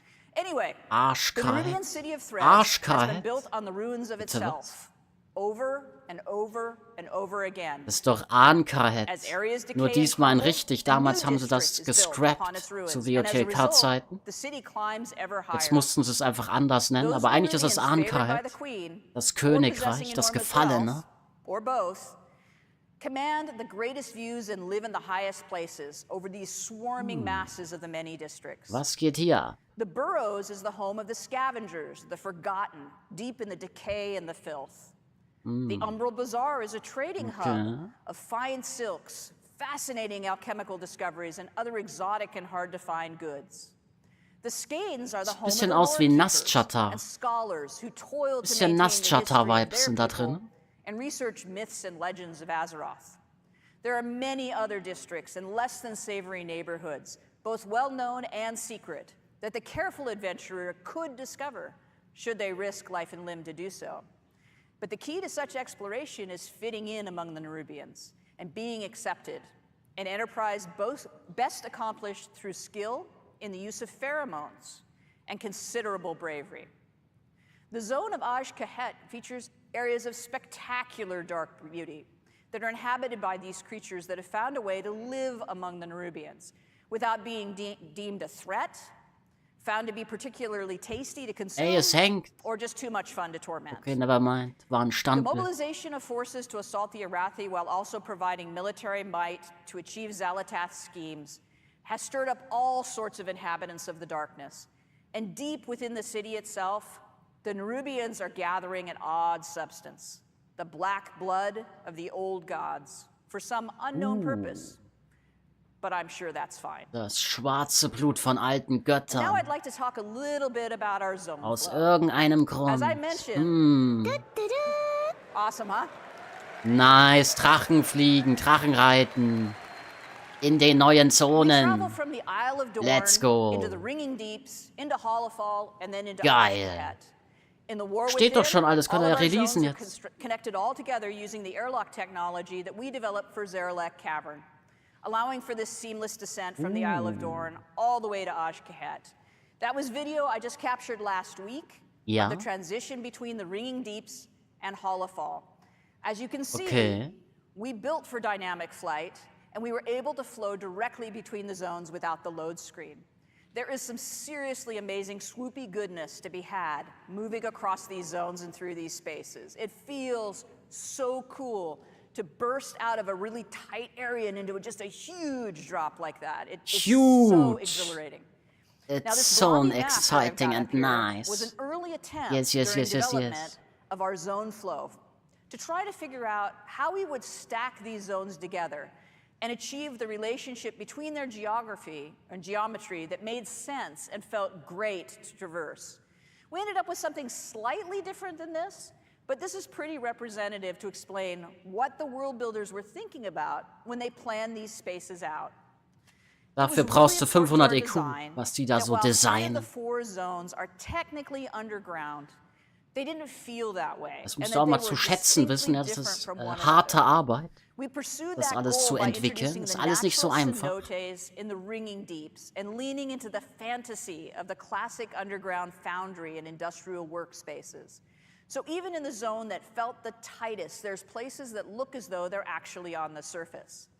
And within Hollowfall, we created a massive hollow space in a cavern so vast it feels like an exterior, with a huge artificial sun in the form of a gigantic Kannst du bitte ein wenig ins Deutsche übersetzen? Nee, sorry. Ashket, we leaned hard into traditional Nerubian Das architecture with hanging ist einfach nests Kacke. and huge palaces built all over a decaying city that just falls away Ich will into nicht the die ganze depths. Zeit drüber reden. And that Ich is will the ja last selber bit of eye candy zuhören I und have for you today. I hope you verstehen. enjoyed this peek at what we've got in development.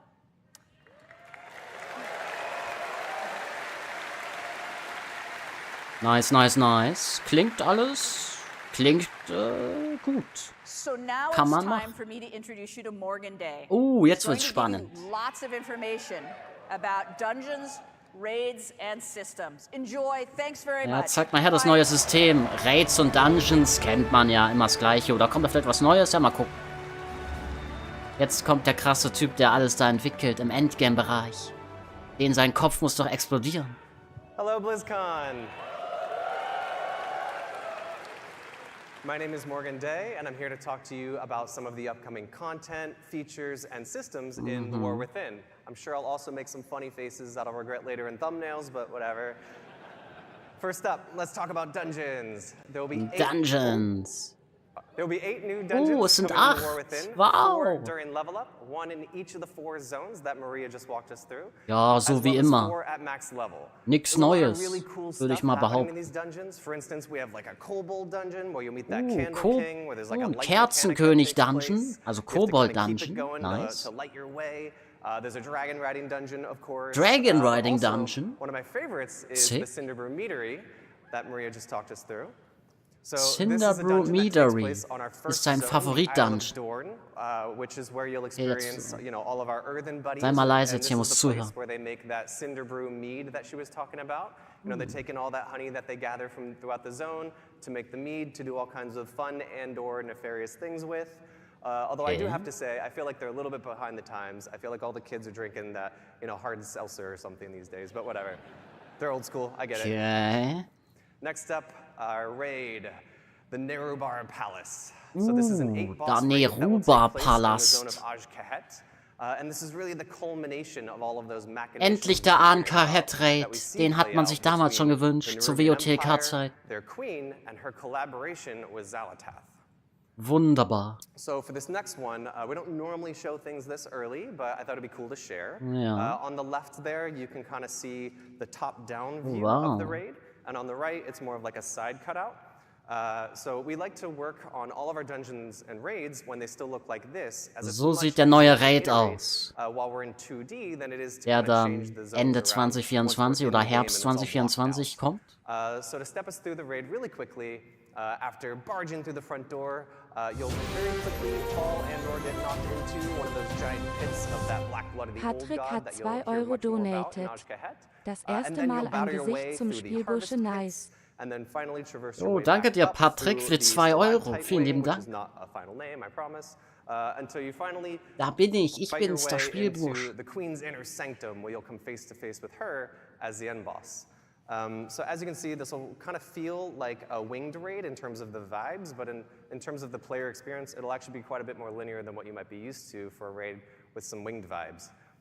So something that I also think is fun to talk about really quick is with all of our dungeons and raids, we like to try to explore like what is the thing that's going to make this space feel really unique, that's going to make it stand out from all the Ja, other das times that wäre we've gut. built these dungeons and Sag raids. mal, was And macht with da? this space, we really thought that, you know, given that we have the Nerubian to play with, they've got all these amazing like webs and silken threads that you can kind of traverse the zone through. We thought it'd be really fun to explore verticality as a major element to this raid. So okay. I think that'll be really fun to see what the team comes up with for that. Das wird spannend sein. Da könnten ein paar sicke Bosse drin sein. Mit der Neruba. Okay, Systems. Jetzt mal gucken. At a really high level, but first I want to talk about some of the philosophies that are really guiding us to add these into the War Within. So first and foremost, you know, we really want to continue to extend the philosophies of Dragonflight into the War Within. And really, when we talk about that, there's 3 main pillars that I want to touch on. First, we really want to make sure that we're focusing on evergreen features. We want to make sure that we're making World of Warcraft better forever and not focusing on things that we know we're going to have to leave behind as we move into future expansions. Für immer WoW besser machen, nice. Also Systeme, die auf Dauer auch bleiben und nicht nur für eine Expansion.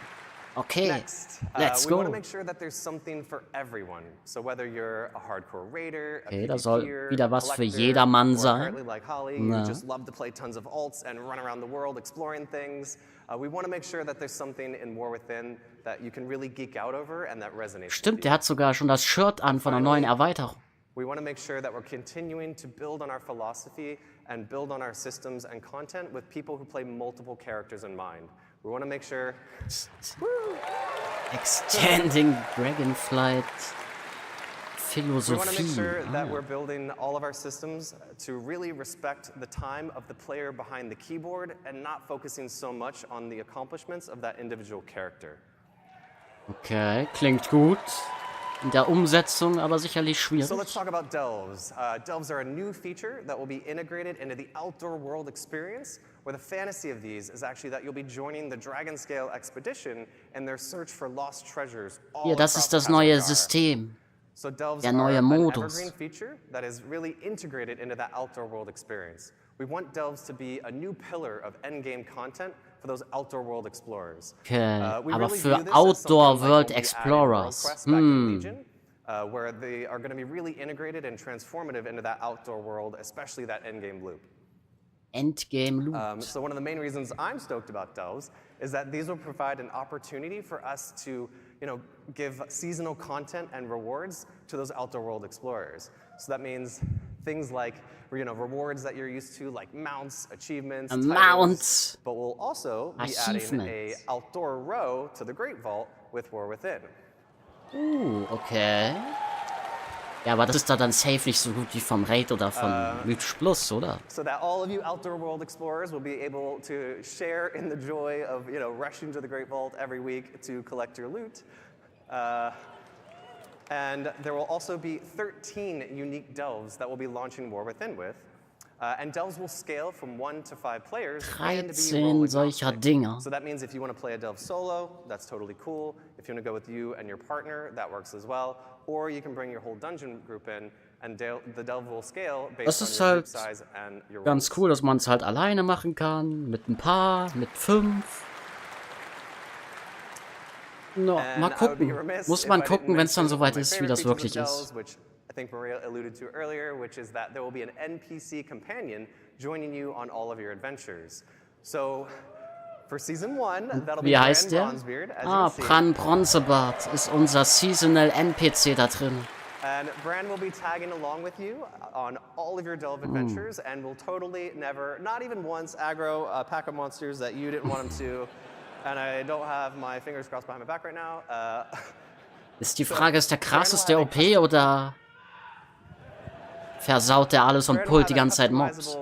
Talents and mechanics and abilities that you'll be able to kind of load out to suit your playstyle and needs. So, you know, maybe you need a little bit of extra healing. Well, you can load Bran out to provide that for you. Ah, okay. Also man kann ihn wohl auf Tank einstellen, Healer oder DPS. If at the end of every delve there wasn't this massive treasure trove that we need Bran to open for us, which hopefully brought a couple of keys to open some of the chests in there. But before Bran can open that that vault for you, you'll need to maybe defeat a boss, maybe you'll solve a couple puzzles, something like that, and then Bran will be able to open that vault door for you. Alles klärchen. Klingt gut. Kann man machen. Next up, let's talk about warbands. Ah, it's happening! So warbands are a system that we're introducing that will really be the representation of all of your characters across your Battle.net account.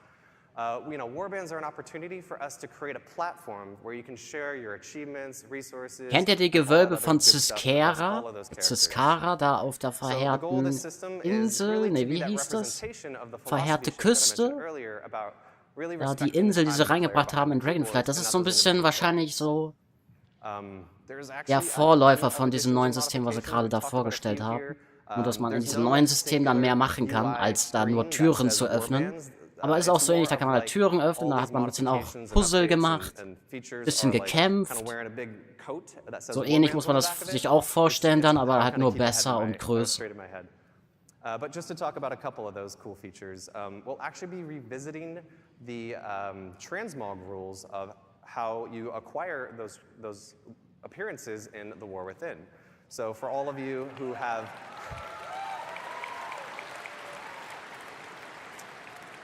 So that means all of you who have probably had to run 4 characters through all of those legacy instances just to make sure you're collecting all the appearances, that won't be the case anymore in War Within. You'll just be able to run it with 1 character. Na wunderbar, das ist doch toll.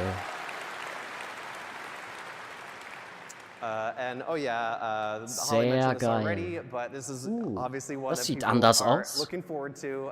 All of our reputations as well as renown in the War Within will be shared across your entire account. Das ist auch sehr, sehr nice. Alles wird einfach dann geteilt über den ganzen Account. Wenn du es mit einem Charakter hast, hast du es mit allen anderen auch. Den Ruf und alles. Perfekt, endlich. What the UI will look like that I think really helps explain how these integrate into our current talent trees. But really quick, let's take a look at how this will work. So there will be 3 new hero talent trees per class, and 2 will be available per specialization that you can freely choose and swap between. Uff. And also, Noch this is another komplizierter. evergreen feature. This is a system that we think is going to provide a new vector of choice and customization for you and all of your Ist das nicht langsam ein bisschen zu kompliziert alles? Ich weiß nicht, ob das so gut ist. Aber naja, mal gucken. So Hero Talents will introduce these new, small, self-contained talent trees like you just saw in the UI. And the way I like to think about it is like, currently we have 2 types of talent points, right? We have class talent points and specialization talent points. And now in the War Within, there'll be a 3rd type called Hero Talent Points. Na klar. So let's look at a quick example, which hopefully Heroische Talentpunkte. This is a warrior, as you can see. Oder Held. These are the 3 hero talent trees Talentpunkte, that we'll have whatever. available. Mountain Thane, Ach Colossus, du and Slayer. Scheiße, noch mehr Top left, we have Tiefe Protection, der who will be able jeweiligen to choose Klasse. between Mountain Thane and Colossus. Up on the right, you see Fury. Yep, that's right. Mountain Thane and Slayer are their options. And down at the bottom, Colossus and Slayer are their options. So this is how the majority of our classes are going to look in the War Within. The exception, of course, being Druids and Demon Hunters, who are a bit special, so theirs will look a little different. So let's take a look at how you'll unlock the system, as well as how it'll feel playing through as you're leveling through the War Within. So the system will automatically unlock at level 71, and it'll just kind of appear in your UI. Okay. You'll earn 1 talent point per level as you level from 71 to 80. And there are 10 talent points in total, with several choice nodes along the way. So I like to think of this as being similar to like the Legion artifact, where as you were leveling and progressing, you were making some choices along the way, but ultimately you're going to unlock the whole tree. And also, I want to be very clear here. These are extremely low friction to swap between those choice nodes, as well as to swap between the different hero talent trees. Okay. Das ist gut. So, this should be very analogous to your current talent trees and will follow all the same rules that you used to there. So, at the start of a raid boss, before Mythic Plus starts, before an arena match kicks off, and anywhere in between. And to wrap us up, I wanted to show off a really quick video of what hero talents look like in action. So this is a warrior, Okay, zeig mal her. pop an avatar, jumping in, and this next one is that same warrior with the Mountain Thane talent tree. As you can see, Stormbolt hits multiple targets. Wow. There's a couple of cool new V effects, and a lot of other cool stuff going on there as well. I heard some oohs. Our effects artist will be happy. So that about wraps us up for our What's Next panel. Ach, das war's schon. Ah, scheiße. Wo ist denn der Ian Hasikostas? We hope you really liked what you saw here, and if you'd like to know more, please join us tomorrow at the Deep Dive panel at noon, where Ian will walk you through some of what you saw today in more detail. Woo, Ian! As well as a bunch of other cool new stuff in the War Within. So thank you all so much. I hope you have a great BlizzCon. Bye! Das ist ja ein Süßer auf jeden Fall. Ist ein Cutie. Er ist sympathisch.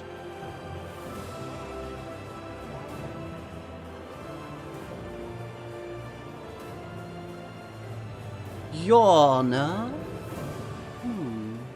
Ist die Frage, ob diese heroischen Talente, wie auch die heißen, ob die auch weitergeführt werden nach der Erweiterung. Ich glaube, er hat ja gesagt, ne? Das soll ja auf Dauer ein System sein.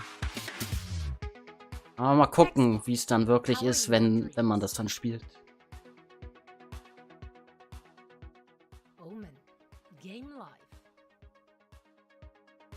So. HTC Vive Mars. Virtual production made simple. Intel. Push your gameplay beyond performance. Intel, also wenn ihr richtig sicke Qualität wollt, gönnt euch Intel-Prozessor. Ist gut. Gute Qualität. Was wollte ich jetzt gucken? Ach ja, hier. So, das hatten wir jetzt. Das nächste Interessante ist das hier. Ich glaube, das gucke ich mir auch noch an. 23:30 Uhr. WoW Classic. Was war denn das? So.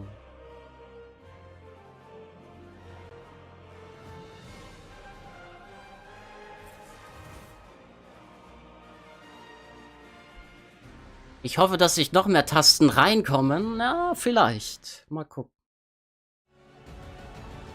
Horde über alles. Bekommt WoW ein Grafik-Update oder so? Nö, nicht wirklich.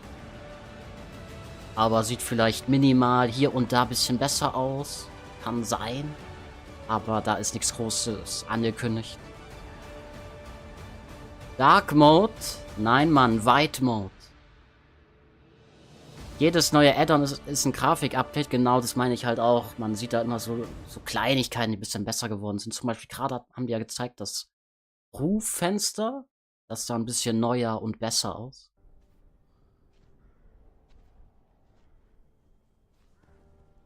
Whatever you can do. We beg you. Wann wird es kommen? The War Within? 24. November circa. Das wissen wir noch nicht, wann es kommt. Die haben gesagt Herbst 2023. 2024, ups.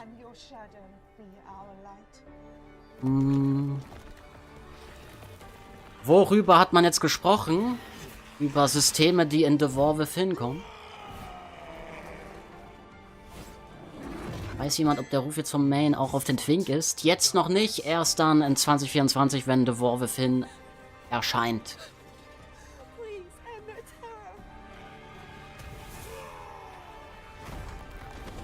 Lieber M3. Was ist M3? Die Zonen sehen auf jeden Fall geil aus. Das haben sie einfach drauf. Ja.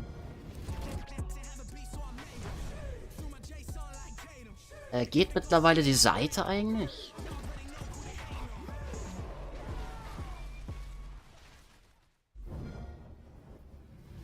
Gibt's was Neues auf WoW? Okay, das Ganze, was wir halt gerade gesehen haben, ne? Wir können es ja so lange durchgehen, wir warten ja eh, bis es weitergeht. So, 4 neue Zonen, das hatten wir vorhin. Die Hauptcharaktere sind anscheinend Alleria, Xalatath, Anduin und Thrall. Also Story-Charaktere, Main-Story-Charaktere so mäßig. Okay, es gibt wohl schon Classic Season of Discovery Livestreams von der BLIZZCON. Das ist nice. Könnt ihr euch gönnen. The War Within Epic Edition Beta Access and 3-Day Early Access to Expansion. Ja, das habe ich auch schon selber rausgefunden. War schneller als WoW hat.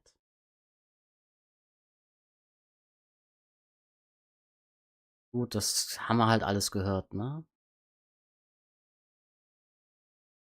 Die Irdene, verbündete Völker können sowohl Horde als auch Allianz wählen. 8 neue Dungeons. Sehr gut. Der Neruba-Palast ist der neue Raid. Kennen wir alles. Haben wir gerade alles gesehen, nicht? Gibt es neue Char-Anpassungen? Es gibt halt die Irdenen.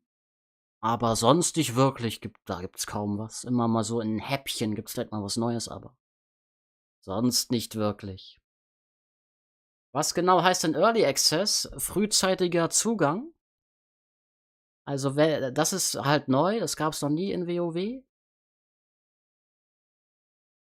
Wenn du das dir hier kaufst, die epische Variante vorbestellst, die übrigens 90 € kostet, dann kannst du 3 Tage früher spielen. Aber du kannst dann nur leveln und nicht irgendwie schon wöchentliche Quests erledigen oder mythische Dungeons machen. Du kannst halt nur ja, leveln im Prinzip. In Ruhe, während die anderen halt noch warten. Das ist einfach frühzeitiger Zugang oder Vorabzugang. Wann geht es mit den Infos circa weiter? Jetzt kommt nur noch WoW Classic. Also wir sind für heute erstmal durch mit Retail WoW Infos. Das war's. 23:30 Uhr kommt nochmal WoW Classic News. Und dann morgen geht es anscheinend 20 Uhr weiter mit World of Warcraft Ein- und Ausblicke. Maybe mit Ian Hasikostas. Da gibt es nochmal weitere Infos zu Retail WoW. Ja, also 20 Uhr morgen soll ich da wieder streamen? Anscheinend.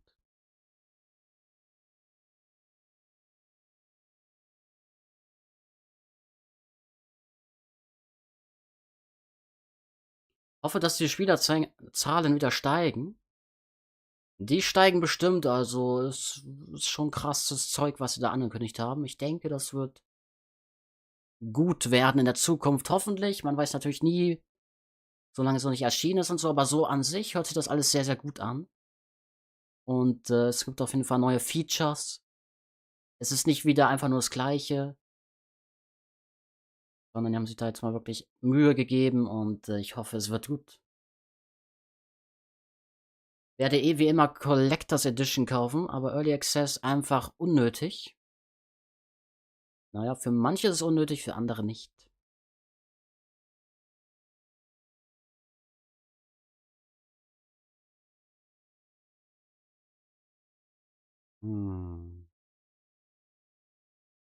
Season 3 startet nächste Woche, oder? Du meinst jetzt kommende Woche? Nein, da startet nur Patch 10.2, sprich hier. Der Spaß startet hier. Amir Trasil Schlachtzug noch nicht nächste Woche, Season 3 auch noch nicht nächste Woche, aber sowas wie Droiden, Personalisierungen, Pfadfinder, Dream Warden, Smaragdgrüner Traum, das startet alles nächste Woche. Mal reingehen, steht das hier vielleicht? Season 3 Release, nö, haben sie anscheinend nicht dazu geschrieben, unlucky. Aber ja, das dauert noch bis zum 15. November. Müsste es bei uns sein. Da startet erst die Season. Jetzt am kommenden Mittwoch wird erstmal der Patch 10.2 released mit dem smaragdgrünen Traum. Da kannst du die neue Zone gehen, bisschen questen. Ruffarm bei der neuen Fraktion, die Traumwächter. Und Droiden können neue Formen beim Barbier sich gönnen. Man kann Erfolge machen, schon mal die neuen Pfadfinder vielleicht farmen. Ja. Season 3 am 15. genau. Am 8.11. der Patch mit Zone und Co. Aber am 15. geht's erst so richtig los. Mit dem Raid, mit der neuen Mythisch Plus Season, mit der neuen PvP Season. Und dann ist gut. Wo bekommt man diesen Wolf? Was für ein Wolf? Wie viele Erfolgspunkte hast du? Ich habe 36.660 Erfolgspunkte oder so. Wir können ja mal gucken gehen.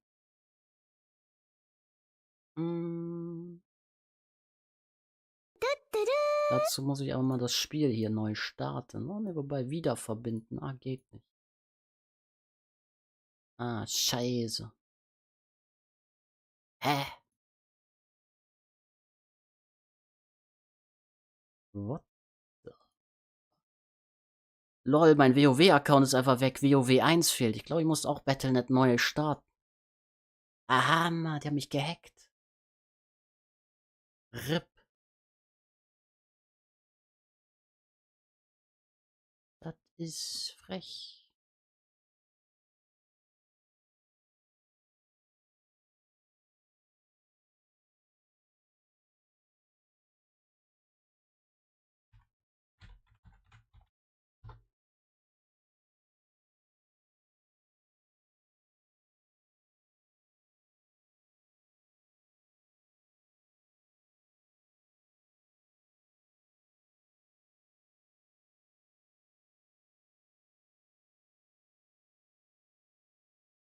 Im Moment. Wir gehen rein in WoW Dragonflight. Bisschen unsere Erfolgspunkte zeigen. Ihr wollt die ja sehen.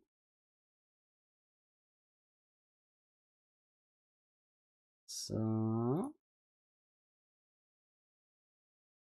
War bei mir auch, musste neu starten. Ja, ich habe gerade kurz neu gestartet. Mein WoW 1 war einfach weg. What the fuck? Einfach alles komplett verbuggt. Beziehungsweise da wurde halt wahrscheinlich was geupdatet, ne?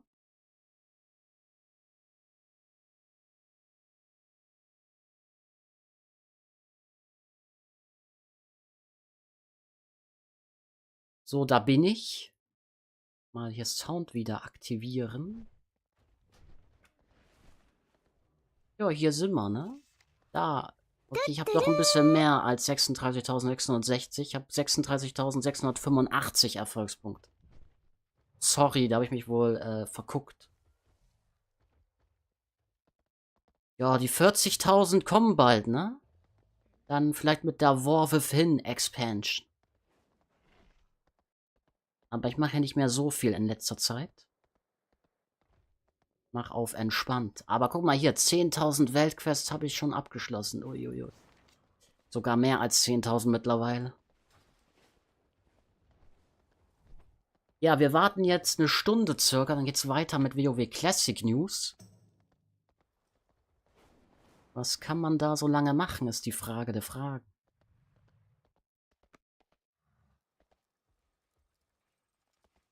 Könnten Mythisch Plus laufen. Braucht noch jemand einen 20er Key?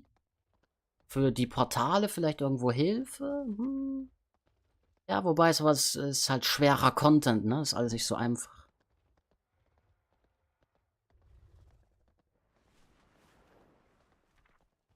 Damn, du.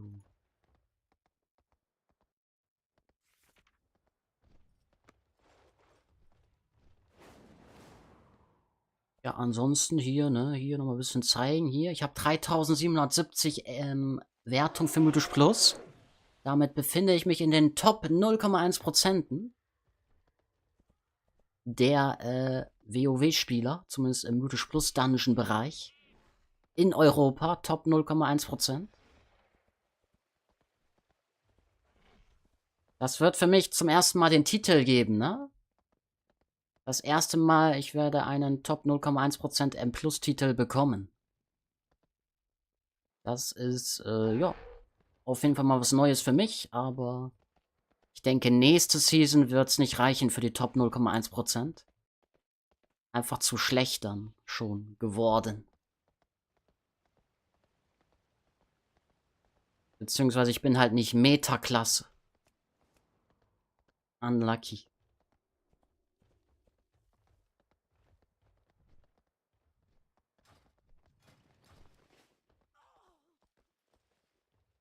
Geiler Titel für geilen Typ. So sieht's aus. Aber hier gibt's echt kaum Content aktuell in Dragonflight, ne? Was macht man hier großartig? Ich hab in letzter Zeit nur diese Erfolge gemacht und so ein Shit. Oder World Quest für ein bisschen Gold. Das gemeinschaftliche Festmahl ist gerade nicht aktiv. Jo, wir können in die Zaralek-Höhle gehen. Bisschen Drachenreiten, Rennen, Weltquests gönnen. Was wird das für einen Titel werden? Irgendwie, wie heißt es?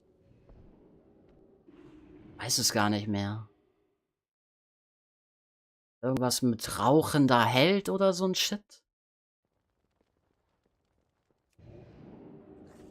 Irgendwas mit Qualm. Qualmender Held? Ich weiß es nicht. Müsste ich jetzt googeln. Habe ich jetzt keine Lust.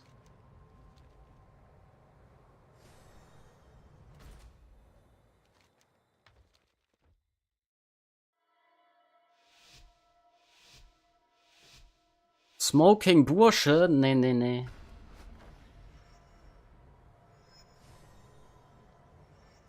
Ich glaube, es ist qualmender Held, oder? Irgendwie so. Ist ja auch egal. Am Ende des Tages nur ein sinnloser Titel. Aber ja. Ist das erste Mal, dass ich so einen 0,1% M-Plus-Titel bekomme. Ist schon mal ganz nice, das erreicht zu haben. Rauchender Held ist derjenige, der den größten Kopf raucht. Ja, ich auf jeden Fall nicht.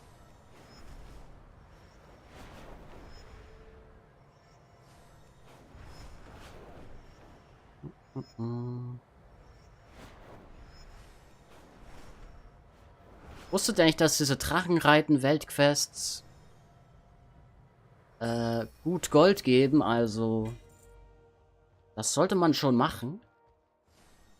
Das ist so das Einzige eigentlich, was gut Gold gibt. Innerhalb weniger, also mit wenig Zeitaufwand relativ viel Gold.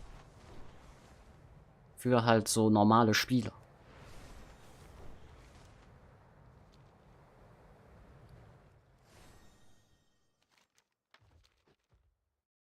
Ich bin noch nie Mythic gelaufen. Ja, dann wird's mal Zeit. Rein da. Finde irgendwie alles Schmutz, was die angekündigt haben. Ja, ist immer so. Es gibt immer welche, die es scheiße finden. Ich find's aber gut. Also ich freue mich auf das, was da kommt.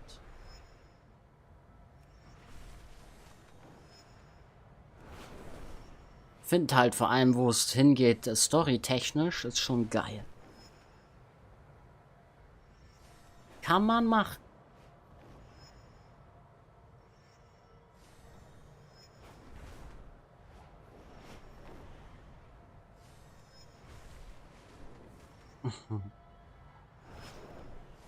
Hm.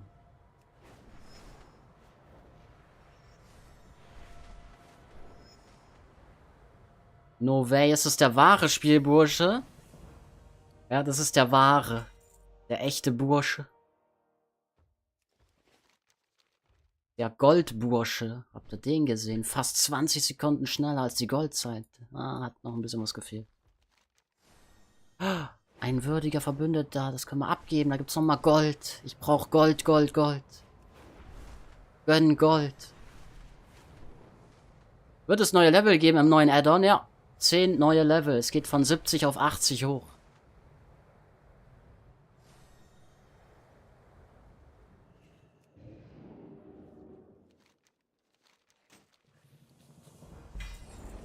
$1500 Gold. Ich sage, das ist eine Goldgrube hier, dieser Spaß.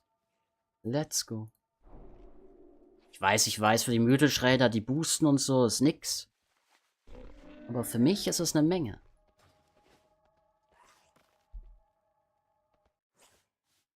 Geil, wäre eine Art Reset oder so gewesen. So geht's noch weiter mit allem, was die Leute daran hindert, sich wirklich mit dem Spiel zu beschäftigen. Naja, es ist schon ein Reset, weil zum Beispiel was krasses, der ganze Ruf wird dann einfach geteilt mit allen Charakteren. Das fand ich auch schon immer kacke, dass man immer dann Ruf farmen musste mit anderen Chars. Obwohl man den schon voll hochgepusht hat mit einem Charakter. Und das ist halt neu. In der neuen Expansion. Dann haben alle meine Charaktere hier so krassen Ruf. Und vor allem hat dann auch dann wahrscheinlich dieser Charakter hier endlich Ruf von meinem Allianz-Mage, den ich damals gespielt habe. Das ist nice. Wie schaut's aus mit einem Community-Key? Ich könnte einen Boost gebrauchen, bin die Season irgendwie nicht zu nichts gekommen. Ja, immer schwierig. Ich will jetzt auch nicht unbedingt hier einen Boost-Stream draus machen, dass ich hier alle durchziehe oder so ein Shit. Ist ja auch dann irgendwie auf Dauer langweilig. Aber ich kann eh nicht so gut boosten, weil ich Mage bin. Mage ist immer nur stiller Teilnehmer in Keys und macht seinen Schaden, dann ist gut. Man hat viel mehr Zugriff beim Boost als Tank. Oder als Heiler auch wahrscheinlich.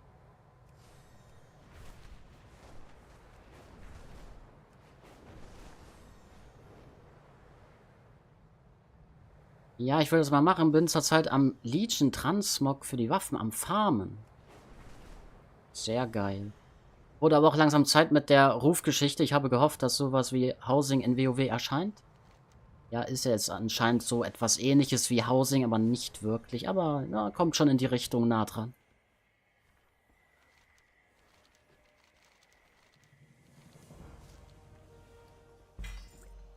Nice, nochmal 1000 Gold in die Tasche. Let's go. Müssen noch einen Zeitriss abschließen. 23 Minuten geht der nächste los. Wann kommt das neue Add-on? Ende des Jahres? Nächstes Jahr? Und Herbst angeblich. 2024 Herbst.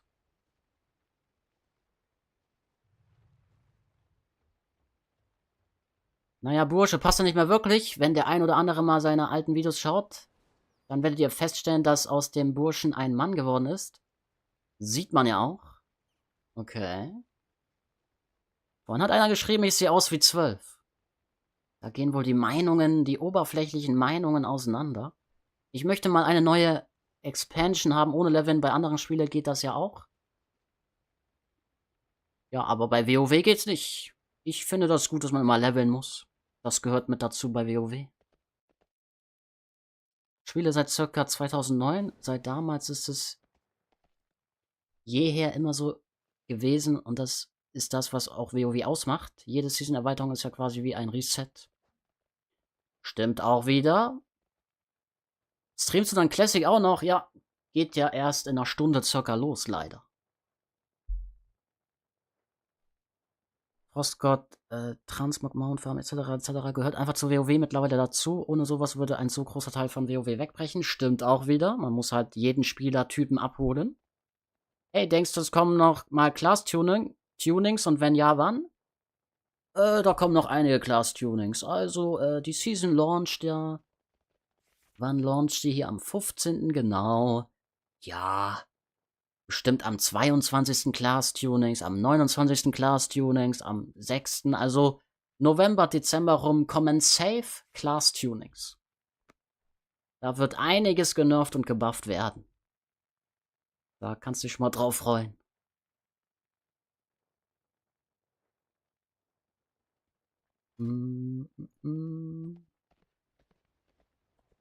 Ja, und das ist doch genau das Problem. Neue Spieler raffen gar nichts mehr. Und für uns wird jedes neue Add-on, alles bisherige invalidiert. Das ist so lame. Holst du dir die epische Edition? Wahrscheinlich schon, ja. Da gibt es halt den Vorabzugang und Beta-Zugang. Mal gucken. Warum streamst du eigentlich auf YouTube und nicht auf Twitch? Weil ich einfach hier alles auf YouTube mache.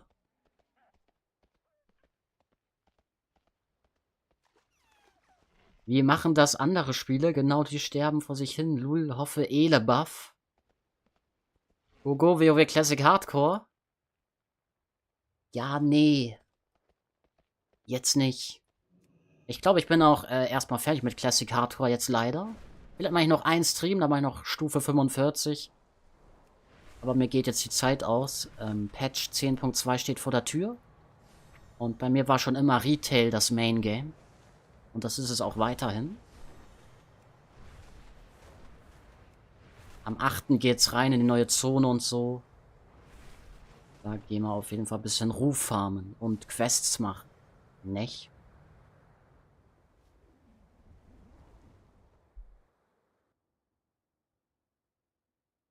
Alte Spieler schauen dazu und denken sich, ach, oh, okay.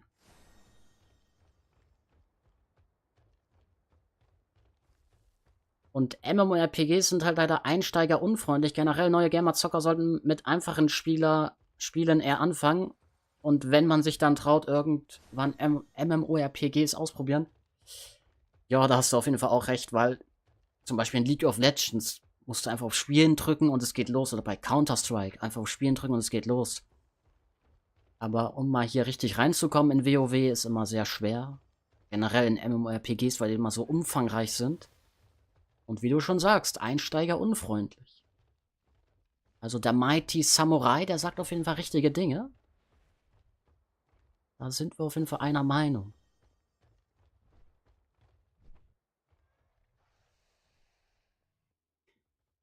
Spielbursche, sehe es ein. WoW ist dead, spiel lieber New World.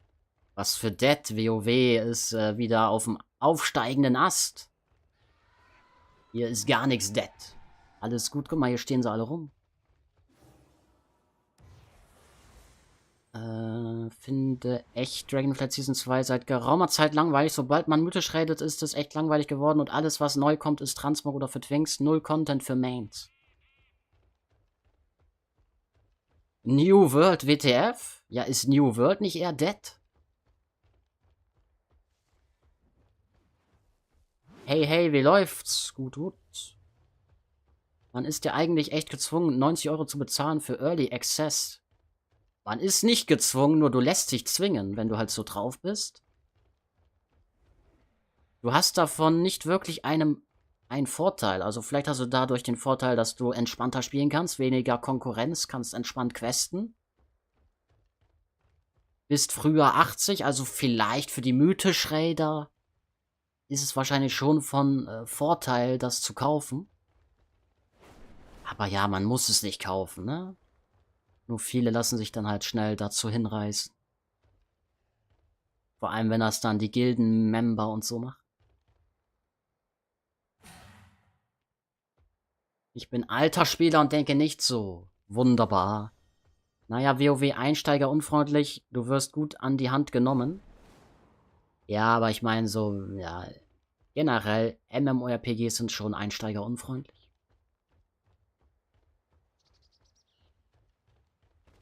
Ist halt irgendwie schade, weil die immer so cool war, der Release-Tag, wenn alle kommen und leveln wollen. Ja, dann war anscheinend Dragonflight das letzte Mal. Zum Glück habe ich das gestreamt und kann man sich auch immer noch, glaube ich, angucken. Muss man nur ein bisschen scrollen bei mir. Am Ende starten alle 3 Tage früher. Ja, das ist natürlich gut für Blizzard, ne? Haben sie mehr Geld gemacht.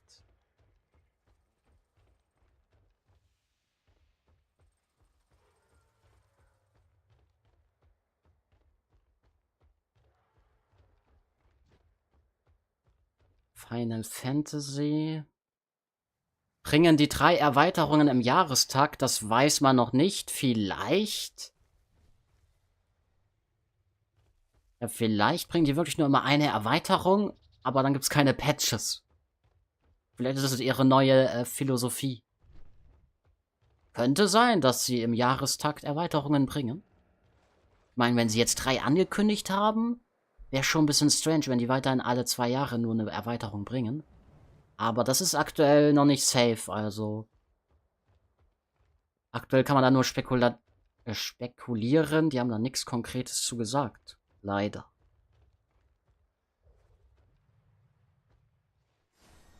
WoW ist aber sehr bloated, gerade für neue Spieler. Wie wollen die 900 plus Mounts und das Ganze erfarmen? Ja, mir sind Mounts mittlerweile so egal. Ich habe auch 650 Mounts. Guck mal, wenn man hier runterscrollt. Auf jeden Fall mehr als die Hälfte der verfügbaren Mounts im Spiel anscheinend. Ja. Du brauchst ja als neuer Spieler nicht alle Mounts. Es reicht ja ein Mount. Also, das ist auch eh immer so ein bisschen. Weiß ich nicht. Was hat man davon, so viele Mounts zu haben? Klar, mehr Erfolgspunkte, aber ist egal eigentlich. Muss man nicht haben, so viele Mounts. Es reicht auch 1 oder 10 Mounts. Ganz ehrlich, was willst du mit 900 plus Mounts? Das macht man, wenn der Rest dann ist. Du nutzt doch meist eh nur die gleichen. So dieses Mount-Gefarm und so, das ist eh etwas, was für so richtige WoW-Suchtis. Vielleicht für so Leute wie mich. Bin ich ein WoW-Suchti mit 650 Mounts? Wahrscheinlich für viele schon, ne? Für die meisten wahrscheinlich schon. Das ist so ein geringer Prozentsatz, die wirklich alle Mounts haben im Spiel. Ist halt einfach dann wieder so Schwitzen auf höchstem Niveau bei Mount Farm. Das macht kaum einer.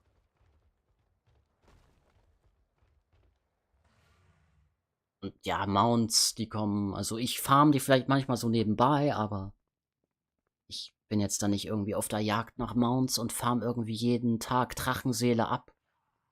Früher habe ich das mal mehr gemacht, aktuell nicht mehr so. Reicht dann auch mit den Mounts. Habe ich das jetzt richtig verstanden? Wenn man zahlt, darf man 3 Tage früher WoW spielen, also die neue Erweiterung von WoW. Jo. Und wie viel muss man draufzahlen, um früher spielen zu können? 20 Euro oder 30 Euro oder so? Ich weiß nicht. Oder vielleicht auch 40 Euro, mal nur die Basic Edition vergleicht.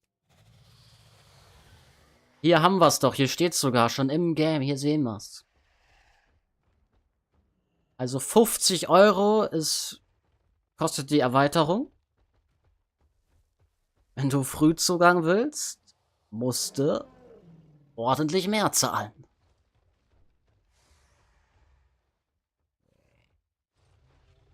Die heroische Edition macht ja irgendwie gar keinen Sinn.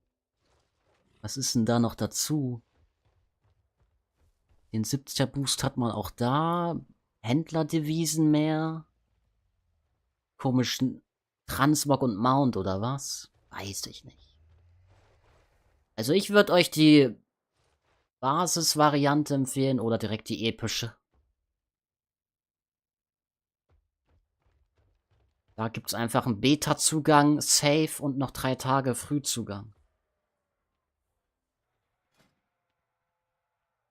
Das ist die Goldgrube, 90 Euro, let's go.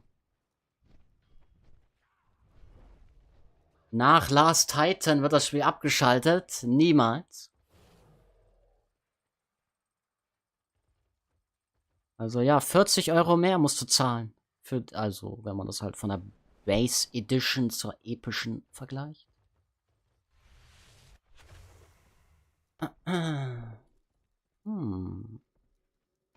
Ja, würde ich sagen. Wartet auf den Black Friday. Vielleicht gibt's da was dann. Als ob das Da gibt's doch keine neuen Expansions dann im Schnapperangebot, oder? Kann ich mir nicht vorstellen. Gönnt ihr mal ein neues Transmog oder ist das Tier 7 dein Favorite? Ich hätte gerne T3, aber das ist zu teuer.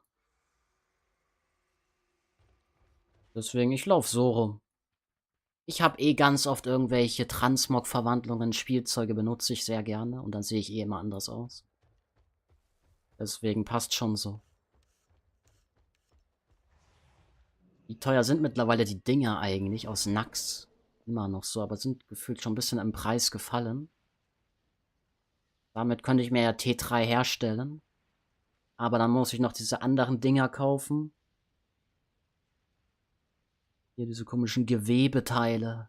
Das kostet so viel Gold. Das sehe ich nicht ein, nur für Transmog.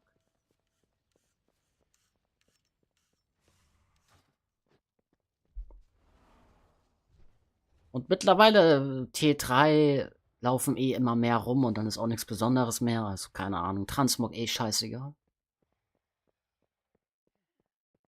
Suchti würde ich eher an Erfolgspunkten definieren. Da du 36.000 hast, denke ich schon, dass du Suchti bist. Ja, aber ich spiele halt auch schon lange, ne? Sind ja dann immerhin noch 6 Jahre vermutlich. Ja, mal gucken. Ich spiele seit WOTLK und habe jetzt 370 Mounts. Die jucken mich halt gar nicht. Ja, wie gesagt, ist auch irrelevant. Lol, ist jetzt sogar in der Base Edition ein Level-Skip drin. Sieht so aus, ne? Da gibt es einen 70er Level-Boost. Stufe 70 Charakteraufwertung mit verbesserter Ausrüstung steht da. Was kostet T3? Ach, bestimmt im Millionenbereich, wenn du alles haben willst. Also Millionenbereich Gold.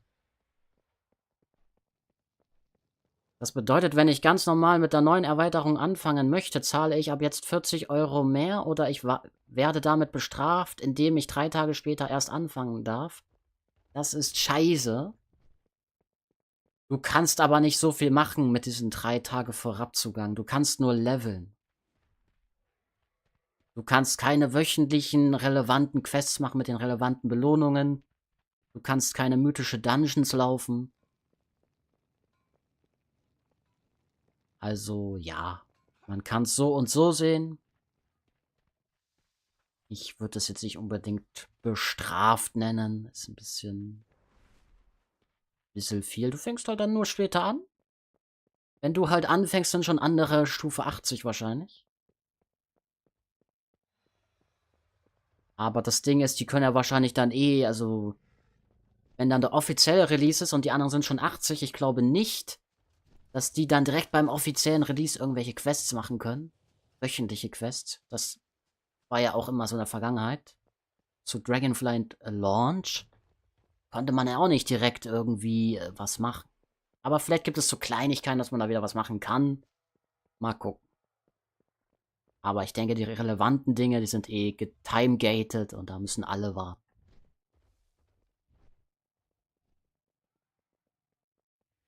T3-Matches will ich im Black Market, aha. Das Ding ist nur, da muss man jeden Tag gucken. Und darauf habe ich keine Lust. Oder snipen auf anderen Servern und so ein Shit. Da sehe ich mich nicht.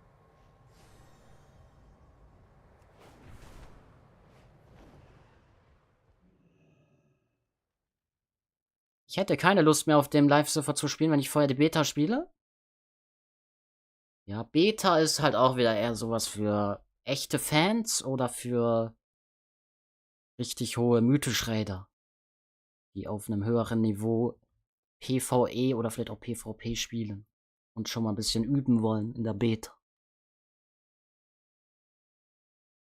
Frag mich, wie das Drachenreiten bei der lichtgeschmiedeten Kriegsrüstung aussehen soll. Ich glaube, das geht einfach nicht, oder? Gibt bestimmt nur spezielle Mounts, wo das geht.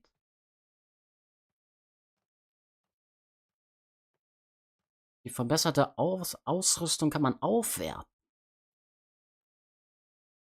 Ja, nice. Dragonflight waren die ersten nach 5 Stunden, glaube ich, Max-Level.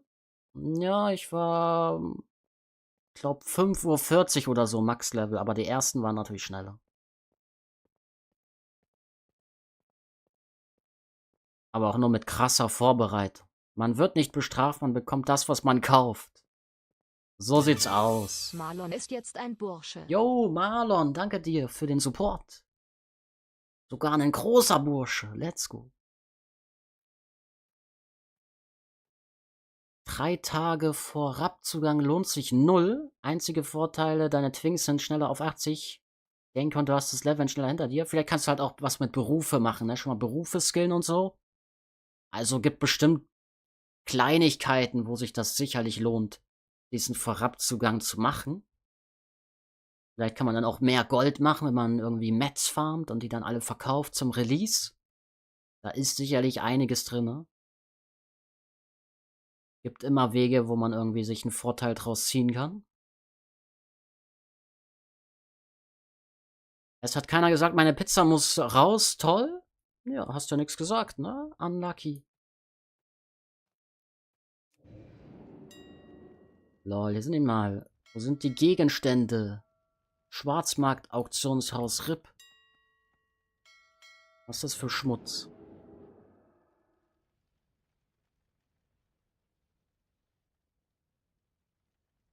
Für mich ist WoW aber nicht schnell hochleveln und fix Max Item-Level machen. Für mich ist WoW in die Welt eintauchen und das darf ich nur noch zum Release, wenn ich 40 € mehr zahle. Naja, ist so Mitte.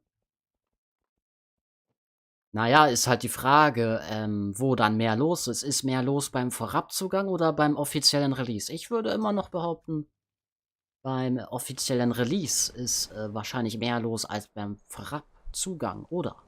Da kannst du dann auch in die Welt eintauchen. Aber na jo, das ist alles Ansichtssache. So, wie lange haben wir noch? Eine halbe Stunde circa noch. Dann geht's weiter mit WoW Classic.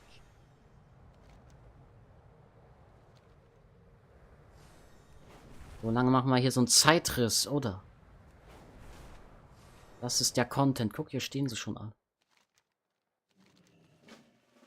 Die guten Zeitrisse.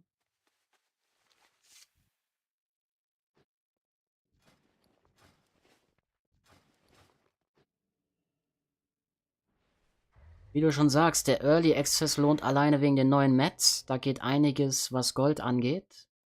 Jopp. Ich sag ja. Nur das Ding ist halt, wenn einem Gold eher egal ist, dann ist es halt nicht so wichtig, ne? Aber es gibt immer so halt sicherlich paar Dinge, wo man ein bisschen schummeln kann mit dem Vorabzugang. Vorabzugang wird mehr los sein für Leute, die die Vorteile rausziehen wollen. Released ist ja nicht bei Early Access. So sieht's aus. Aha, wie du vorab sagst. Ja, das heißt vorab, ne? Upsi. Wurde schon ein Release-Termin genannt? Sorry, wenn die Frage schon gestellt wurde. Herbst 2024. Es ist üblich, dass Leute, steht da, die mehr zahlen, auch früher den Content sehen dürfen. Ja, üblich wahrscheinlich in der Gaming-Welt, wa? Nur Blizzard hat das nie gemacht, erst jetzt, seitdem Microsoft übernommen hat.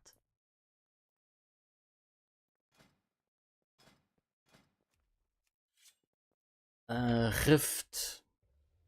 Rein, da lad ein. Nein, eine 40er-Gruppe verpasst. Egal, geh mal dann rein, hier.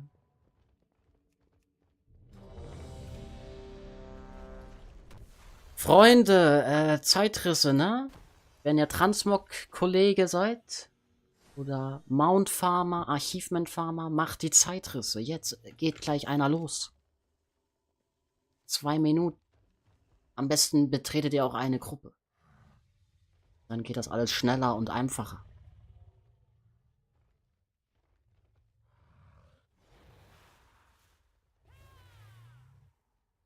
Du unterstützt das Spiel ja mehr. Ja, das kommt auch dazu, ne? Wenn man mehr bezahlt, Klar, es ist teurer, aber du supportest damit ja auch mehr das Game und hoffst ja vielleicht, dass es auch so weitergeht. Kann man auch wieder so sehen, da gibt es unterschiedliche Sichtweisen. Mir ist das Gold nicht egal, ich finanziere mir alle Blizzard-Spiele damit und hoffe ja immer noch, dass das Aha-Mount mal wieder öfter beim Schwarzmarkt erhältlich ist. Ja, mir ist Gold relativ egal. Ich habe 3,7 Millionen. Ich weiß, das ist nicht viel. Gibt es safe welche, die haben 50 Millionen. Aber ich brauche halt nicht mehr. Also, ja.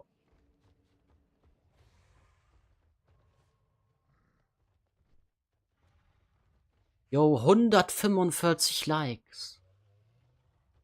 Danke euch auf jeden Fall für die Likes, dass ihr so hier so viele zuschauen und so. Krass.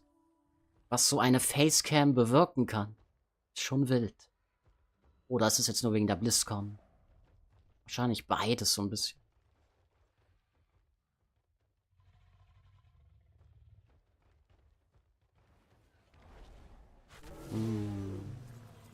Release bedeutet aber Freigabe von Hardware und Software, das Spiel. Also der Zeitpunkt, wo man es zum ersten Mal spielen darf. Eure Vorab-Version ist der Release. Ich hoffe, dass sie das ändern. Ist das Aha-Mount auch in der Kiste? Also Black Market Auction House Kiste? Kiste? Ich glaube nicht, dass es in der Kiste ist. Außer es wurde vielleicht nicht verkauft. Aber nee. Never ist es in der Kiste. Ui, der Dead Hand. Und dann irgendwelche komischen Zeichen, die ich nicht aussprechen kann. Oh, fuck.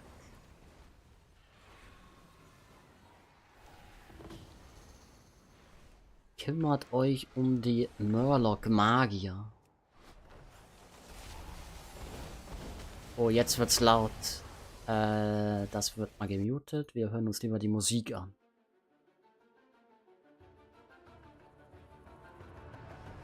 Oh, wow, das ist eine gute Musik.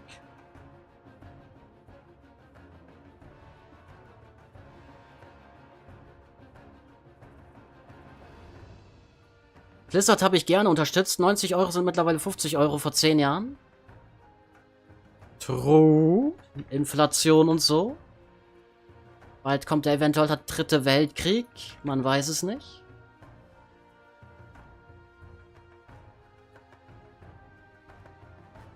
Ist ja wieder so...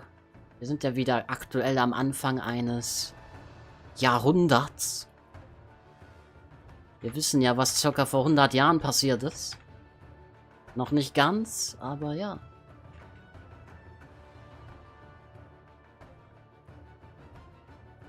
Dritter Weltkrieg, maybe bald am Start. Oh shit.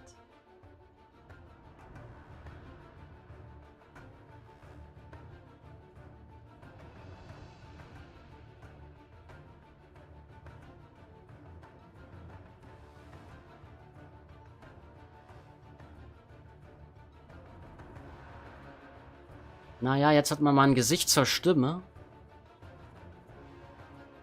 Okay. Soll Gillidan töten. Wo ist Gillidan? Da hinten irgendwo. Hier in der Mitte.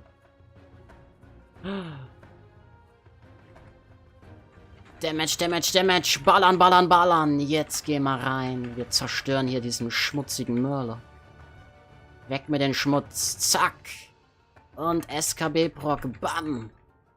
Ah, scheiße. Der Mönch hat mich abgezogen. Der war besser. Aber weil ich davor nichts gemacht habe. Ich lasse mich hier ein bisschen boosten.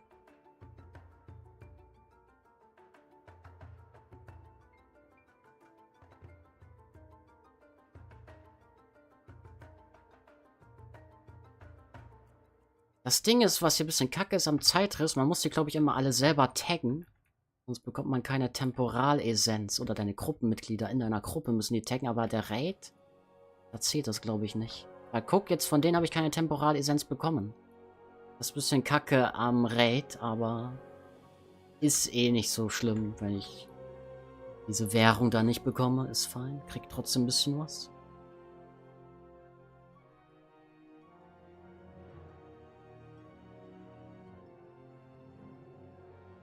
Wir sind auf demselben Surfer. Solange ich Strom habe, spiele ich WoW. Das kann nur in der Kiste sein, wenn es nicht verkauft wird. Das wird aber nicht passieren. Es gibt sogar Wartelisten auf das Aha-Mount. Ja, genau. Da geiern ganz viele drauf. Das wird nicht so schnell passieren, dass es mal in der Kiste landet.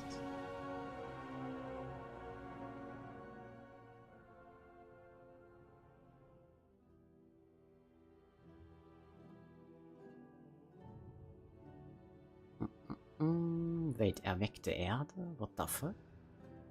Ist es? Lul. Zum Glück habe ich das Aha-Mount schon. Nice. Ich habe es mir damals nicht gekauft. Ich hätte noch mehr boosten müssen, damit ich mir das hätte leisten können. Ich hatte nicht so viel Bock auf so viel Boosting. Mittlerweile bereue ich es ein bisschen, dass ich damals nicht gekauft habe, aber naja. Man kann nicht alles haben in Warcraft. Oh mein Gott.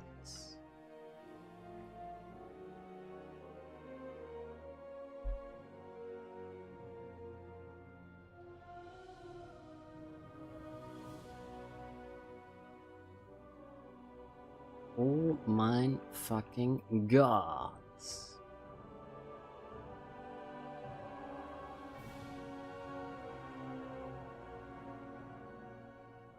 Welches Mount? Das Aha-Mount, was man damals zu BFA-Zeiten kaufen konnte?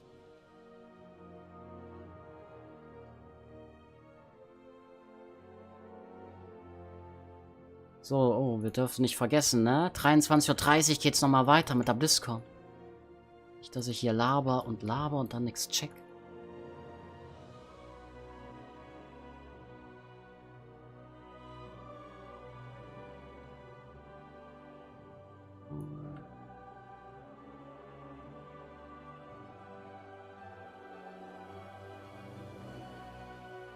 Eieiei, wie viele Murlocs soll man denn da reinschmeißen? Wenn man das alleine macht, dauert das richtig lange. Aber hier sind sogar ein paar Leute, die mithelfen. Uiuiui.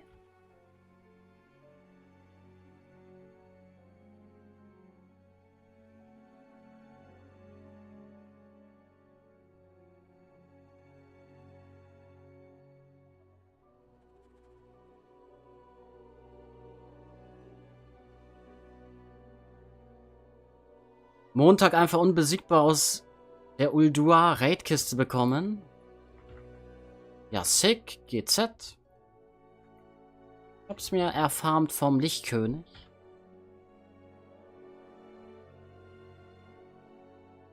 Konnte es mir leisten. Hatte genau 5 Millionen, aber war zu geizig. Unlucky. Das ist unlucky, ja.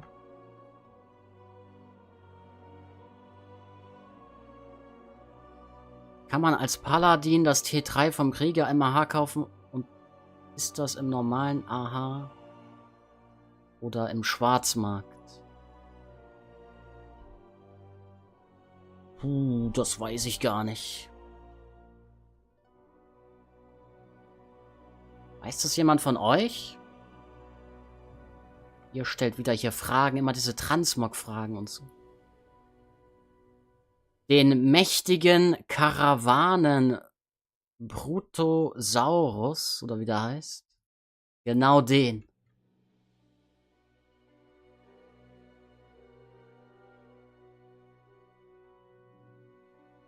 Wir haben doch alles voll gemacht. Perfekt. Jetzt macht es eigentlich keinen Sinn weiterzumachen, ne? Einfach jetzt in die Mitte gehen und camp. Guck, die campen auch. Camp jetzt hier auch. Wieso sollte ich noch weitermachen? Ich bin schon bei Suridormi eine Legende. Ich habe die Max-Stufe erreicht. Ich habe auch offiziell 10.1 durchgespielt, ne? Weil, wie steht ja hier, schließt alle der unten aufgelisteten Erfolge von Clut von Neltarion ab und Patch 10.1 hieß Clut von Neltarion. Also ich habe 10.1 einfach durchgespielt. Mir fällt gerade auf, hier steht noch der englische Name. Das ist ja schwach von Blizzard, nicht mal deutsch übersetzt. Habt ihr den Erfolg auch in Eltarions Vermächtnis? Dann habt ihr auf jeden Fall durchgegamed. 10.1 Content. Kann man so auf jeden Fall sehen.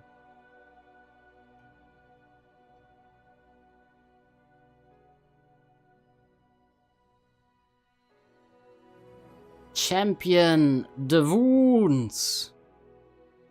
3 more expansions of the Wounds. Oh Gott. Da die Sets früher auch schon seelengebunden waren, kann ich mir das nicht vorstellen, dass du es kaufen kannst, aber sicher bin ich nicht.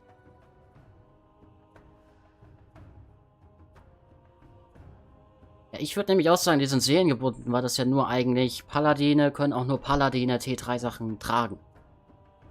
Ich glaube, das war früher so, oder nicht? Also, ich bin mir da auch sehr unsicher. Kenne mich da jetzt nicht perfekt aus.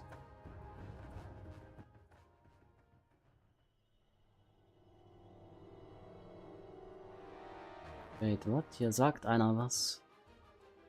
Hey, Spielbursche, zur Frage wegen dem T3-Set vom Krieger. Man kann es als Paladin bekommen, nur über das Schwarzmarkt AH. Wenn man sich es im AH kauft, dann ist es, soweit ich es weiß, klassengebunden. Okay, da hast du die Antwort. Perfekt. Danke an Nowslayer.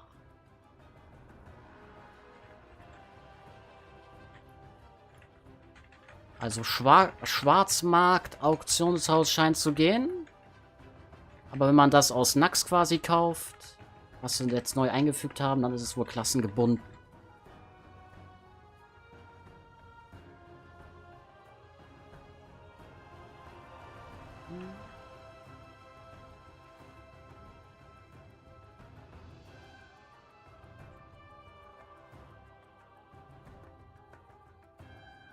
What the fuck? Schaffe ich hier noch den ersten Platz zu erreichen? Im Damage-Meter? Wie kann denn Bär auf der 1 sein? Irgendwas läuft hier verkehrt. The fuck? Einfach, Wächterdruide, bester DPS. Perfekt.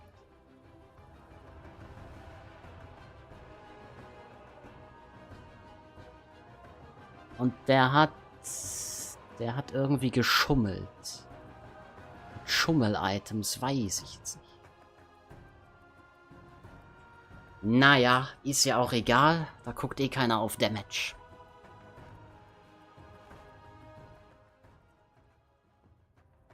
So, haben wir irgendwas Schönes bekommen? Zweihändige Axt. Die muss ich verschicken. Schmutz. Gruppe verlassen. Quest abgeben. Den Spaß öffnen. Rechtsklick, Rechtsklick, Rechtsklick. Und nochmal hier gucken. Können wir noch was Schönes shoppen?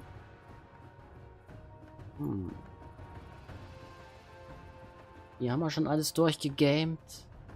Das haben wir auch schon. Das haben wir ebenfalls. Das haben wir auch. Ich habe schon alles, oder was? Aber hier Transmog kann ich mir noch holen.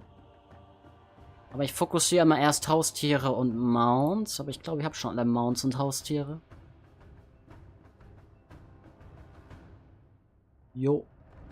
Dann...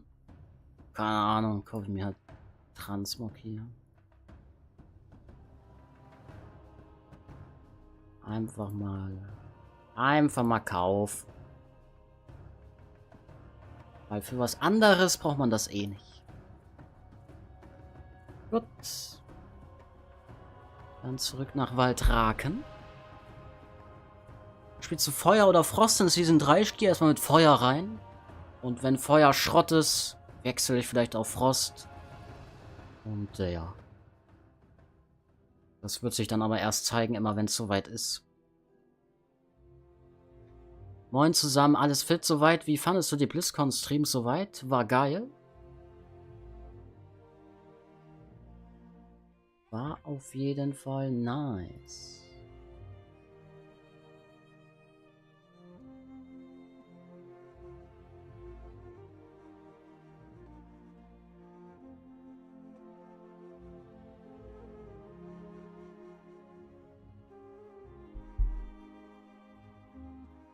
Vom wirtschaftlichen her lohnt sich der Longboy nicht. Ist eher so ein Prestige-Ding für die Goldgoblins.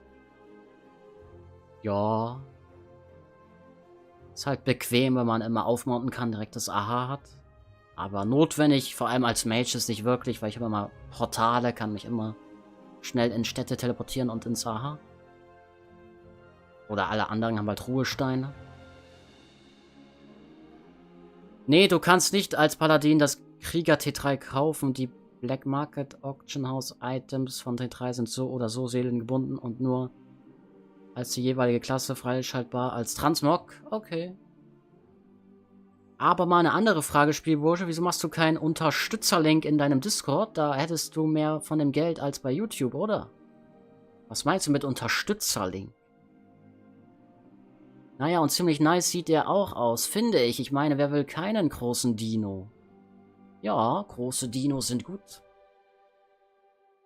Ist wie mit großen Autos. Wer nicht will, der hat schon. Wie viel Haste hast du jetzt? Ich. 39%, aber ich habe auch nicht meine Heulrune drin.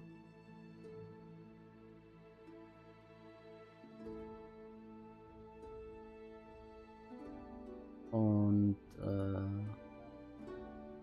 so war ich immer Raid. Mit diesem Gear. Und dann halt die Rune hier rein. Warte, wir gucken kurz rein. 41% hatte ich wohl immer so im Raid dann.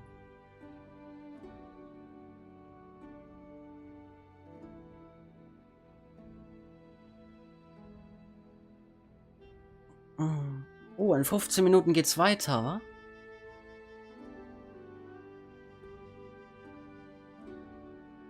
Dann schauen wir uns nochmal zum Abschluss gleich die Classic News an, was da so gibt.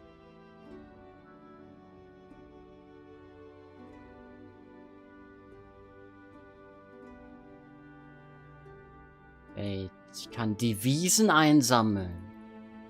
Da gehen wir doch mal hin. Was ist mit Festmahl?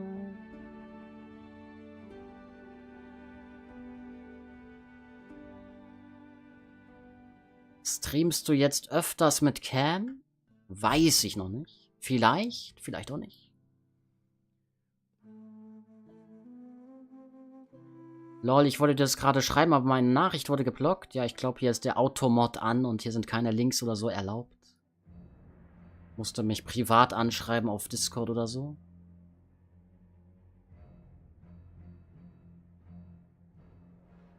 Genau, Discord. Da hat mich doch auch irgendjemand angeschrieben.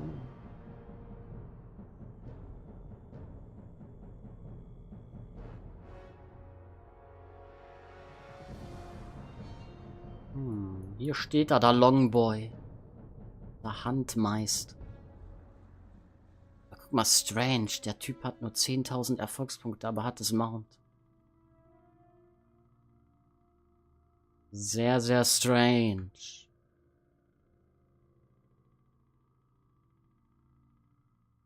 Okay, 350 haben wir. Ich kaufe mir hier immer Mounts. Ich habe mir zum Beispiel das Mount hier gekauft, weil das gibt's, oder gab es nur bei Werbt einen Freund. Aber sonst gab es hier nur Schrott. Außer halt das andere Mount. Spektraler Windreiter. Naja, erstmal nicht. Habt ihr den Screen geschickt?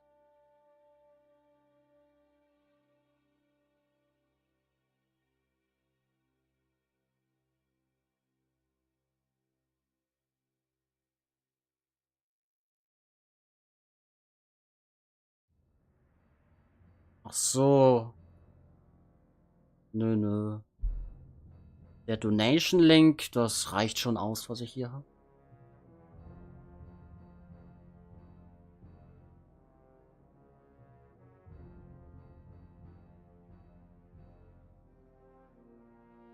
Also wenn man über den Donation-Link hier was halt, rein donatet, mich supportet, damit kann man mich am meisten supporten.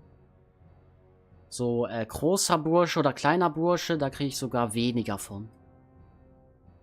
Also der Donation-Link, der in der Beschreibung steht, damit kann man mich am meisten supporten. Aber alles gut. Allein schon, dass ihr zuschaut, ist Support genug. Marlon, du darfst keine Cleach-Bilder verschicken, so sieht's aus.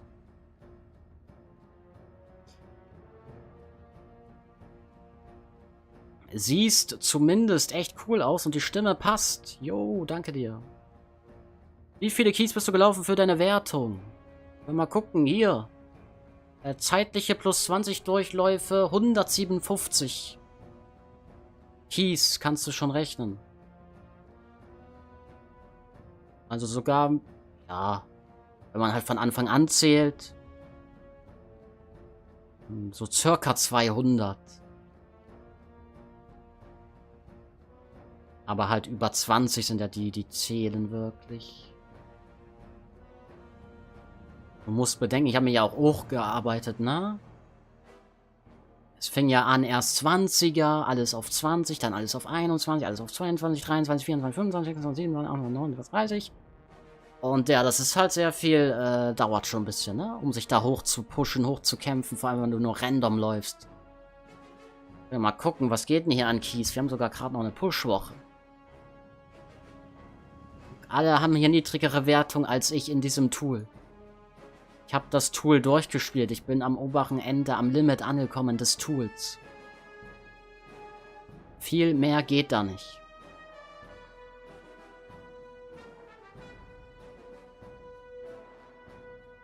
Zum Beispiel Brackenfellhöhle auf 30.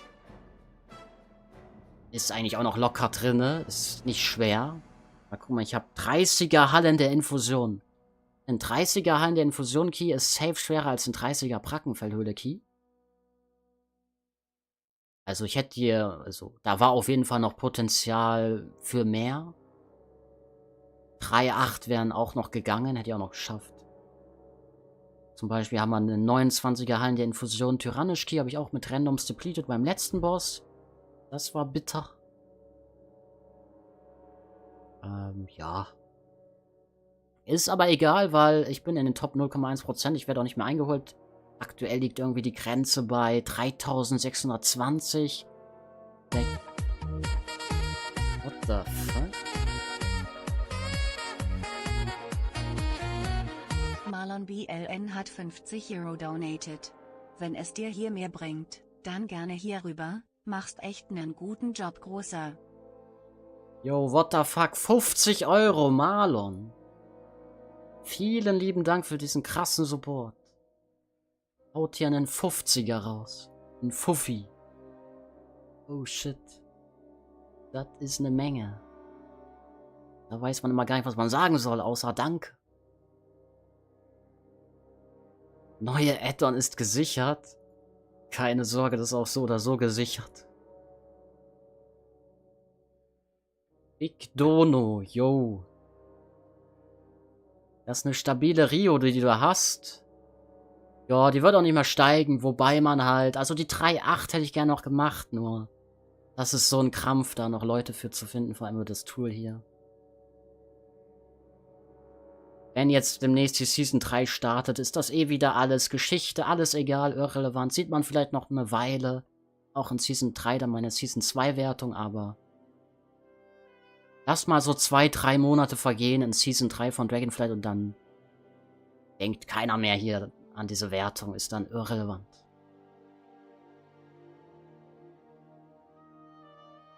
Gern, schaue dich echt schon eine Weile, hatte den Link echt noch nie gesehen. Alles gut, wie gesagt, zuschauen ist auch schon Support genug.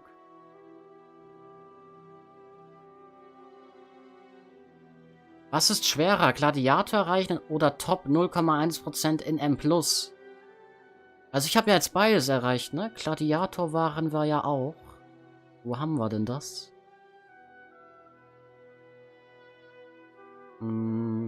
Hier. Sogar Elite habe ich auch gemacht. Aber das war halt eine sehr spezielle PvP-Season mit diesen Corruptions. Puh, ich finde eigentlich beides ist gleichermaßen schwer. Würde aber sagen, Gladiator ist trotzdem schwerer, weil es halt nicht gegen Bots geht, sondern gegen echte Spieler. Und echte Spieler spielen halt immer anders. Wobei man auch sagen muss, es gibt ja so auch eine Sauerei. Da gibt es viele Botter aktuell in der PvP-Szene, die irgendwie mit Rotation-Bots da auch schummeln. Und ja, aber ich würde sagen, Gladiator PvP ist schwerer als 0,1% M-Plus-Titel, weil es halt gegen echte Spieler geht. PvP ist eigentlich immer schwerer als PvE, oder? Was sagt ihr?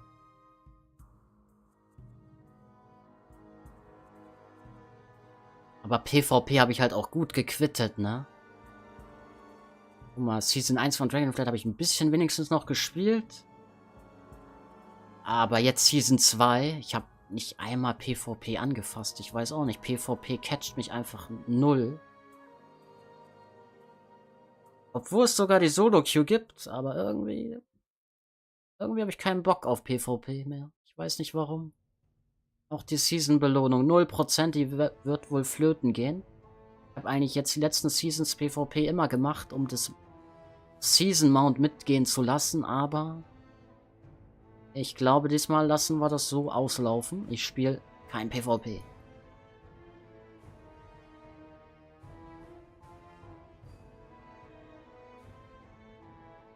Weil das Ding ist halt, die meisten spielen halt PvE. Und da fokussiere ich mich auch lieber auf PvE-Content, statt auf PvP-Content, das noch wirklich sehr wenige spielen. Spielen halt nicht mehr so viele. WoW ist einfach PvE MMORPG.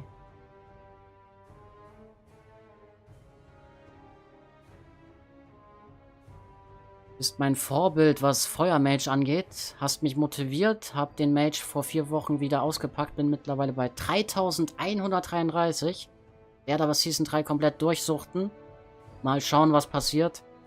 Ja, also ich lasse auf jeden Fall Season 3 ein bisschen gechillter wahrscheinlich angehen. Man weiß nie, was passiert, aber mein Ziel ist erstmal Gear zu farmen. Alles auf 20, In-Time für die Portale. Und ob ich mir das nochmal so krass antue, mit Top 0,1% M-Plus-Titel so krass zu pushen, ist halt auch schon sehr, wie gesagt, zeitaufwendig, mühsam, sich da hochzukämpfen. 20er zu spielen, alles, dann 21er, 22, 23, weil die laden dich halt nicht ein, das ist halt diese Scheiße immer. Man muss sich da wirklich durchkämpfen, durchquälen. Und weiß ich nicht, ob ich das jede Season machen will. Vor allem werde ich wahrscheinlich auch nicht Meta-Klasse sein, dann ist es gefühlt ein Ding der Unmöglichkeit. Mit Random Snow Voice das zu machen. Aber ja, mal schauen. Ich lasse es. Ist okay, jetzt habe ich es einmal erreicht. Und jetzt denke ich mir auch so, ist halt auch nichts Besonderes, dieser Titel dann.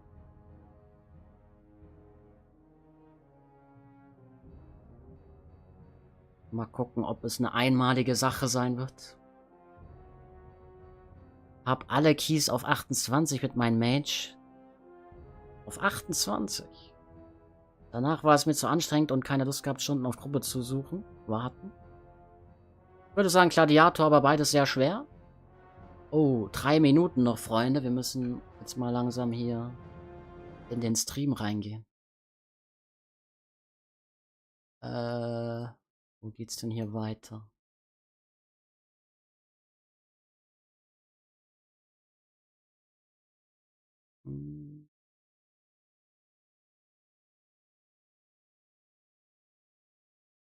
So. Sound anmachen. Dann mal wieder ein wenig spulen. Nochmal refreshen komplett.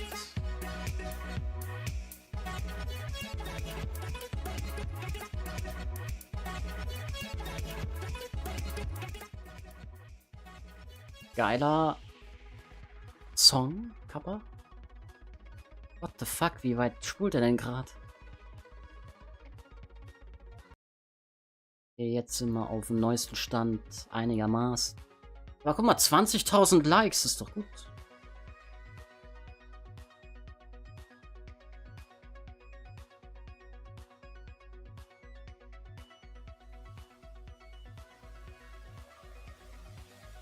Auch deiner Meinung, wobei 0,1% in PvE echt nicht ohne ist. Absolut, ja. Ist halt beides schon schwer.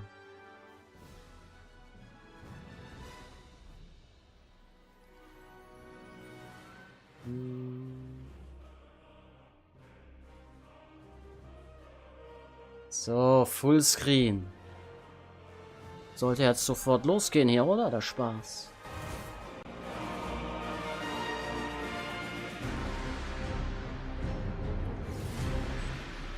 Volle Lautstärke, ballern. BlizzCon 2023 would like to thank our partners. Okay. Mute. Solange können wir noch ein bisschen reden. Ich mag PvP nebenbei. PvP-Server sind aber geil. Okay. Weiß eigentlich jemand, was in Zukunft mit den Live-Logs passiert? Blizzard will die Logs ja erst später freigeben, damit weniger WAs benutzt werden etc. Davon wäre ja auch der DM betroffen, oder? Keine Ahnung, da bin ich raus, sorry. M+ muss im nächsten Add-on überarbeitet werden. Es kann nicht sein, dass Leute spielen wollen, aber nicht können, weil sie nicht eingeladen werden.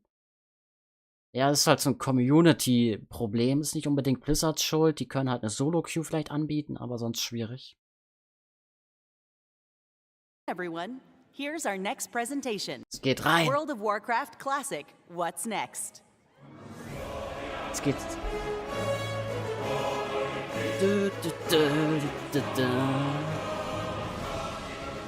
Wer ist denn das? Hola, BlizzCon! Hi! Uff. My name is Ana Resendes, and I am one of the 2 lead software engineers on the World Die hat Warcraft 500 project. EQ. Today, yeah.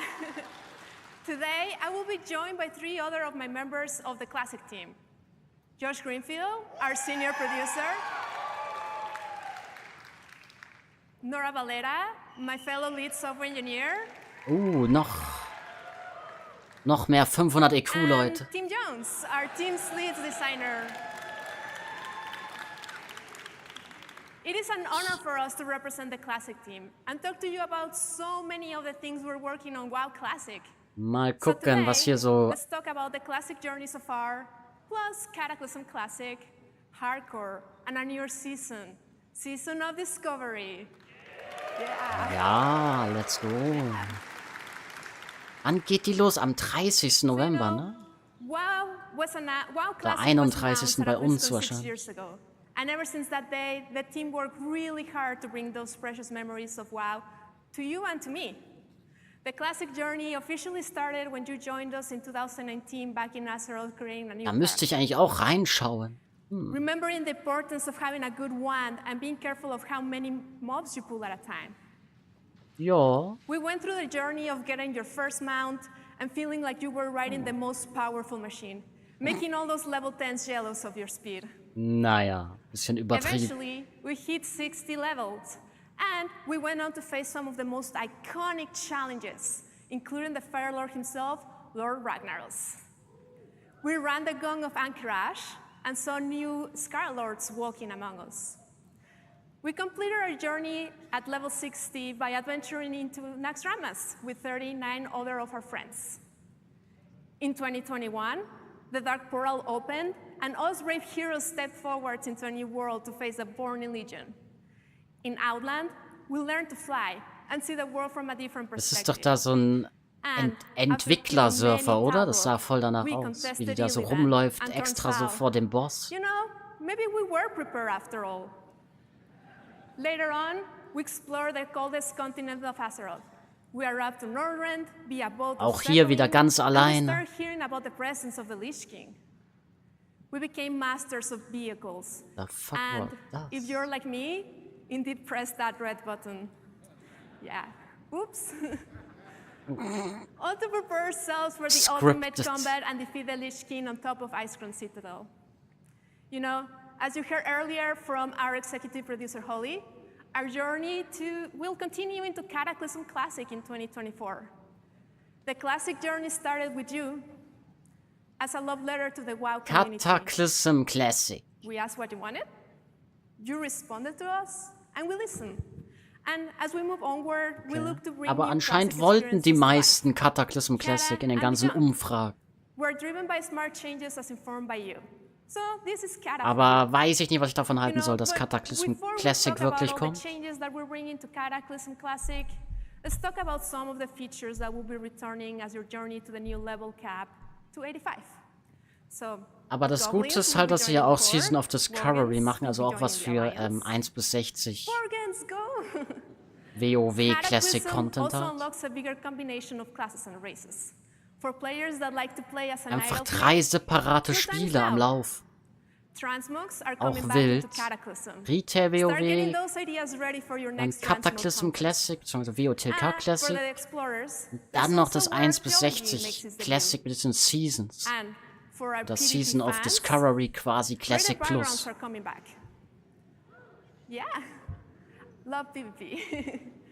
Was die so alles machen. Uiuiui. No giant swords just yet, but big changes to Azeroth nonetheless. Along with graphical improvements, literally thousands of new quests await you across different continents. And of course, you will also be able to unlock flying Azeroth. As the world changes, it comes with some of the most iconic dungeons and raids that you have ever experienced. All in all, this comes with 5 new zones, 10 new dungeons, and 7 new raids. And speaking of those raids, Cataclysm had a hugely varied opening tiers of raiding. Ja, aber das kennt man ja alles schon, ne? Bastion of Twilight, where Ist ja nichts Neues, deswegen ein bisschen strange, dass sie das jetzt vorstellen, aber I guess. From Sinestra waits. Later, we will venture into Firelands, soaring through rings of fire against Alice Razor, and seeing Ragnaros take his first baby steps. They grow up so quickly. This is just some of what we know, but Meinst du, es wird in 16 Jahren Dragonflight Classic geben? Vielleicht. Ich meine, wenn sie jetzt Kata Classic bringen. Maybe. Or as you might know it as Heroic Plus. Allowing you new deterministic opportunities to Aber die hat ja auch gesagt, basierend auf Spielerfeedback. Nur deswegen bringen die Cataclysm Classic, weil sich das wohl doch dann relativ viele gewünscht haben in Umfragen. Es ist halt die Frage, ob sich auch richtig viele dann MOP wünschen. Wahrscheinlich schon. WOD? Mal gucken. We're happy to have introduced that in our final patch of Graph. And now transmogs will live in it too, and they're going to be account-wide. So get all those alts together and get all that gear. You know, Classic gives us the opportunity to revisit the cadence at which we release content and patches. I think we all know when a patch has overstayed its welcome, which is why we're excited to announce that Cata Classic will be experienced at a faster rate, faster than the original. And with that, we're also making changes Irgendwann Shadowlands Classic. Let's go.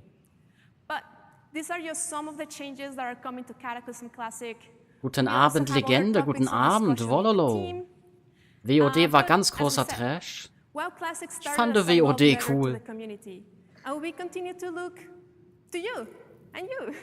PvP, ja gut, PvP habe ich nicht gespielt. Ich habe nur PvE gespielt in WOD. There's a mailbox where you can submit any questions you have. And for those of you at home, talking to you, there's going to be open threads in all the WoW forums in every region. And we look forward for your thoughts about all things Classic. Thank you again for taking this journey with us as we venture forward into our mysterious future. Speaking of the amazing contributions from the community, let's talk about hardcore. Yeah, hardcore. Genau. Ja, Hardcore. So, I have a question for people here. Who here has made it to level 16 hardcore?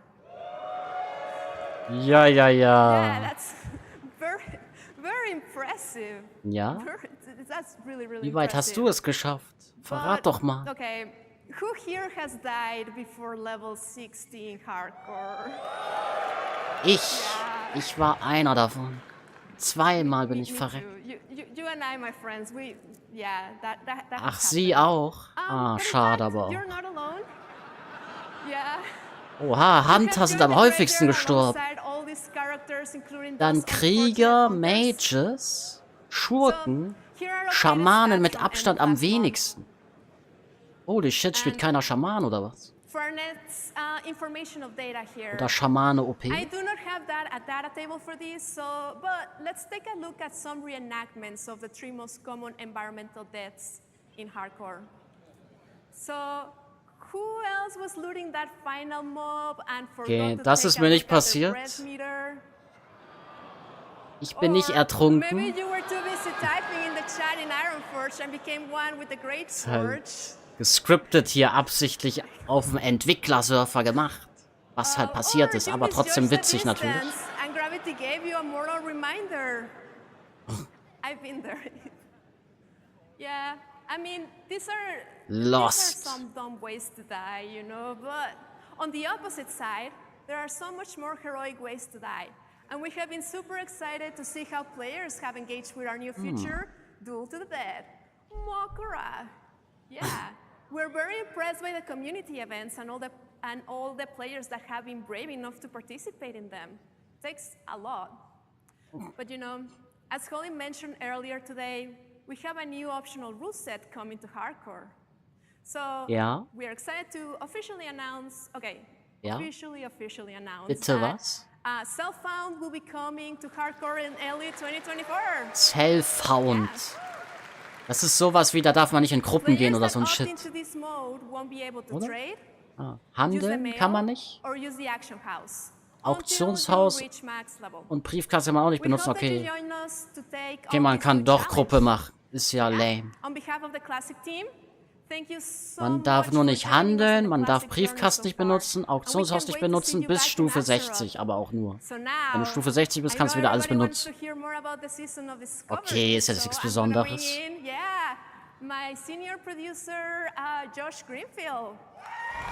Ist jetzt nicht so krass. Jetzt wird's interessant. Das ist halt jetzt vollkommen neuer Content, ne? Den gab's ja noch nie, was jetzt kommt. Für Classic. Wow, look at this crowd. Hello, BlizzCon. My name's Josh Greenfield, and I'm the senior game producer on WoW Classic. I'm here to talk to you today about our new season for Classic World of Warcraft, Season of Discovery. Today, I'm going to give you an introduction and an overview of what our season is at a very high level, as well as giving you an idea of what our major features are. After this overview, I'm going to hand things off to a few other Classic team members to take into some specifics about what I'm going to cover. So, let's go ahead and jump in. So, it seems fitting to start off talking about discoveries. It's in the name, after all, so it seems pretty important to the season. Was discovern wir denn? When you first start a character in Season of Discovery, it'll look and feel identical to original World of Warcraft. You'll slay kobolds, you'll Es wird give sich erstmal so lazy peons a anfühlen bomb, wie das all the richtige kind of normal things you do WoW when starting Classic. fresh in World of Warcraft. When you get to around level 2, however, in the starter zone, your class trainer will offer you a new quest. And this is to go find your first rune. Geil. We'll talk about runes in a little bit more in a minute, but after that intro quest, the game simply tells you, go find more. And that's kind of where discoveries come in.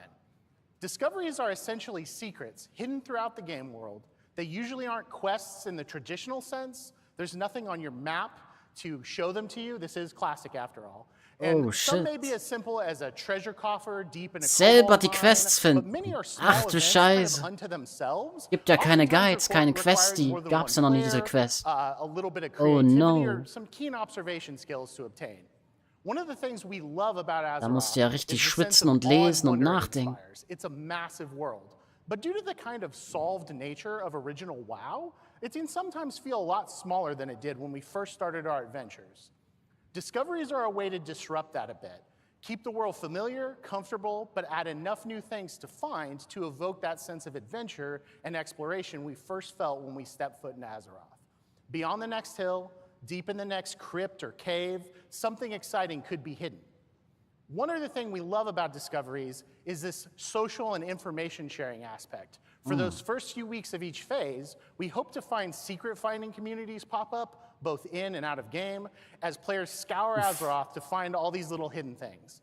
We can't wait to read general chat as players begin sharing what they found with each other in Ja, real sowas time. ist echt We think that social and info verloren sharing aspect gegangen is im super exciting, aktuellen and we WoW. can't wait to see how long it takes for all these little Aber ich finde das secrets. trotzdem mal scheiße, wenn ich nicht weiß, wo ich hin muss, In order wo to die preserve Quest this ist. sense of Da discovery, muss we man will richtig not be suchen holding a und public beta or PTR for Season ja, of Discovery. ne, mit der Community interagieren und das irgendwie dann finden. Thank you. Yeah. Vor allem gibt es auch keine Beta oder We PTR. want day one of Season of Discovery to feel as fresh Wirklich and full of alles surprises as we frisch, can. neu und So we're alles. taking a chance here to keep those Keiner first few kennt die weeks as Quests, keiner exciting as weiß possible. wohin. The last thing we'll say about discoveries now is that we wanted to craft them in a way that really felt at home in original WoW. Aber vielleicht ist es auch relativ selbsterklärend und leicht und man weiß, wo man hin muss. Mal gucken. Is this from 2004? Is this new? And we're like, yeah, it's new. That's new to the season. And to us, that's a great success. The idea here is that these things feel as like a natural part of Azeroth as it was at this point in WoW's history. Next, let's talk a little bit about level-banded content phases and what that means. In essence, level-banded content phases are how we're going to approach the level-up journey in Season of Discovery. When we initially launch, the level cap in Season of Discovery will be level 25. After a number of weeks, the level cap will increase to a higher level for the next phase. So, why a level cap of 25 to start with?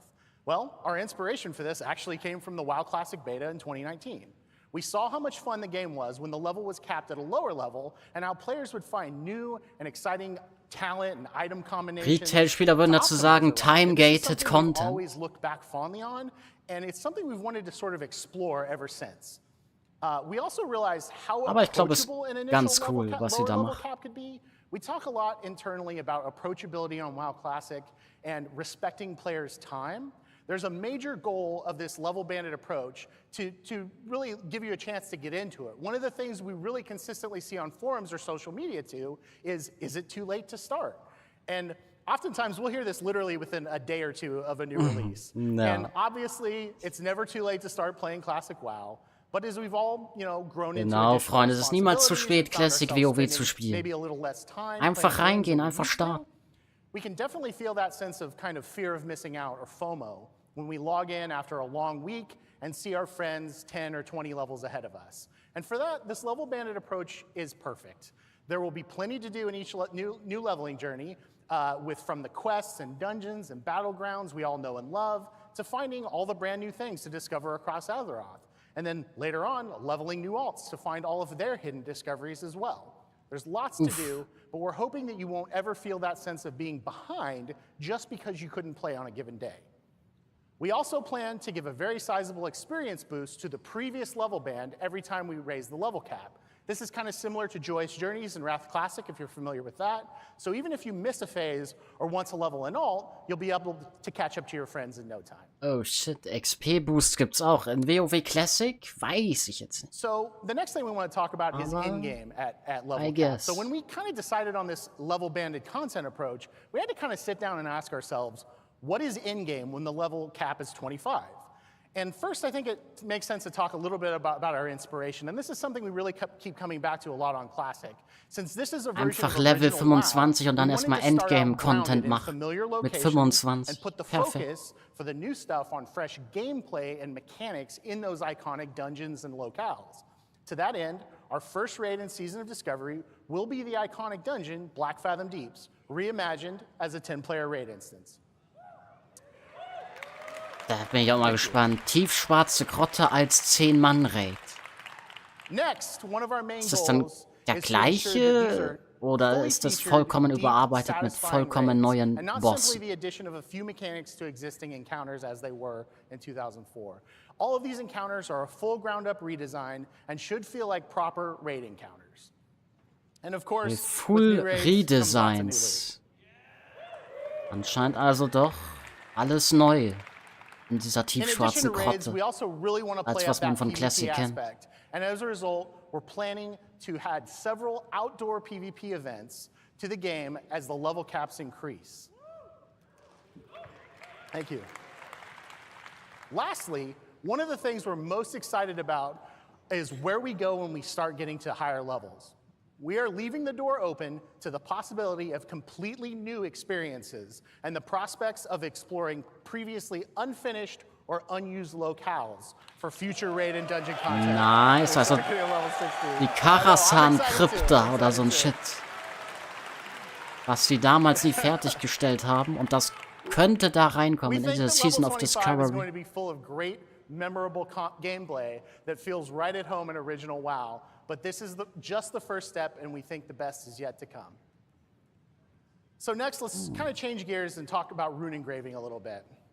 So this is one of the most exciting new things about Season of Discovery. One of the most consistent pieces of feedback we've gotten from previous iterations of original WoW, such as Aber so viel Content, da weißt du gar nicht, was du spielen sollst. To their favorite class or spec.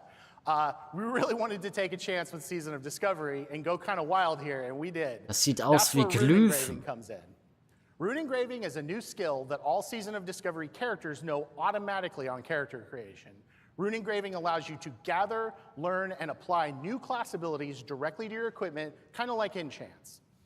In the initial 1 through 25 experience, you'll be able to discover runes in your chest, legs, and glove slots. And as the level cap increases, additional runes for other item slots will be discoverable over time. Once learned, runes are permanent and can be applied and reapplied to your gear at will, just out of combat. One of the most exciting things about these runes is that they exist completely outside of the talent system, meaning that you could very realistically splash in, damage abilities with a healing talent spec, so you could solo a little bit better, or you could swap maybe to tanking ability runes to round out the tank spot in your 5-player group if you're missing one.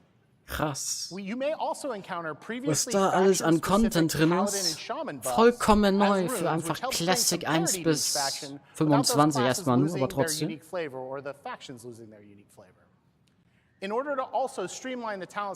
spiele dann wahrscheinlich Retail WoW als Main Game und wenn ich die Zeit finde, Season of Discovery. Mal schauen.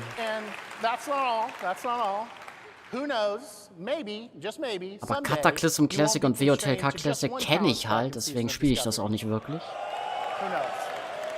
So, overall, we've been playing this a ton internally. We've been having so much fun with it. It's everything we love about Classic, plus so much more.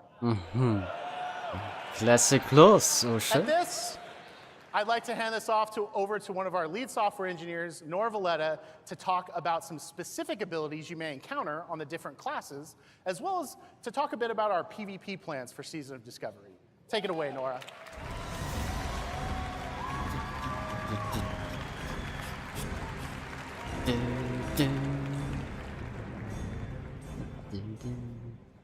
Thanks, Josh. Hey, BlizzCon. My name's Nora Valletta, and along with Anna, I'm a lead software engineer on WoW Classic. Thanks.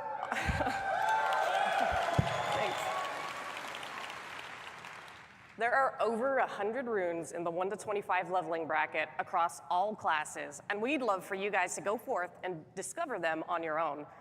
However, to give you an idea of what to expect, I have a few to share with you today. First things first, I want to share some of the things we had in mind when designing runes in Season of Discovery. One is to shake up the meta. Our seasonal content is a great opportunity to deliver WoW Classic, but with a twist.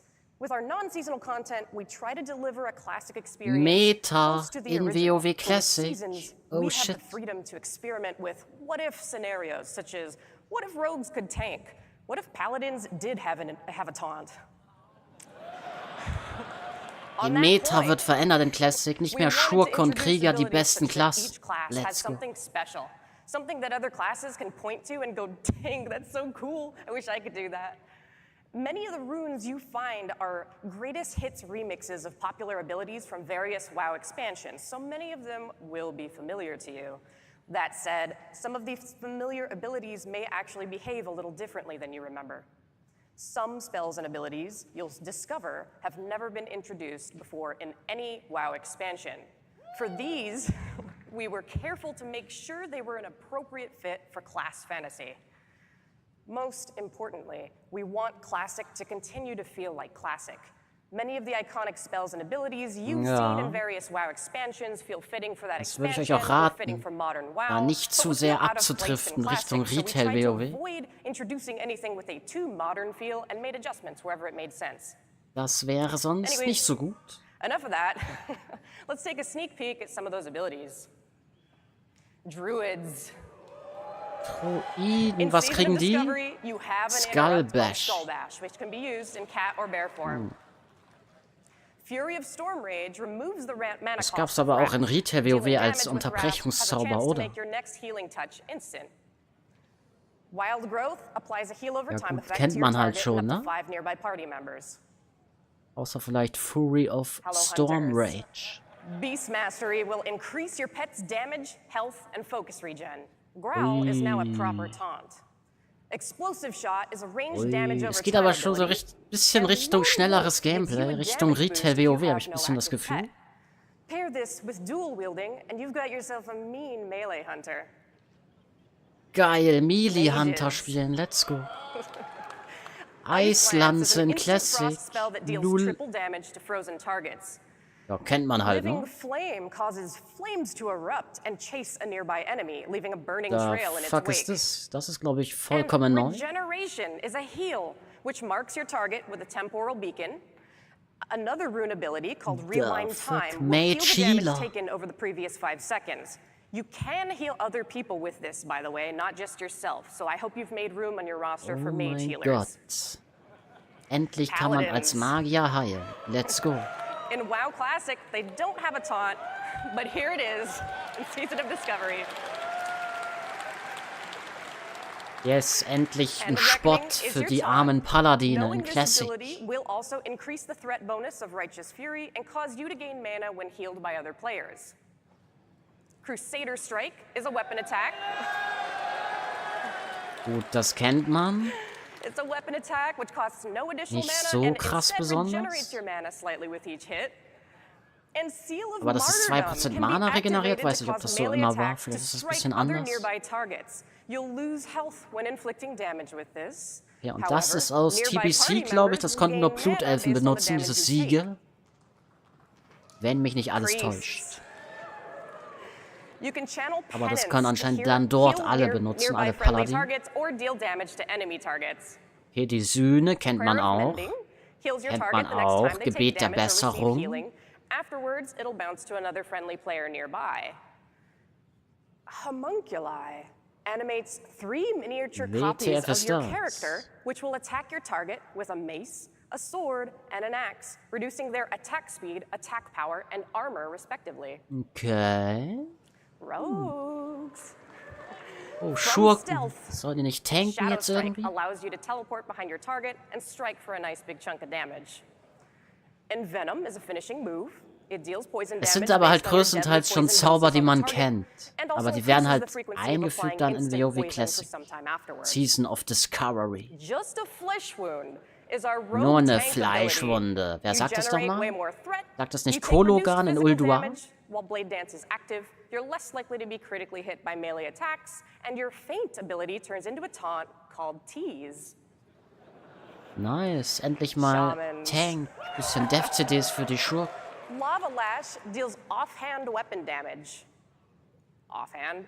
In Season of Discovery, Enhancement Shamans can dual wield with the help of another rune, not pictured here. Happy hunting. Healing Rain is a gradual AoE heal which can be placed on the ground, or on a lamppost, or on the ceiling. Holy shit, einfach vollkommen neues Classic Game. Damn.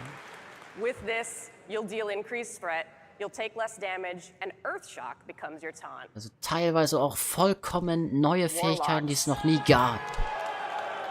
Aber die meisten sind schon welche, die man kennt. Deals damage, increases all Wie shadow sowas damage zum you deal to Beispiel. the target, and heals you for the damage it dealt once it's dispelled or expires. Chaos Bolt sends a big Kennt beefy man. bolt of fire at the enemy. It always hits, it can't be resisted, and it causes all of your fire spells to pierce through absorption effects. And Metamorphosis. Oh wow. Wann kam die nochmal? This is your shapeshift, BOTLK? allowing you to transform into a demon. Ich glaube, Similar in to a BOTLK druid's hat bear man das form, doch, oder? increasing your armor and Oder war es reducing your erst ein chance to be Cutter? critically hit. Searing Pain becomes instant, Shadow Bolt becomes a melee cleave, and Curse of Recklessness is your taunt. Warriors. Junge, Victory Rush is a Junge, weapon Junge, attack that Junge. can be Die used after hauen da killing an enemy. ordentlich It will raus. heal you for a certain percentage of your health. Devastate will Das cause wird your auf jeden Sunder Fall die armor to Meta deal main verändern, and so weapon viel ist damage, sicher. increased for each stack of Sunder armor already on the target. And Raging Blow is a vicious strike that deals heavy damage, but can only be used while Okay, enraged. die 3 Fähigkeiten Now, kennt this man is alle.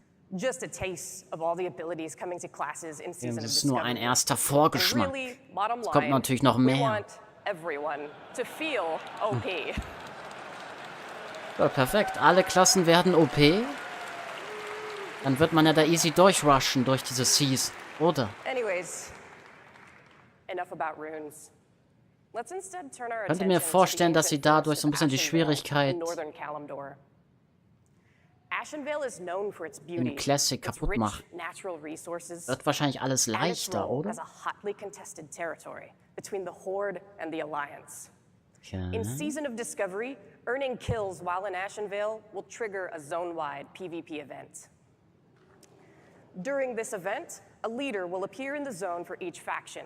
Okay. A Farseer for the Horde, PvP and a Priestess of the Moon for the Alliance. Your PvP-Event in objective is Eschental. simple. It's to defeat the enemy leader. Now this is easier said than done. These leaders are tough, so you'll have to work together to take them out. In addition to the main camps where those faction leaders reside, various other camps will spawn across the zone for each faction. The Priestess of the Moon and the Farseer are each buffed by respective leaders in those smaller camps. The more of those small camps you can take out, the weaker your enemy's faction leader will become. Sounds So Leute, ich muss familiar, leider Richtung much like Arbeit. Dothraki Oh, Valley. scheiße. Hab ich gar nicht gelesen. Ich This wünsche euch noch einen event is an schönen awesome Abend, way to Nacht. earn Man honor, sieht sich. as well as reputation Jo, with haust da rein, falls du noch da bist. factions, Wahrscheinlich schon which weg, allows aber you to egal. unlock some of the best level Und 25 danke gear nochmal für in diesen the game. krassen Support. You'll also be able to earn a mount, which you can actually use at level 25, but only in Ashenvale. It will increase your speed by 50%, giving you the extra boost you need to seek and destroy the enemy. Ah, ja. So, come kick some ash in Ashenvale. I'll see you there. Das war ein bisschen sehr geforst. Die wollte unbedingt diesen Witz bringen. Kam nicht wirklich so gut I'm drüber. done enough talking. It's time for me to pass things off to Tim, who's going to talk to you about raids and the PvE endgame. Take it away, Tim. 50% Mount kann man da bekommen. Das ist auch wild. Das gab es euch auch noch nie. 50% Hey, Mount. BLIZZCON! My name is Tim Jones, and I'm the assistant lead designer on World of Warcraft Classic. Woo! Multiplayer content is the heart of World of Warcraft.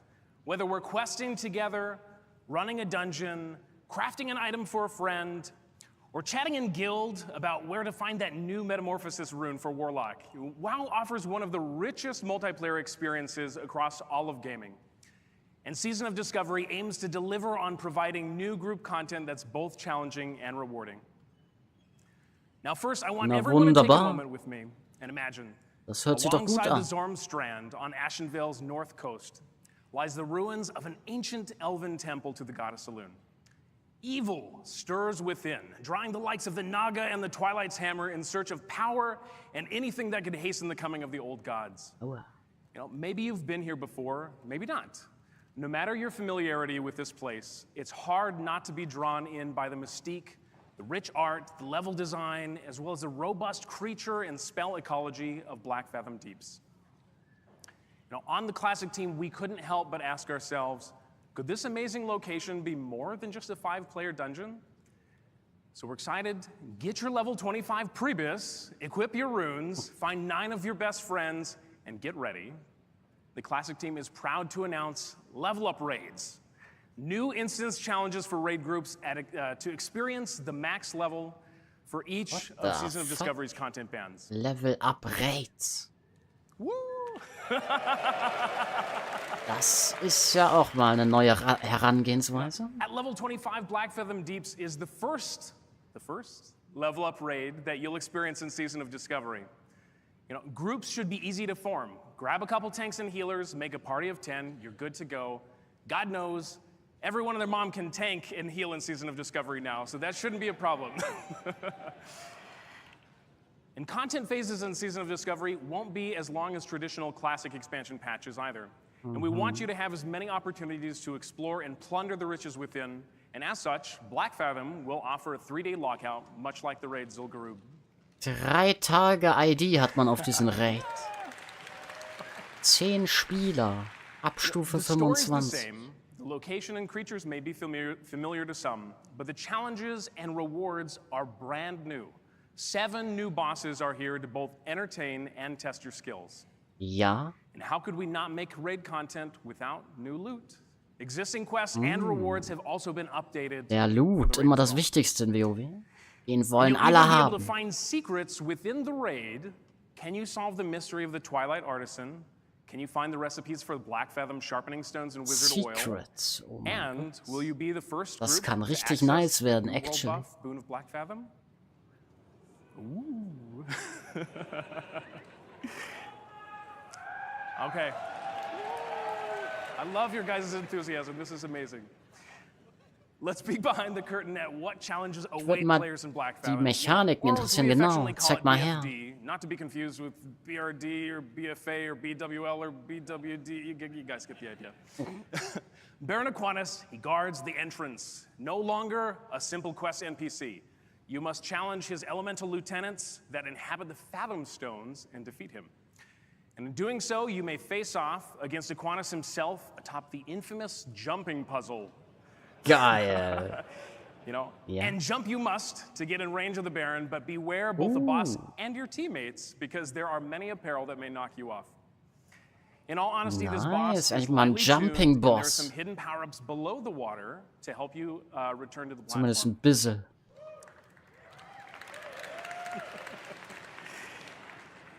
Next off, you must face against Gamura, What the fearsome the turtle fuck? that's been swimming in Ist the ein bisschen enchanted waters groß. of the deeps for a long, long time. You know, exposure to these energies has granted her both power and size, but most importantly, she's now protected by a magical barrier that protects her against almost any attack. Break through this barrier and start blasting for massive damage. Get your orange parse. Der kennt also auch die Loks. Der macht auch mal Warcraft Loks. Und zwar orangene A Loks. powerful and reckless Naga sea witch who commands a legion of Black Fathom elite in Myrmidons. She is a formidable foe that will overwhelm you unless you find a way to turn her own spells against her and her minions. You know, these 3 bosses round out the prologue of Black Fathom Deeps, and in all 3 are available to fight in our demo in Hall D. Check it out.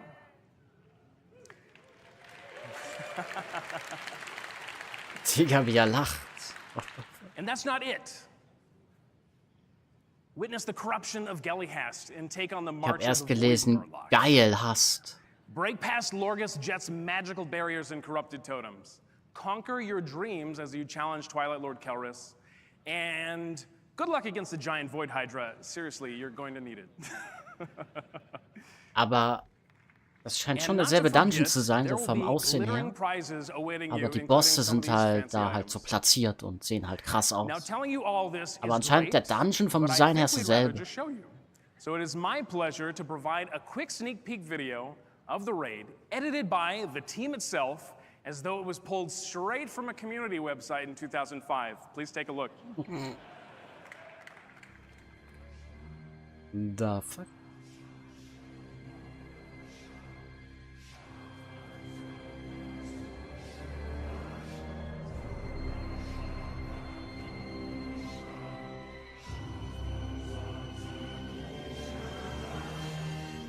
Geile Musik.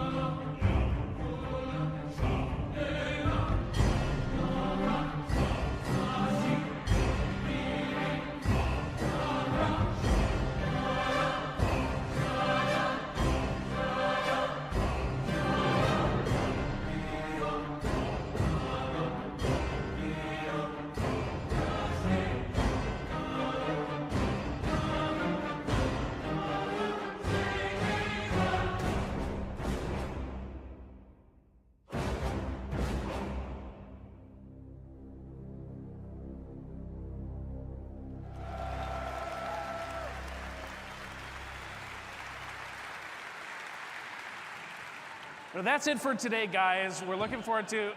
Oh, okay, that's. Das war doch gewollt. Safe. Okay, that should definitely. Ja. Okay, sorry, we should have. Ja. Die Karasan-Krypta. Siehst du, da wird was gemacht. Das wird ein Raid. Ich hab's schon vorhin gecallt. War so klar. That's it for today. On behalf of the Die Karasan-Krypt, die immer verschlossen war. Wird bestimmt ein Raid oder ein Dungeon. Geil. Thank you so much for making the dream of WoW Classic and all the experiences we're working on a reality.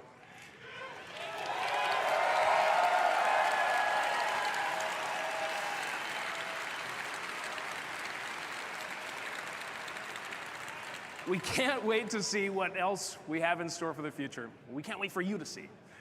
So please stay tuned for Hearthstone, what's next, coming up right after this. And we hope you have enjoyed this look ahead at what's next for WoW Classic. I want to reiterate, this is just a taste of all that you're going to uncover in Season of Discovery. And for those of you here at BlizzCon, we hope you get to take on the first 3 bosses of our Black Fathom Deeps raid on the show floor. And for everyone else, we're so excited for you to experience it when Season of Discovery launches worldwide in just a few short weeks on November 30th. Nice. Da schaue ich auf jeden Fall mal rein. Da geht's rein.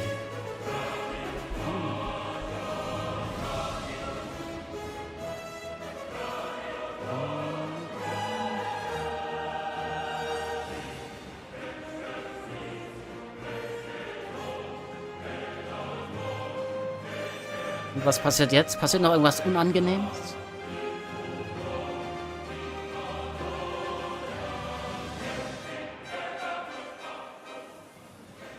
Alle machen die Fliege, das war's. BlizzCon 2023 would Wunderbar. like to thank our partners.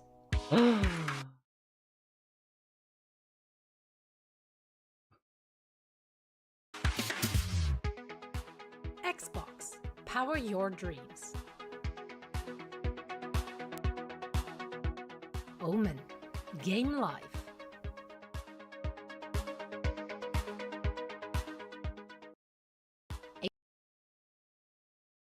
Ja, gut. Ja, das war krass. Krasse BlizzCon mit vielen, vielen News. Ich würde sagen, ich mache Schluss für heute. Ja, ist ja schon spät, 0:11 Uhr. Und ja. Dann würde ich sagen, bedanke ich mich recht herzlich fürs Zuschauen, wenn es euch gefallen oder geholfen hat. Was heißt geholfen hat? Auf jeden Fall, wenn es euch gefallen hat, lasst doch gerne noch ein Like da. Wenn nicht, dann nicht. Endlich hat man auch mal ein Gesicht zu der netten Stimme. Nacht ihr euch, guten Loot, genau, ich hau rein. Ich bedanke mich fürs Zuschauen. Wie gesagt, wenn es euch gefallen hat, lasst doch ein Like da. Wenn nicht, dann nicht. Danke fürs Zuschauen, danke für den Support. Und ja, krasse News. Wird auf jeden Fall spannend. Die Zukunft von WoW hat einiges zu bieten. Und ich freue mich auf jeden Fall drauf. Hau da rein, bis zum nächsten Mal. Ciao, ciao und gute Nacht.